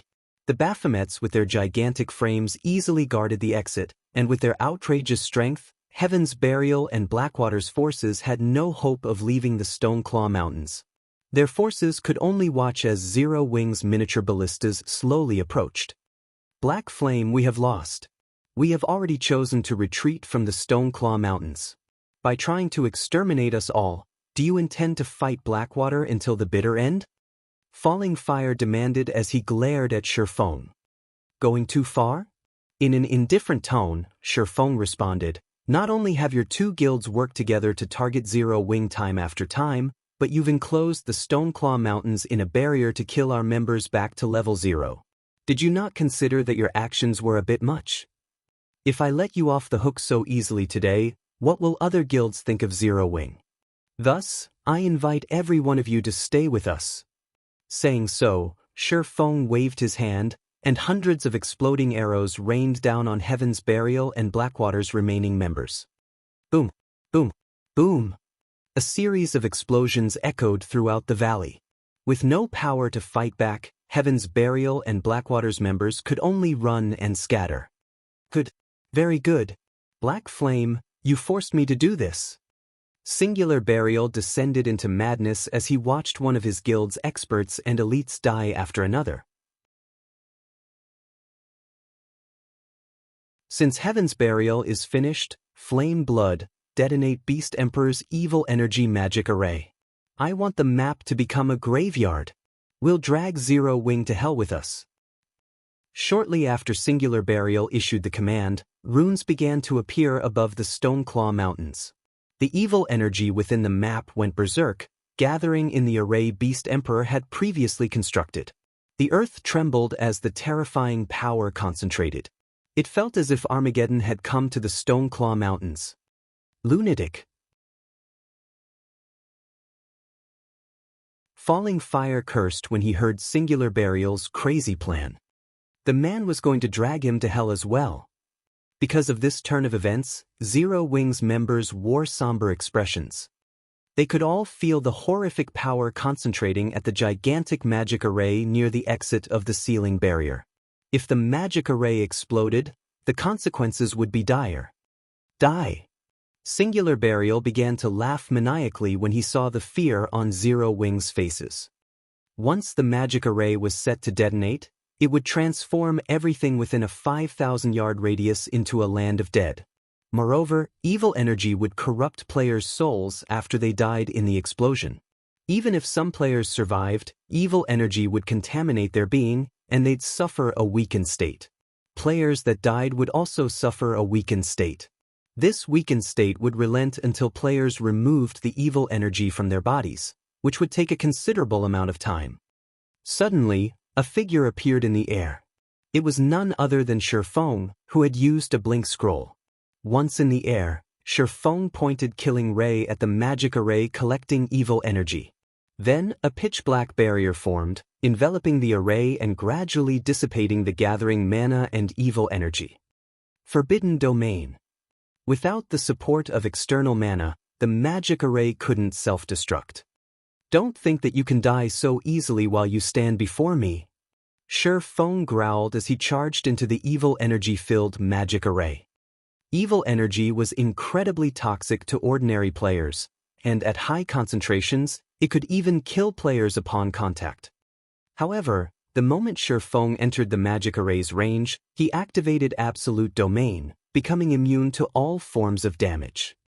After setting foot in the magic array's range, the golden, divine runes surrounding Shifeng began to crackle as they fought off the surrounding evil energy's corrosion. What powerful evil energy!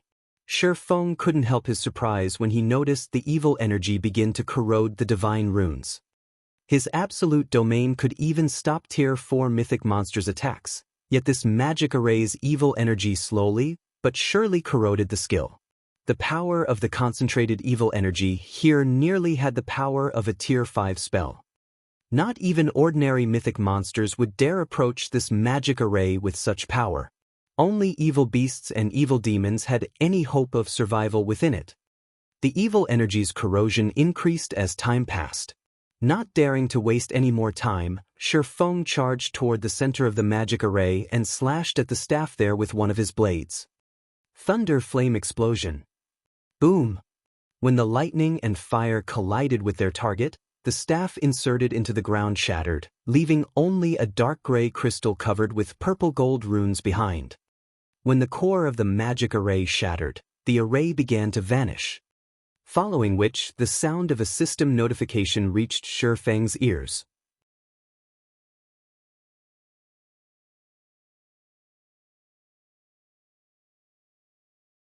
Chapter 1696, Shaking Star Moon Kingdom. Chapter 1696, Shaking Star Moon Kingdom. System, congratulations! You have successfully destroyed the evil god's sealing magic array and stopped an evil energy passage from opening, rewarding 100 humanity reputation points and 10,000 war god's temple merit points. Shifeng was slightly surprised when he heard the system notification. He had never expected to earn 100 humanity reputation points and 10,000 war god's temple merit points for just destroying a magic array. War God's temple merit points were extremely valuable. With 4,000 points, one could purchase an ordinary epic item from the temple. However, Shifeng did not spare the matter much thought as he snatched up the runic crystal and dashed away from the magic array. Although the magic array had already been destroyed, the evil energy it had gathered still lingered in the area. Once the evil energy ate through Absolute Domain's protection, not even a Tier 2 player like himself could survive the concentrated energy. Meanwhile, outside the magic array, Singular Burial, who had truly gone mad, was stupefied when he noticed the magic array disappear. Flame Blood, who controlled the evil demons from a hidden location, also gaped in shock. How is that possible? The color in Flame Blood's face drained when he noticed the gathered evil energy in the magic array gradually dissipate. Is he really a player? The sealing magic array Beast Emperor had used to entrap the Stoneclaw Mountains was extraordinary. The evil energy inside the array had become so dense after sacrificing 400,000 players that not even an evil god's apostle like Flame Blood dared to enter its range. Any player not belonging to the evil god's temple would seal their own fate if they approached the magic array. Yet, not only had Shifeng survived inside it, but he had also destroyed the magic array. Although the silencing skill Shifeng had used prevented the magic array's detonation, that was only temporary. Once the silencing skill's duration ended, Flame Blood could simply detonate the magic array again and transform this map into a cemetery. However, now that the magic array had been destroyed, that wasn't possible. Due to the magic array's destruction, the barrier over the Stoneclaw Mountains map lifted. As a result, the blue sky returned as every player watched. Communication with the outside world also became possible again. The seal has lifted. How is this possible? Did Heaven's Burial win? Quick, notify the higher-ups. The various large guilds members, who were stationed outside of the barrier, were surprised when the pitch-black magic barrier around the regional dungeons suddenly disappeared. They immediately contacted their superiors. However, before they could report the situation, a large number of players burst out of the other end of the valley as terrified as if they had just seen a ghost. These fleeing players wore either Heaven's Burial's emblem or Blackwater's. A moment later, another large group of players charged out of the Stoneclaw Mountains. Although the second group had fewer players than the first, the second group's momentum was imposing. These players fiercely hunted down Heaven's Burial and Blackwater's fleeing members. What's going on? Why are Zero Wings members the ones pursuing Heaven's Burial and Blackwater's members? Shouldn't it be the other way around? Did Heaven's Burial and Blackwater lose? That shouldn't be possible, right? Those two guilds sent in so many players, and they had the help of their evil demon army. How could they possibly lose? The spectating players had never even considered the possibility that Zero Wing would defeat Heaven's Burial and Blackwater. The evil demon army was simply too strong. It wasn't a force current players could defeat. Furthermore, Heaven's Burial and Blackwater far outnumbered Zero Wing.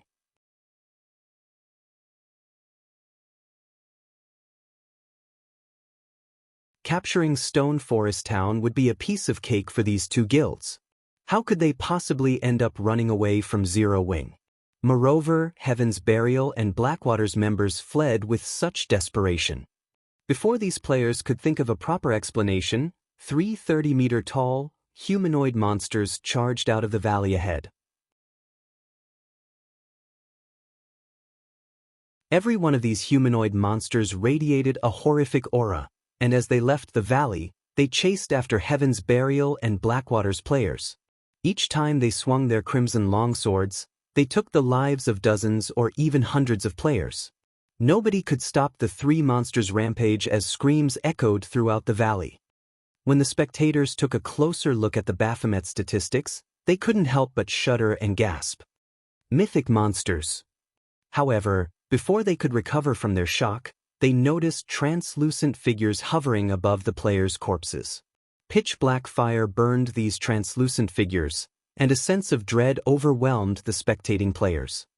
Ordinary players might not recognize this phenomenon, but guild players like them were no strangers to the scene.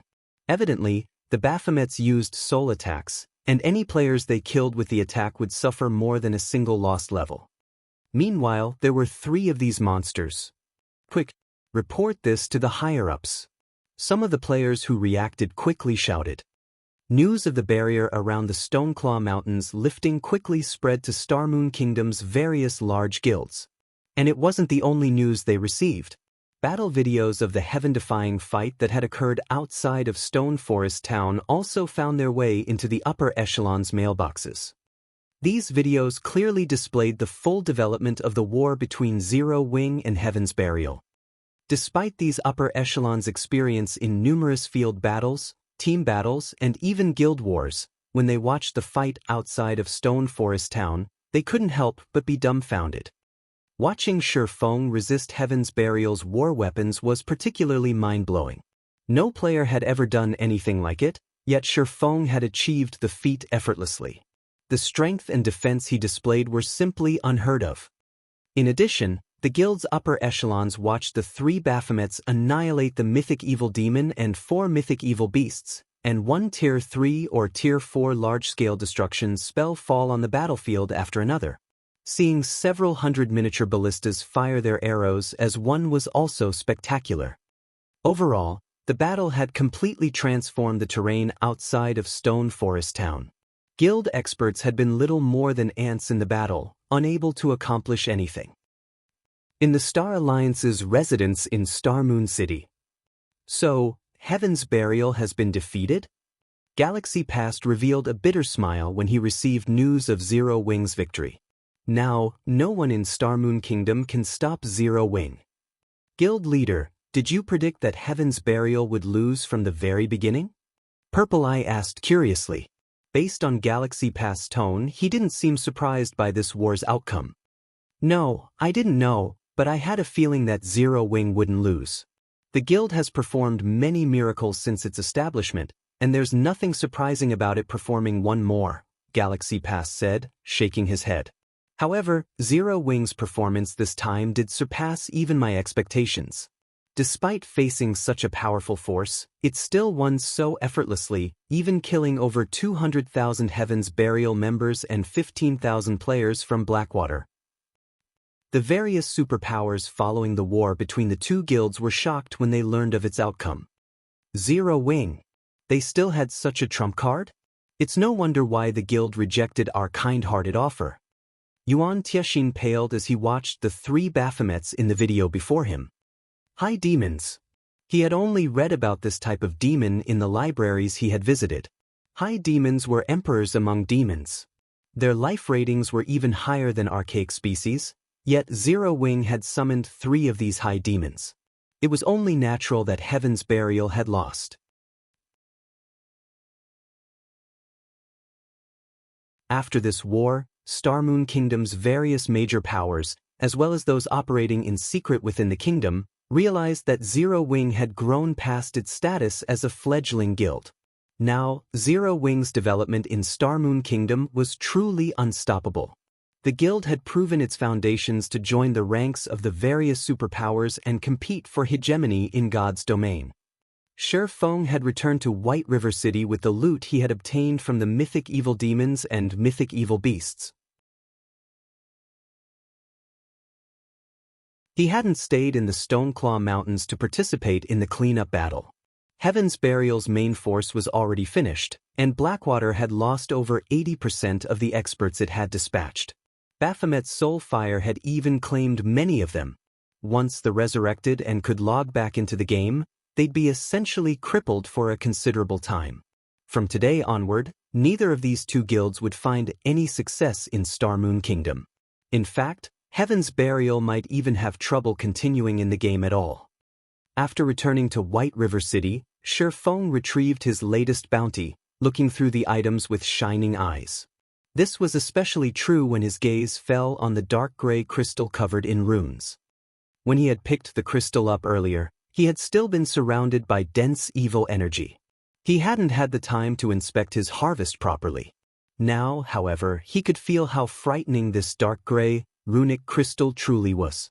The concentrated energy within was astonishing, even surpassing the mana within 7 Luminaries crystals. Comparing a 7 Luminaries crystal's energy levels to this dark gray crystal was like comparing a candle flame to a forest fire. It felt as if this single crystal contained the power of an entire world. What is this thing? Shi Feng muttered curiously as he inspected the item.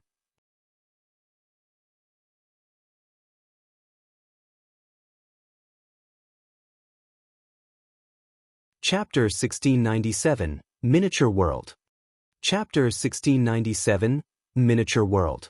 When Shi Feng tried inspecting the dark gray crystal, the result he got was simply a bunch of unknown.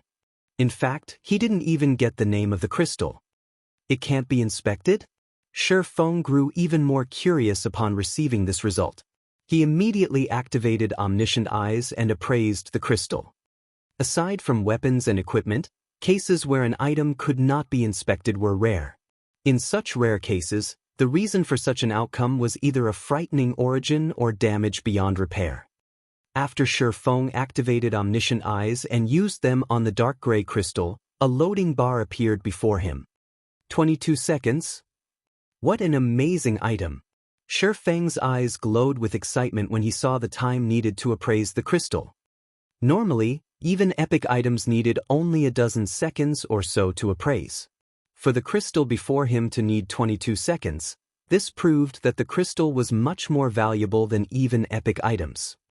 However, after giving the matter some thought, Shi Feng found it reasonable. An item capable of serving as the core of the magic array that sealed the entire Stoneclaw Mountains naturally couldn't be an ordinary item. Even the defensive magic arrays used to protect cities required an extremely strong power source to operate. A barrier that could seal a map as large as the Stoneclaw Mountains would need an extremely frightening amount of energy. Finally, after 22 seconds had passed, the attribute panel of the dark gray crystal was no longer filled with unknown. Evil God's Eye. This is an item created by the evil god for the specific purpose of opening up a path through a world's barrier. The inside of the evil god's eye contains a sealed miniature world. The evil god's eye can be used as a conduit to transfer the power of the entire miniature world to the outside world. However, as the conversion equipment has been damaged, the evil god's eye is no longer able to supply any power to the outside world. There's a miniature world inside this thing? Heaven's Burial really is generous to actually use such a treasure to seal the Stoneclaw Mountains. Shi Feng was dumbstruck after reading the evil god's eye's introduction. It was no wonder he couldn't inspect the item before. It was only natural for him not to be able to inspect the information of a miniature world using normal means. As far as Shi Feng knew, miniature worlds were extremely rare in God's domain. Only the ancient gods could create items with miniature worlds sealed inside them. Meanwhile, items containing miniature worlds all possessed extraordinary power. Moreover, if players controlled an item containing a miniature world, they could enter said miniature world any time they wanted to. Although miniature worlds were no match for other worlds in terms of size, they were roughly similar existences. However, owners of miniature worlds had complete control over them, unlike other worlds, and could harvest the resources inside the miniature worlds at their leisure. Other worlds, on the other hand, required players to manually obtain the resources they wanted. Of course, miniature worlds did not possess as many resources as other worlds did. Controlling a miniature world was akin to gaining control of an ore vein. Players could harvest various kinds of rare resources periodically from the miniature world they controlled. Meanwhile, the most precious resource one could obtain from a miniature world would be power oregon. Power ore was an excellent support material produced by concentrating the energy of the entire miniature world.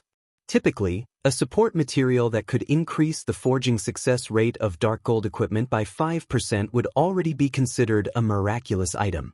However, power ore boosted the forging success rate of dark gold equipment by around 5% to 10%.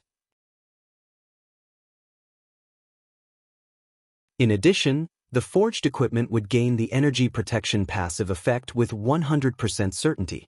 As for weapons produced using power ore, they would gain the energy strengthening passive effect with 100% certainty. The energy protection effect passively increased the tolerance of equipment, making the equipment less likely to get damaged by powerful attacks and reducing the loss of durability. Meanwhile, the energy strengthening effect performed roughly the same function as energy protection. It decreased a weapon's chances of suffering wear and tear when striking at tough opponents or blocking powerful attacks. Players might not find these effects particularly useful during the early stages of God's domain. But at higher levels, these effects would start to become important because the more players fought against powerful monsters, the more frequently they would come across monsters capable of severely damaging weapons and equipment. It might be fine if the weapons and equipment players used were of high quality, but those at fine gold rank and below could end up a pile of scrap after going through a battle against a powerful monster. Due to this reason, as players reached higher levels, their thirst for high-ranking weapons and equipment would likewise become increasingly greater. It was also due to this reason that, in Shi Feng's previous life, the market had never become saturated with weapons and equipment in the 10 years of God's domain's operation, because even epic items could be destroyed. Hence, the various large guilds had actively nurtured their own lifestyle players in the past. This was especially true for lifestyle players capable of producing weapons and equipment. The further guilds progressed into the game, the greater their need for weapons and equipment.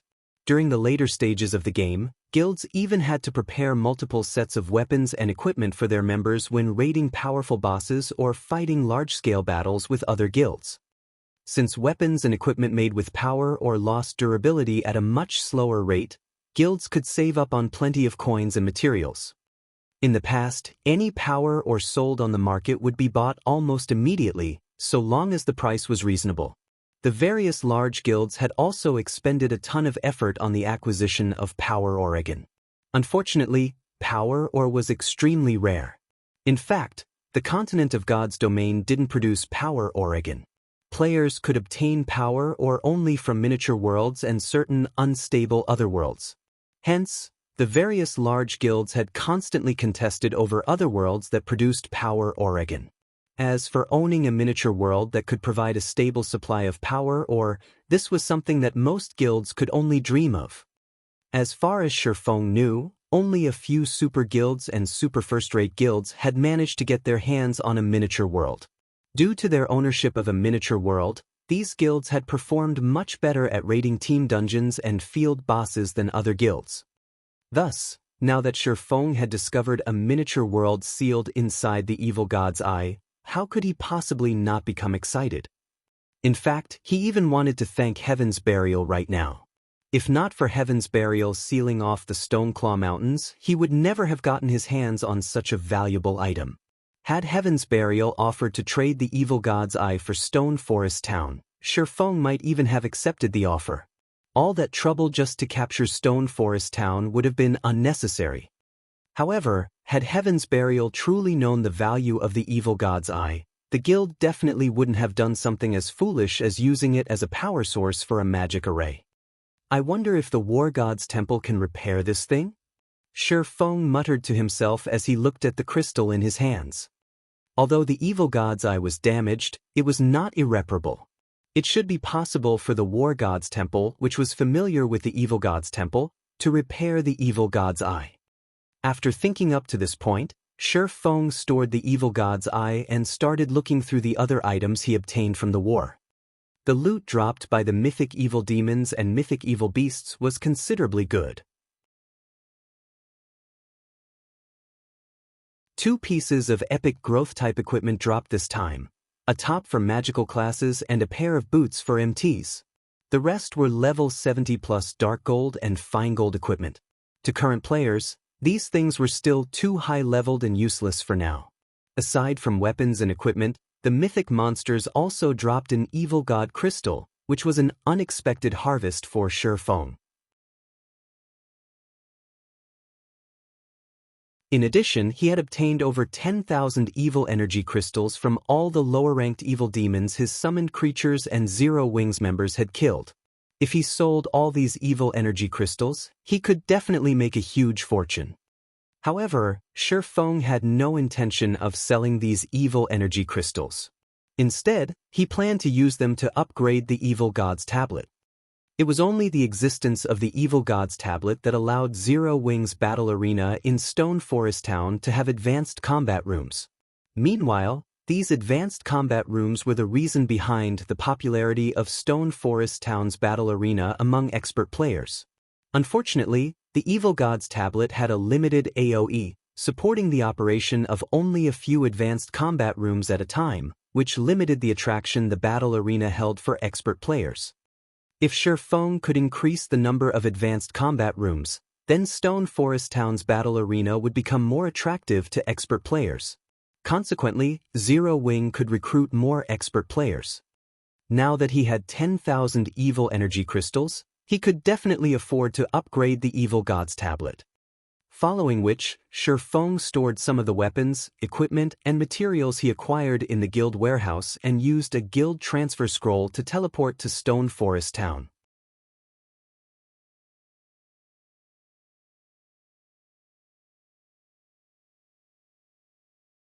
Chapter 1698, Upgrading the Evil God's Tablet. Chapter 1698, Upgrading the Evil God's Tablet. Starmoon City, Stone Forest Town. After Zero Wing's big battle with Heaven's Burial came to an end, shock filled the whole Starmoon Kingdom. Nobody had expected such an outcome. In this battle, not only was Heaven's Burial defeated, but the guild's entire main force was practically crippled. Many of Heaven's Burial's members couldn't even log into God's domain right now. As for Blackwater, it too had suffered miserable losses. With the addition of this new battle record, Zero Wing's fame and prestige in Starmoon Kingdom reached unprecedented heights. Every major power operating in Starmoon Kingdom, whether in the light or in the dark, now held Zero Wing in intense awe and fear. Setting aside the 3 Baphomets Zero Wing summoned, just the combination of several hundred miniature ballistas and the movement-type defensive magic array made Zero Wing a frightening force to reckon with. In terms of war weapons, no guild in Starmoon Kingdom could compete against Zero Wing. Now that Heaven's Burial had suffered such a miserable defeat, most likely no guild in Starmoon Kingdom could pose a threat to Zero Wing. Inside the guild hall of Zero Wing's residence, a bright flash appeared at Residence's teleportation point. After the light vanished, Shi Feng's figure took its place. At this moment, the guild hall was very lively. Many of the guild's new generation reserve elite members could be seen lining up excitedly in the quest area, waiting to pick up a guild quest. These new generation reserve elites were players that left their respective beginner towns not long ago and passed the guild's entrance test. Although they were only level 20 on average, they all possessed considerably good talent. Among them were some gifted youths. Taking a glance, Shi Feng even noticed a few players who had been famous Apex experts in Starmoon Kingdom during his previous life. For example, Shadow Chaser was one of the top 10 assassins of Starmoon Kingdom. There was also Blood Rain, who was one of the top 20 oracles in the kingdom. And then there was Luo Yi, a druid who had managed to get promoted to Tier 4. These were all talents that the various large guilds desperately sought to recruit in the past. Yet now these talents had all chosen to join Zero Wing. The war this time is really amazing. It's a pity that I'm too low level to join. Hopefully, I'll get to join in a battle of such scale in the future, a male youth clad in gray mage robes said as he watched the video of the previous war being played in the guild hall, a hopeful expression on his face. It won't be that easy to get selected for such a large-scale war. At the very least, you'll have to get promoted into an elite member to have a chance. The bunch of us are only reserve elites right now. It'll take a lot of effort to become an actual elite member of the guild. Just accumulating the required GCPs is already plenty difficult, not to mention passing the promotion test, a robust man geared in metal armor said, shaking his head. Reserve Elite was a position granted to players that the guild deemed to have potential. However, a person's potential did not necessarily represent their strength. If Reserve Elites failed to hit the growth requirements set by the guild within a certain period of time, they would be demoted to normal members and would have to climb their way back up in the guild. Moreover, as Zero Wing's influence in God's domain increased and more players chose to join the guild, the bar for elite members would also be raised. After all, the guild had a limited amount of resources. Not everybody could enjoy bountiful resources. Only the guild's elite and expert members had the qualifications to reap such benefits. That's no problem at all. Right now, the only advantage the guild's elite members have over us is that they joined the guild earlier than we did. With enough time, even becoming a member of the guild's main force won't be a problem. A teenage girl with an oval face and a graceful body clad in black leather armor said with a grin on her face. She turned to look at Shi Feng's figure displayed in the battle video and added, "Just you all wait. Sooner or later, you'll be able to see my figure standing beside the guild leader." You're dreaming too much. Why don't you take a look and see who's standing beside the guild leader? Commander Fire Dance and Vice Guild Leader Aqua Rose are both experts who can go toe-to-toe with even the peak experts of super guilds, someone in the crowd around the teenage girl retorted. Only, as soon as this person said so, he was immediately given a fierce glare by the teenage girl. These reserve elites did not rein in their volume when they spoke. Even ordinary players standing several dozen yards away could hear their conversation clearly, let alone Shi Feng, a player who possessed an extraordinary physique. However, Shi Feng simply chuckled in regard to the conversation of these reserve elites. He had never thought that his existence would spur guild members to improve themselves. Nonetheless, after taking a look at these reserve elite members, Shi Feng felt that there was a need to expand the guild once again. Previously, due to Zero Wing's shallow foundations and funding problem, the guild could afford to make only a limited number of reserve elites. After the war with Heaven's Burial, though, that was no longer a problem. Setting aside the items Zero Wing obtained from the evil demons killed, just the weapons and equipment the guild got from killing Heaven's Burials and Blackwater's members were already enough for several mass recruitments. Meanwhile, during the next expansion, Shifeng planned to lure in experts from neighboring kingdoms as well. After all, the scale of the war between Zero Wing and Heaven's Burial had been massive. Not to mention, Heaven's Burial was the previous ruler of ancient Rock City. Hence, the players of Star Moon Kingdom weren't the only ones that had paid attention to the war. Even players in neighboring kingdoms knew about it. Now that Zero Wing had thoroughly crushed Heaven's Burial, the players in the neighboring kingdoms would naturally try to get a better understanding of Zero Wing. Meanwhile, he could use this opportunity to recruit a bunch of elite and expert players to increase the guild's strength and growth potential. Thinking up to this point, Shifeng messaged Aqua Rose and had her send some people to carry out his orders. As for himself, he made his way to Stone Forest Town's battle arena. After the war with Heaven's Burial ended, peace and stability had returned to Stone Forest Town. As a result, the number of players gathered at Stone Forest Town was continuously increasing. Among the players visiting the town, there was no lack of guild experts and independent experts. After watching the battle between Zero Wing and Heaven's Burial, everyone had realized one thing. And that was the fact that even players could go up against war weapons, but sufficient strength was needed to do so. Meanwhile, if they wanted to improve their strength, getting promoted to Tier 2 was undisputedly the fastest method to do so. However, aside from needing good weapons and equipment, sufficiently high combat standards were also necessary to clear the Tier 2 promotion quest. Training at Stone Forest Town's battle arena was undoubtedly the fastest way to improve one's combat standards. Although training at the Trial Tower was also an option, not everybody could afford the fee of 1 magic crystal per attempt. By the time Shifeng entered the battle arena, its lobby was already overflowing with players. Many experts belonging to the various large guilds could be seen arranging matchups with each other. There were also players hosting private duels or competitions with attractive rewards. However, out of all the available attractions inside the battle arena, the advanced combat rooms were no doubt the most popular. The reason for this was the advanced combat room's facilitation of improvement in players' skill completion rates. The higher one's skill completion rate, the stronger their skills would become. This could be said to be the most intuitive way for expert players to raise their strength. However, as there were simply too few advanced combat rooms available, despite Judy, the NPC Shifeng had tasked with the battle arena's management, having already raised the rental fee to 4 magic crystals per 30 minutes, demand for the advanced combat rooms still exceeded the supply. When Shifeng took a look at the battle arena's earnings report, he discovered that most of the magic crystals the battle arena earned came from the advanced combat rooms. The popularity of the advanced combat rooms far exceeded Shifeng's expectations.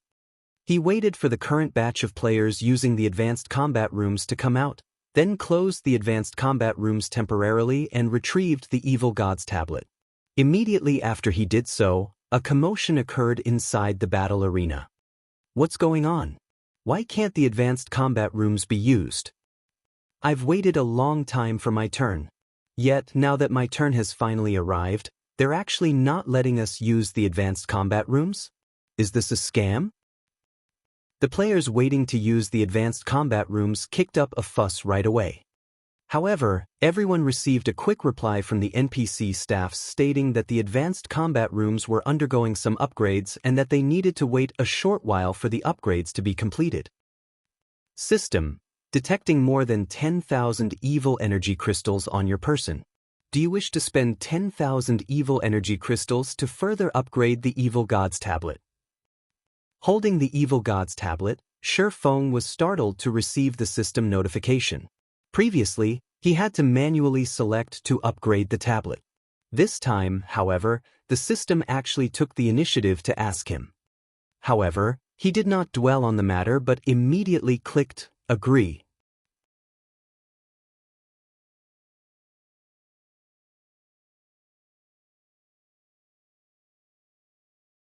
Chapter 1699, God's Item. Inside the quiet storage room, the evil god's tablet began to transform after Shifeng had agreed to feed it 10,000 evil energy crystals. It had only been the size of a wash basin, but it gradually grew into a 3-meter-tall table. The blurry images and divine runes engraved on the tablet also became clearer. As the divine runes and image sharpened, the divine might the tablet radiated increased until Shifeng couldn't even move. It felt as if time had stopped, only sparing his mind. After 10 seconds or so, the divine might the tablet gave off disappeared. The tablet itself had also undergone a massive transformation. The originally dark gray tablet was now silver in color. The ambient mana also gathered around the tablet, increasing the mana density around it until it formed a white mist. This mist gradually spread and enveloped the storage room as a whole. What's going on with the mana? Shifeng was indescribably shocked as he looked at the white mist around him. Normally, mana that was so dense that formed a white mist felt incomparably pleasant to players. Players who bathed in this mana would also feel their minds reach an incredible tranquility. However, Shifeng felt no such effects from the white mist in the storage room. On the contrary, he felt exhausted. In fact, his body even felt heavier as if something was weighing on him. Although Shifeng's mental state was on the verge of crumbling, he mustered his spirit and inspected the Evil God's Tablet's recent changes.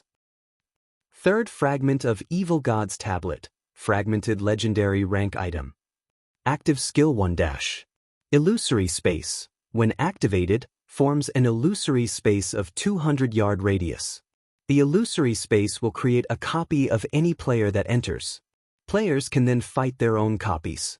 The illusory creature has all skills of the copied player and can achieve a 100% skill completion rate. Players can choose to challenge illusory creatures up to the dark gold rank. Duration, 50 minutes. Cooldown, 1 hour. Can be evolved. Requires 1 Evil God crystal to evolve. Active skill 2-. Evil God Domain.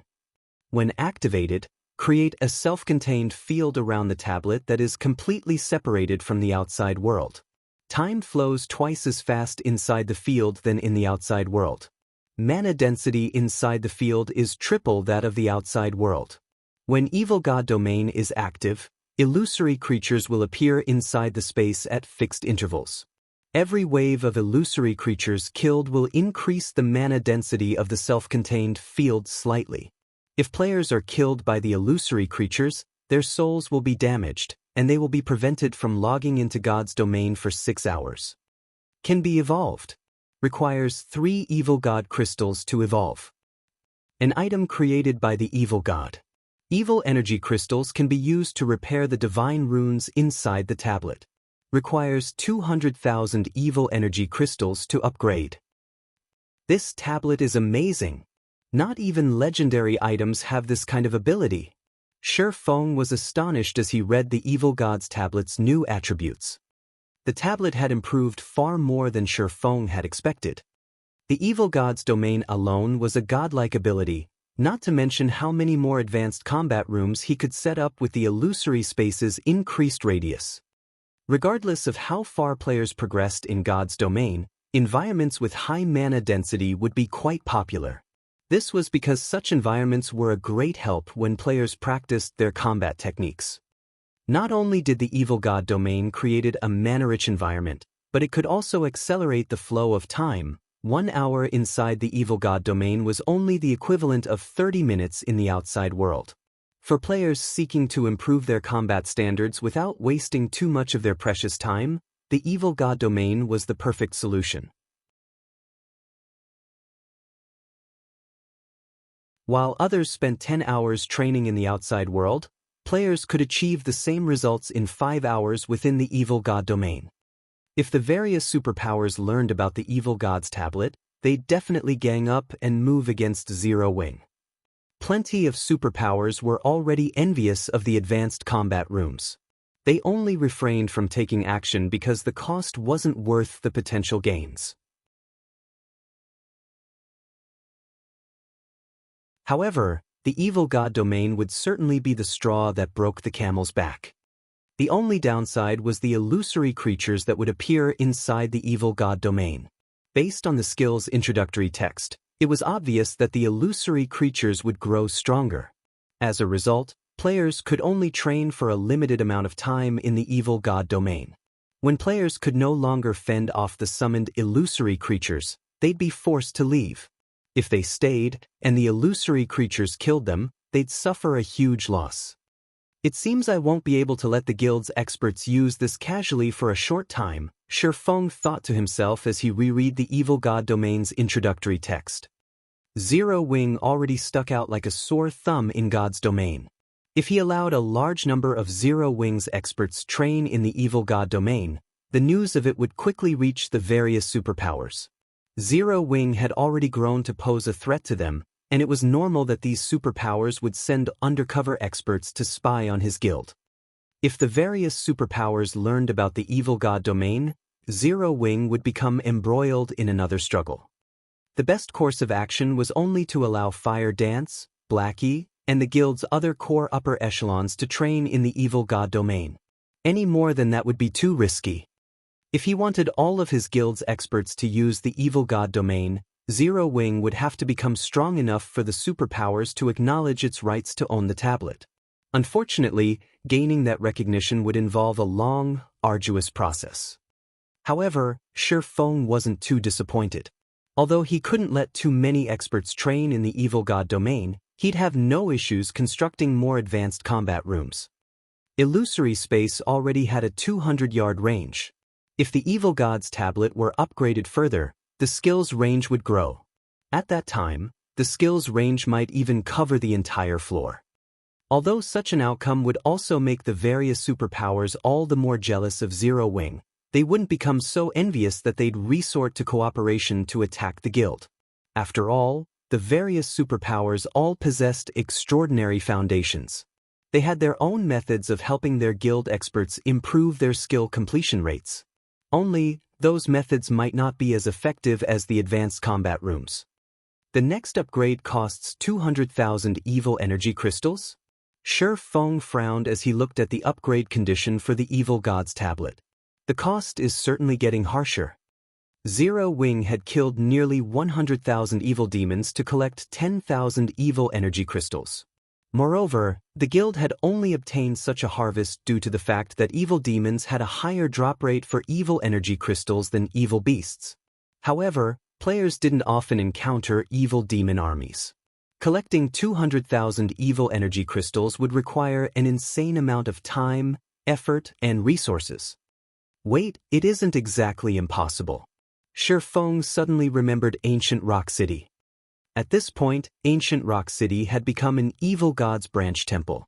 Over 3 million evil beasts and evil demons fortified the city. If he could kill every one of those monsters, he should be able to collect nearly, if not more than, 200,000 evil energy crystals. If the various major powers and Beast Emperor knew that Shi Feng played with the idea of attacking Ancient Rock City, they would most likely think he had lost his mind. While everyone else did their best to avoid the city, Shi Feng actually planned to pick a fight with it. As Shi Feng was thinking of ways to deal with the evil god's branch temple, a line of small, bracketed words in the evil god's tablet's attribute panel caught Shi Feng's attention.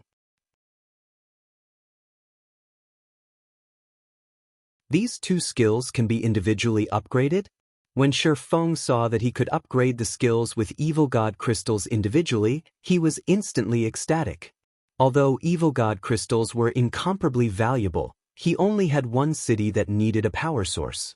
Immediately, Shi Feng chose to upgrade Illusory Space. Suddenly, the evil god crystal in Shi Feng's bag transformed into a streak of light that flowed into the silver tablet. In the next moment, the first of the 6 blurry images on the evil god's tablet became clear. The image depicted an ancient god fighting a 9-headed magic snake. The closer Shi Feng examined the scene, the more immersed in the battle he felt. This is a tutorial for the realms of truth? As Shi Feng continued to inspect the image, his heart began to pound.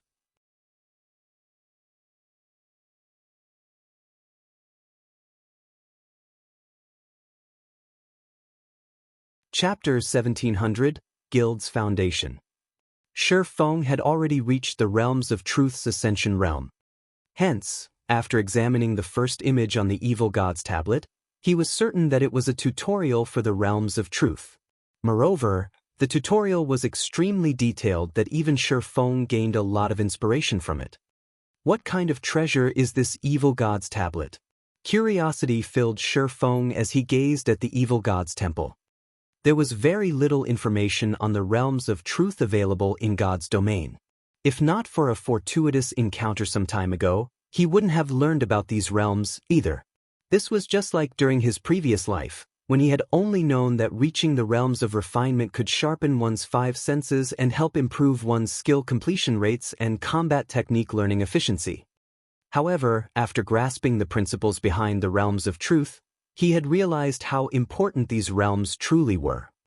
In fact, now that Shi Feng had grasped both the realms of refinement and realms of truth, he was confident of defeating 3 or 4 Void Realm experts of the same level simultaneously, even if he didn't have an overwhelming advantage in basic attributes and didn't use any skills or spells. If he said as much to anyone, they'd likely laugh at him for being so overly confident. Most experts would have to flee from a force of 3 or 4 experts of the same realm of refinement, even if their attainment in that realm were higher. Only domain realm experts could take on multiple opponents of the same combat standard.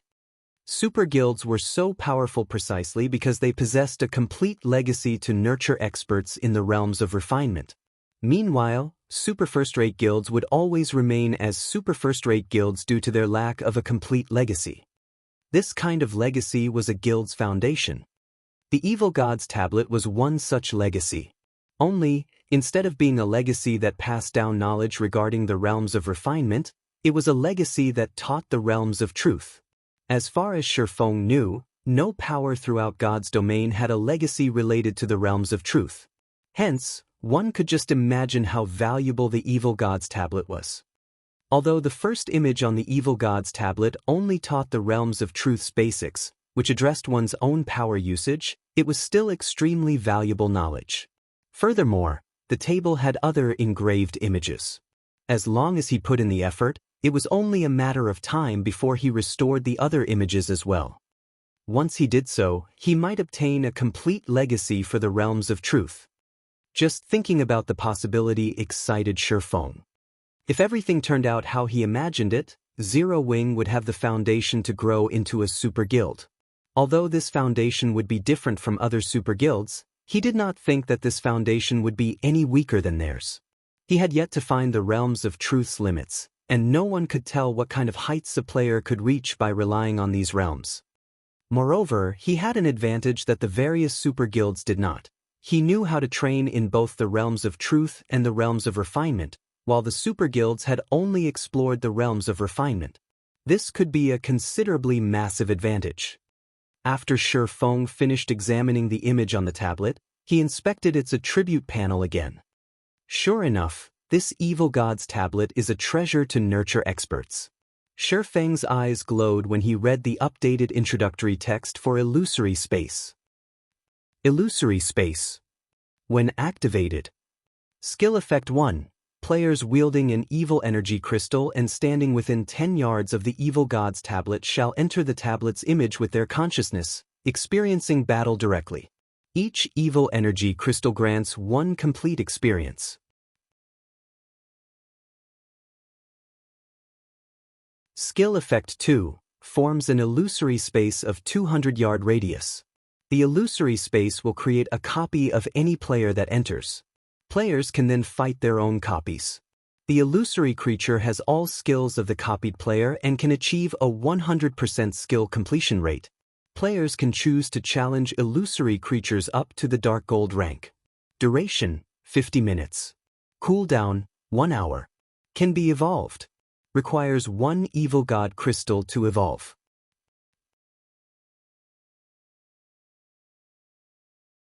With this direct experience tutorial, players could get a firm grasp of the principles behind the realms of truth by experiencing the fight between the ancient god and 9-headed magic snake personally, even if they were utterly ignorant of the realms of truth. This training method was many times more efficient than observing the tablet's image. Only, Shi Feng hadn't expected the evil energy crystal requirement. However, after giving the matter some thought, he found it reasonable. This was a chance to experience the realms of truth directly. This was far better than watching a video. It wasn't unusual for there to be a cost. It seems that I'll need to prepare more evil energy crystals and evil god crystals. Shi Feng could not help but reveal a bitter smile as he gazed at the evil god's tablet. Previously, he had still been somewhat skeptical about the saying that fortune and misfortune existed alongside each other in God's domain. Now, however, he believed in the saying completely. Originally, the evil god's temple's arrival should have been a disaster for both Zero Wing and Star Moon Kingdom. Looking at it now, however, Shi Feng found that it was an opportunity. Otherwise, he really wouldn't know where to locate so many evil energy crystals and evil god crystals. After all, only evil demons and evil beasts dropped these items. Immediately, Shi Feng took out an evil energy crystal and activated illusory space to test out the tutorial. Suddenly, the evil god's tablet released a dazzling purple glow. Shi Feng then felt as if his entire being were sucked into the tablet. Following which, the scene before him underwent a heaven-defying transformation. By the time Shi Feng realized it, he was standing in the middle of a primordial wasteland. Dark, rumbling clouds covered the sky above him. Meanwhile, before him was a 500-meter-tall nine-headed magic snake, which towered like a mountain that released a boundless aura. The power within its breath could likely kill a Tier 5 existence instantly. Each of the nine-headed magic snake's heads contained a different kind of power. When all 9 powers combined, the resulting power could be akin to a natural disaster. In the past, Shi Feng had watched the battles of Tier 6 God-ranked experts, and he doubted that those Tier 6 players would even survive 2 or 3 hits from the nine-headed magic snake. Fortunately, the magic snake's horrific aura didn't affect Shi Feng in the slightest right now. He could feel that his consciousness had entered the ancient god that had fought the nine-headed magic snake in the tablet's image. However, although that was the case, he could not move the body. He could only quietly observe and feel the ancient god's actions. Following which, the ancient god started his battle against the nine-headed magic snake. However, contrary to expectations, the struggle wasn't intense. Rather, it was a one-sided beating. The ancient god effortlessly evaded or blocked every attack the behemoth sent. Every move the ancient god executed looked like a profound and complex combat technique. Shi Feng was utterly mesmerized by the way the ancient god fought. After 10 minutes or so, the tutorial came to an end. Before Shi Feng even realized what was happening, his consciousness left the evil god's tablet and returned to his body. Amazing! So, these are the true realms of truth? Shi Feng was at a loss for words. Reinbeck had acknowledged that he had grasped the basics of the realms of truth, but compared to the foundations the ancient god taught, the basics he had learned were mediocre at best. If he had to score the basics he had discovered and learned himself, they would only earn a passing mark of 60 out of 100. Meanwhile, the ancient god's basics would score a perfect 100. There were simply too many aspects he needed to improve.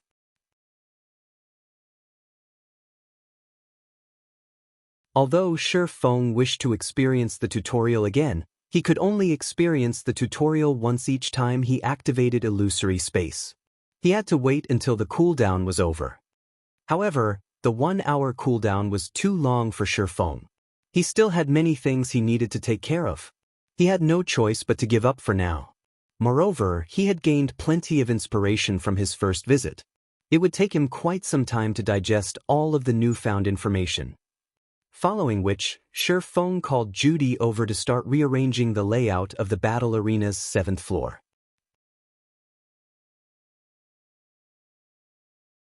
Previously, the evil god's tablet had only had a 100-yard radius.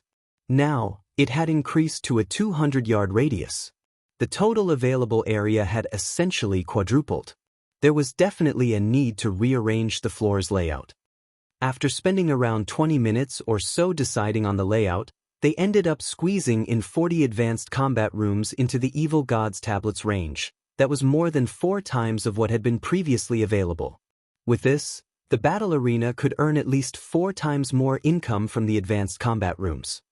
But Shi Feng still wasn't satisfied. He then instructed Judy to increase the advanced combat room's rent, pushing the original cost from 4 magic crystals to 10 magic crystals. Guild leader, I'm afraid that this price far exceeds what most experts can afford. If we go through with this price increase, many experts will give up on renting the advanced combat rooms, Aqua Rose anxiously said when she saw the new price Shi Feng offered. Expert players were the advanced combat room's main customers. She had constantly been managing Stone Forest Town's candlelight trading firm and battle arena, so she had a clear grasp of the various experts' daily incomes. The previous price, for magic crystals, was already the limit for many experts. If the advanced combat room's rent increased to 10 magic crystals, even the experts from well-known adventurer teams would have a hard time affording it. If that were the case, these expert players would rather train in the Divine Colosseum instead. Don't worry. Limits are meant to be broken. Moreover, the new advanced combat rooms have a duration of 50 minutes instead of the previous 30 minutes, Shi Feng said, chuckling. He did not bother to offer any further explanation. The upgraded Evil Gods tablet was nothing like it had been. He had experienced this personally. Meanwhile, after the NPC manager, Judy, published the advanced combat room's new rent, the players in the lobby were stunned. 10 magic crystals? Is Zero Wing trying to rob us? You're tuning in to the Wang Lin's Journey YouTube channel. Don't forget to subscribe and join us on this journey to catch the most captivating stories.